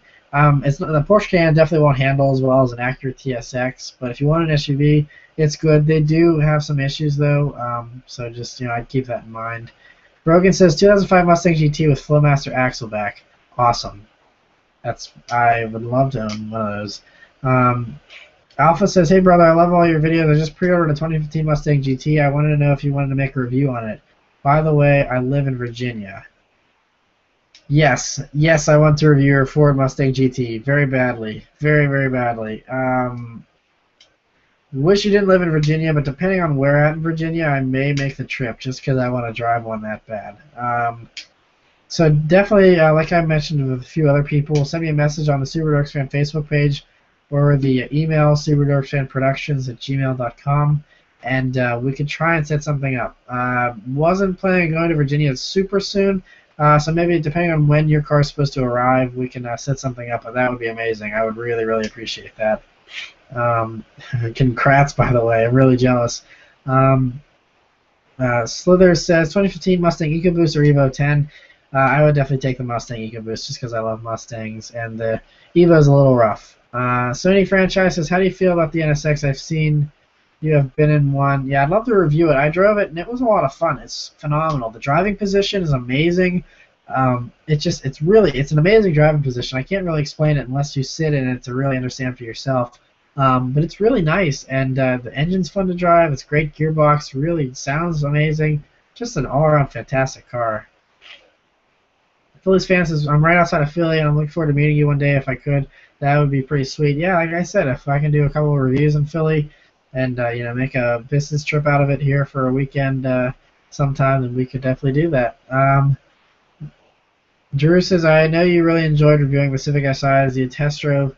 In your opinion, would you rather own an '09 Civic Si? And I believe you also reviewed a 2013 and 14 as well. Yeah, I did a 2013. I really liked it. And I like the added torque and the fact that it wasn't quite as edgy as the '09. So I would personally do the newer one myself. It's also safer. It has more technology. But yeah. 1 second, guys.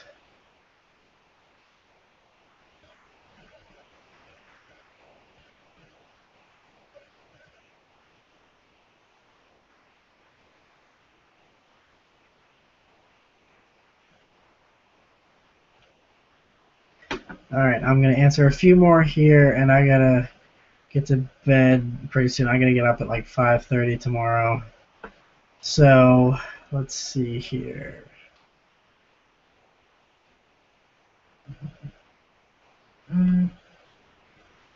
Melody says, been a fan for around 2 years now. I'm planning on sticking around for a lot longer. Your videos make my day. Thanks. I'm glad you enjoy them. Thank you very much for watching for the past 2 years now. That's amazing. And yeah, I really appreciate it. All right. Take a few more here, and I think it says that I'm maybe about 7 more minutes away from the 4 hour mark, and then we can wrap this up. So I think I'm getting behind on comments again. This one says posted at 9:52. It's 10:02, so now I'm 10 minutes behind. Mr. Rip also says, hey Matt, what's up with airline food? I don't know. I don't think airline food's that bad, but it's been a while since I've had a full meal. Let me see. Sam says, what do you think of a 91 300ZX twin turbo as a first car? Not reliable. Those twin turbos fail all the time. If you had a basic V6, maybe, but again, not very safe. But they're good cars. They're just on the heavy side. Would be a fun car for sure. All right, 1 second.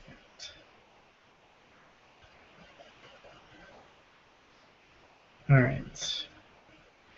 The Tameless Creeper says, no, never stop this live stream. I'll send you Red Bull to keep you up.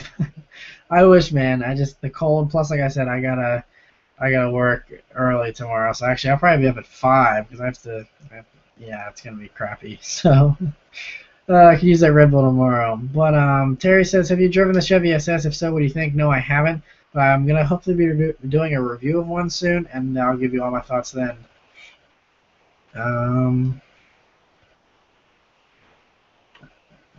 Slither says, you've driven both the Focus ST and Evo 10, which you feel felt faster and more fun. Evo 10 for sure, but the Focus was more comfortable. So, there's always trade-offs. iForce Jason says, I can't believe I watched this stream for almost 4 hours. Well, now I have to do my homework. It was fun while it lasted.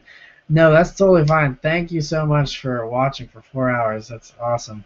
Phillies fan asks, what was your first job? I worked at McDonald's when I was 15. Then I worked at a BMW, Porsche, and Audi dealership whenever I was 16. So those are my 2 first jobs. All right. Let me see. Yeah, we got a bunch more comments again. Crap, I'm getting behind. Sorry, this is like, I'm going to have to stop here soon. Hopefully I answered most of you guys' questions. But Chad says, what's your favorite luxury sedan? Bentley Flying Spur, Mercedes S-Class. I really like the new S-Class Coupe. The AMG ones are really sweet. I really like the Bentley. As far as sedans, though, I mean, I prefer the coupes of all of these cars, but the sedans are good as well. Sean says, do you think the 2015 Mustang will have any first-year issues like the BRZ? Might have some slight issues. I think the EcoBoost might be more prone to issues because that's a new engine, basically. They just, are testing it out in the Mustang. The 5.0 V8 should have less issues since that motor's been proven for many years now. Mr. Redfall says, hey Matt, would you rather be the proud owner of a Prius or a smart car? Probably a Prius, just because it's safer, but both are absolutely awful in my opinion. All right. Terry says, please do this again. This was highly entertaining. I know, it was. I love doing this, and hopefully we can do them more often. It's just a matter of, finding the time for me, and, going from 4 hours in a night is a lot, so I can't do it too often, but I'd like to do it more often for sure. Like I said, I'd like to do more vlogs and stuff, personal vlogs, just to kind of let you guys in on my life and answer more of your questions more often. But yeah, this is awesome. Techno Channel says, would you rather have a BRZ Innovate Supercharger or a Mustang 37 V6, both 2015s? Well, the Mustang, the V6 for 2015 is basically like a rental car model. You can't even get a premium. So if that were the case, I'd probably do the BRZ with a supercharger, but the Mustang, I would just spend $2,000 more and get an EcoBoost. Arshad says, hey Matt, I live in Canada and snow is really terrible here in the winter. What nice sports car would you recommend for us fans in Canada? WRX STI. The BRZ does okay, but like you said, if it's really bad, then I would get all-wheel drive. Anything from Audi is great as well, obviously with the Quattro. Sam says 2011 Mustang GT 4.2 or Nissan 370Z. I thought 2011 was the first year for the 5.0. I could be wrong, but I would do the Mustang. I think personally, just because I like the styling on them better. 370Z is a great car though. Blog says, what exhaust would you recommend for the GTI? Um, by the way, come visit Washington State sometime. That's a long way. GTI exhaust, I don't know. I'm not in the GTI scene. I can't really tell you. I would just search on the forums and see what people like best.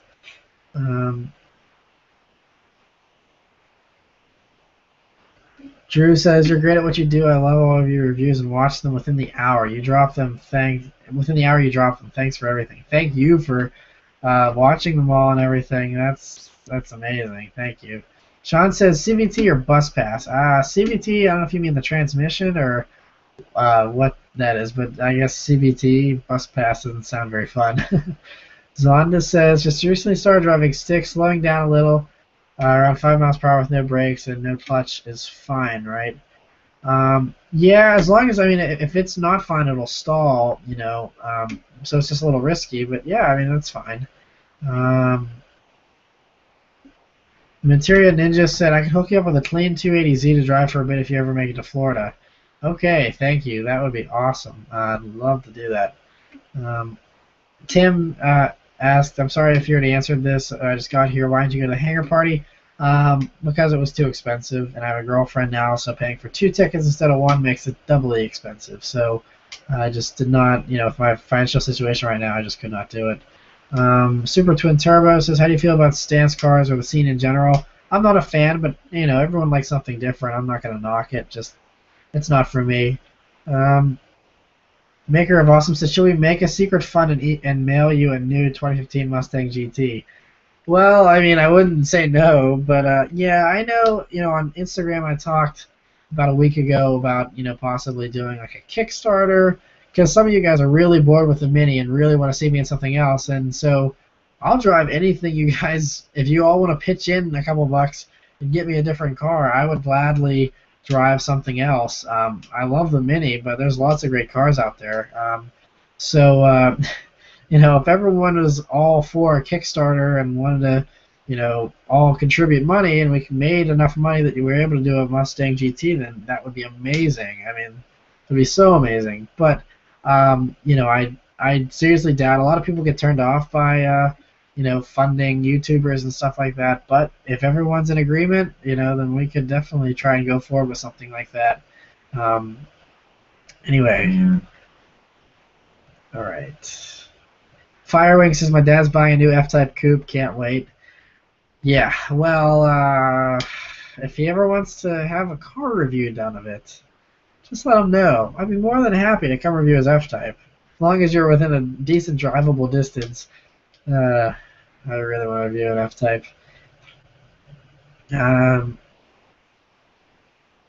Stabby says he doesn't actually see these comments. I do see the comments.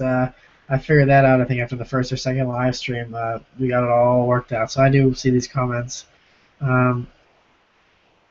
Uvid said, do you ever read for entertainment? I do. I have a few favorite authors and things like that. You know, I like reading murder mysteries and books like that. It's very rare that I have a chance to read, though. Normally, if I'm on a plane for a while, I'll buy a book or, you know, read something like that. But that's about it.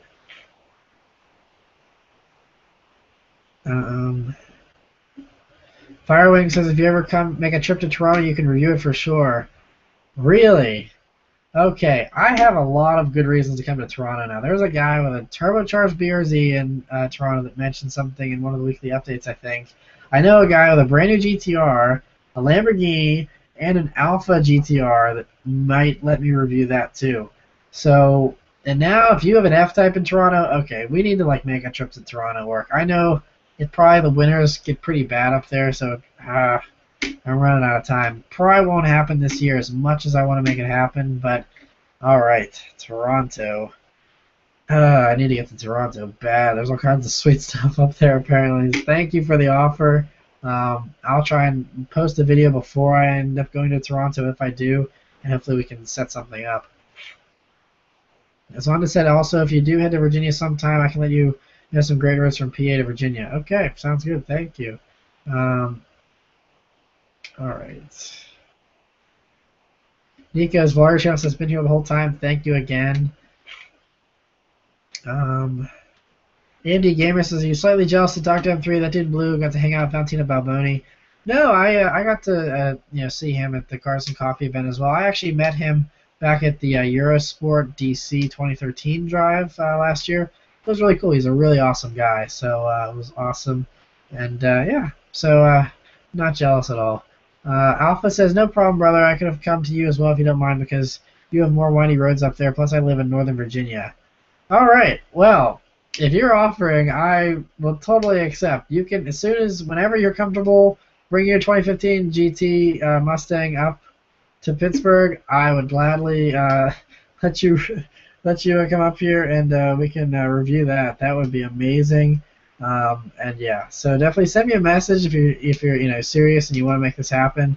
Like I said, Subaruwrxfan Facebook page or the Subaruwrxfan Productions at gmail.com.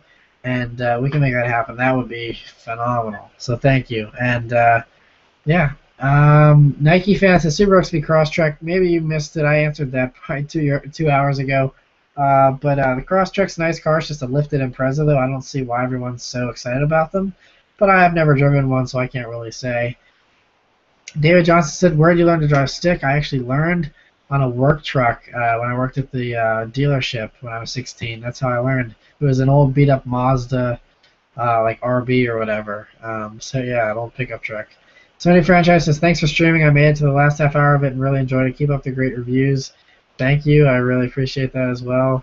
And yeah, all right. I'm probably going to wrap up here. There's still some questions, but I think I'm kind of falling behind again. And my voice is going. I got to get to bed, like I said. All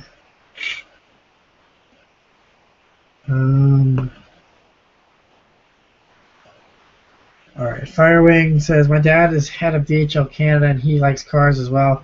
He bought a Flying Spur last year. Nice. That's very, very nice. Those are awesome. Congrats to him for being successful. Stabby says, review on the SRT4. I answered that earlier. I'd like to if I can find one. I'm not a huge fan of them, but I'd still like to review one.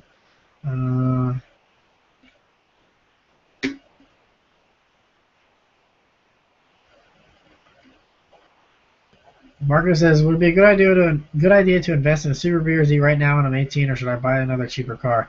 It's up to you. I think if you're going to get a BRZ, it'd be best to get a used one just because you'd save yourself some money there. But yeah, I think it'd be a good car. Universal Muscle says, if you get this comment, thank you for the fun live stream. I was here before you went live, and I'll catch you on the next car review / mini update. Thank you for watching. I know we're slowly dropping in viewers here, which is totally fine. We've been going for a while. Dallas says bye. That's for when you leave. Tameless Creeper's been here for a while. Thank you, all you guys, for being here for so long. I really appreciate that. Everyone's saying keep up the amazing work. Thank you. All right, so someone says 10:06. Sean said that. All right.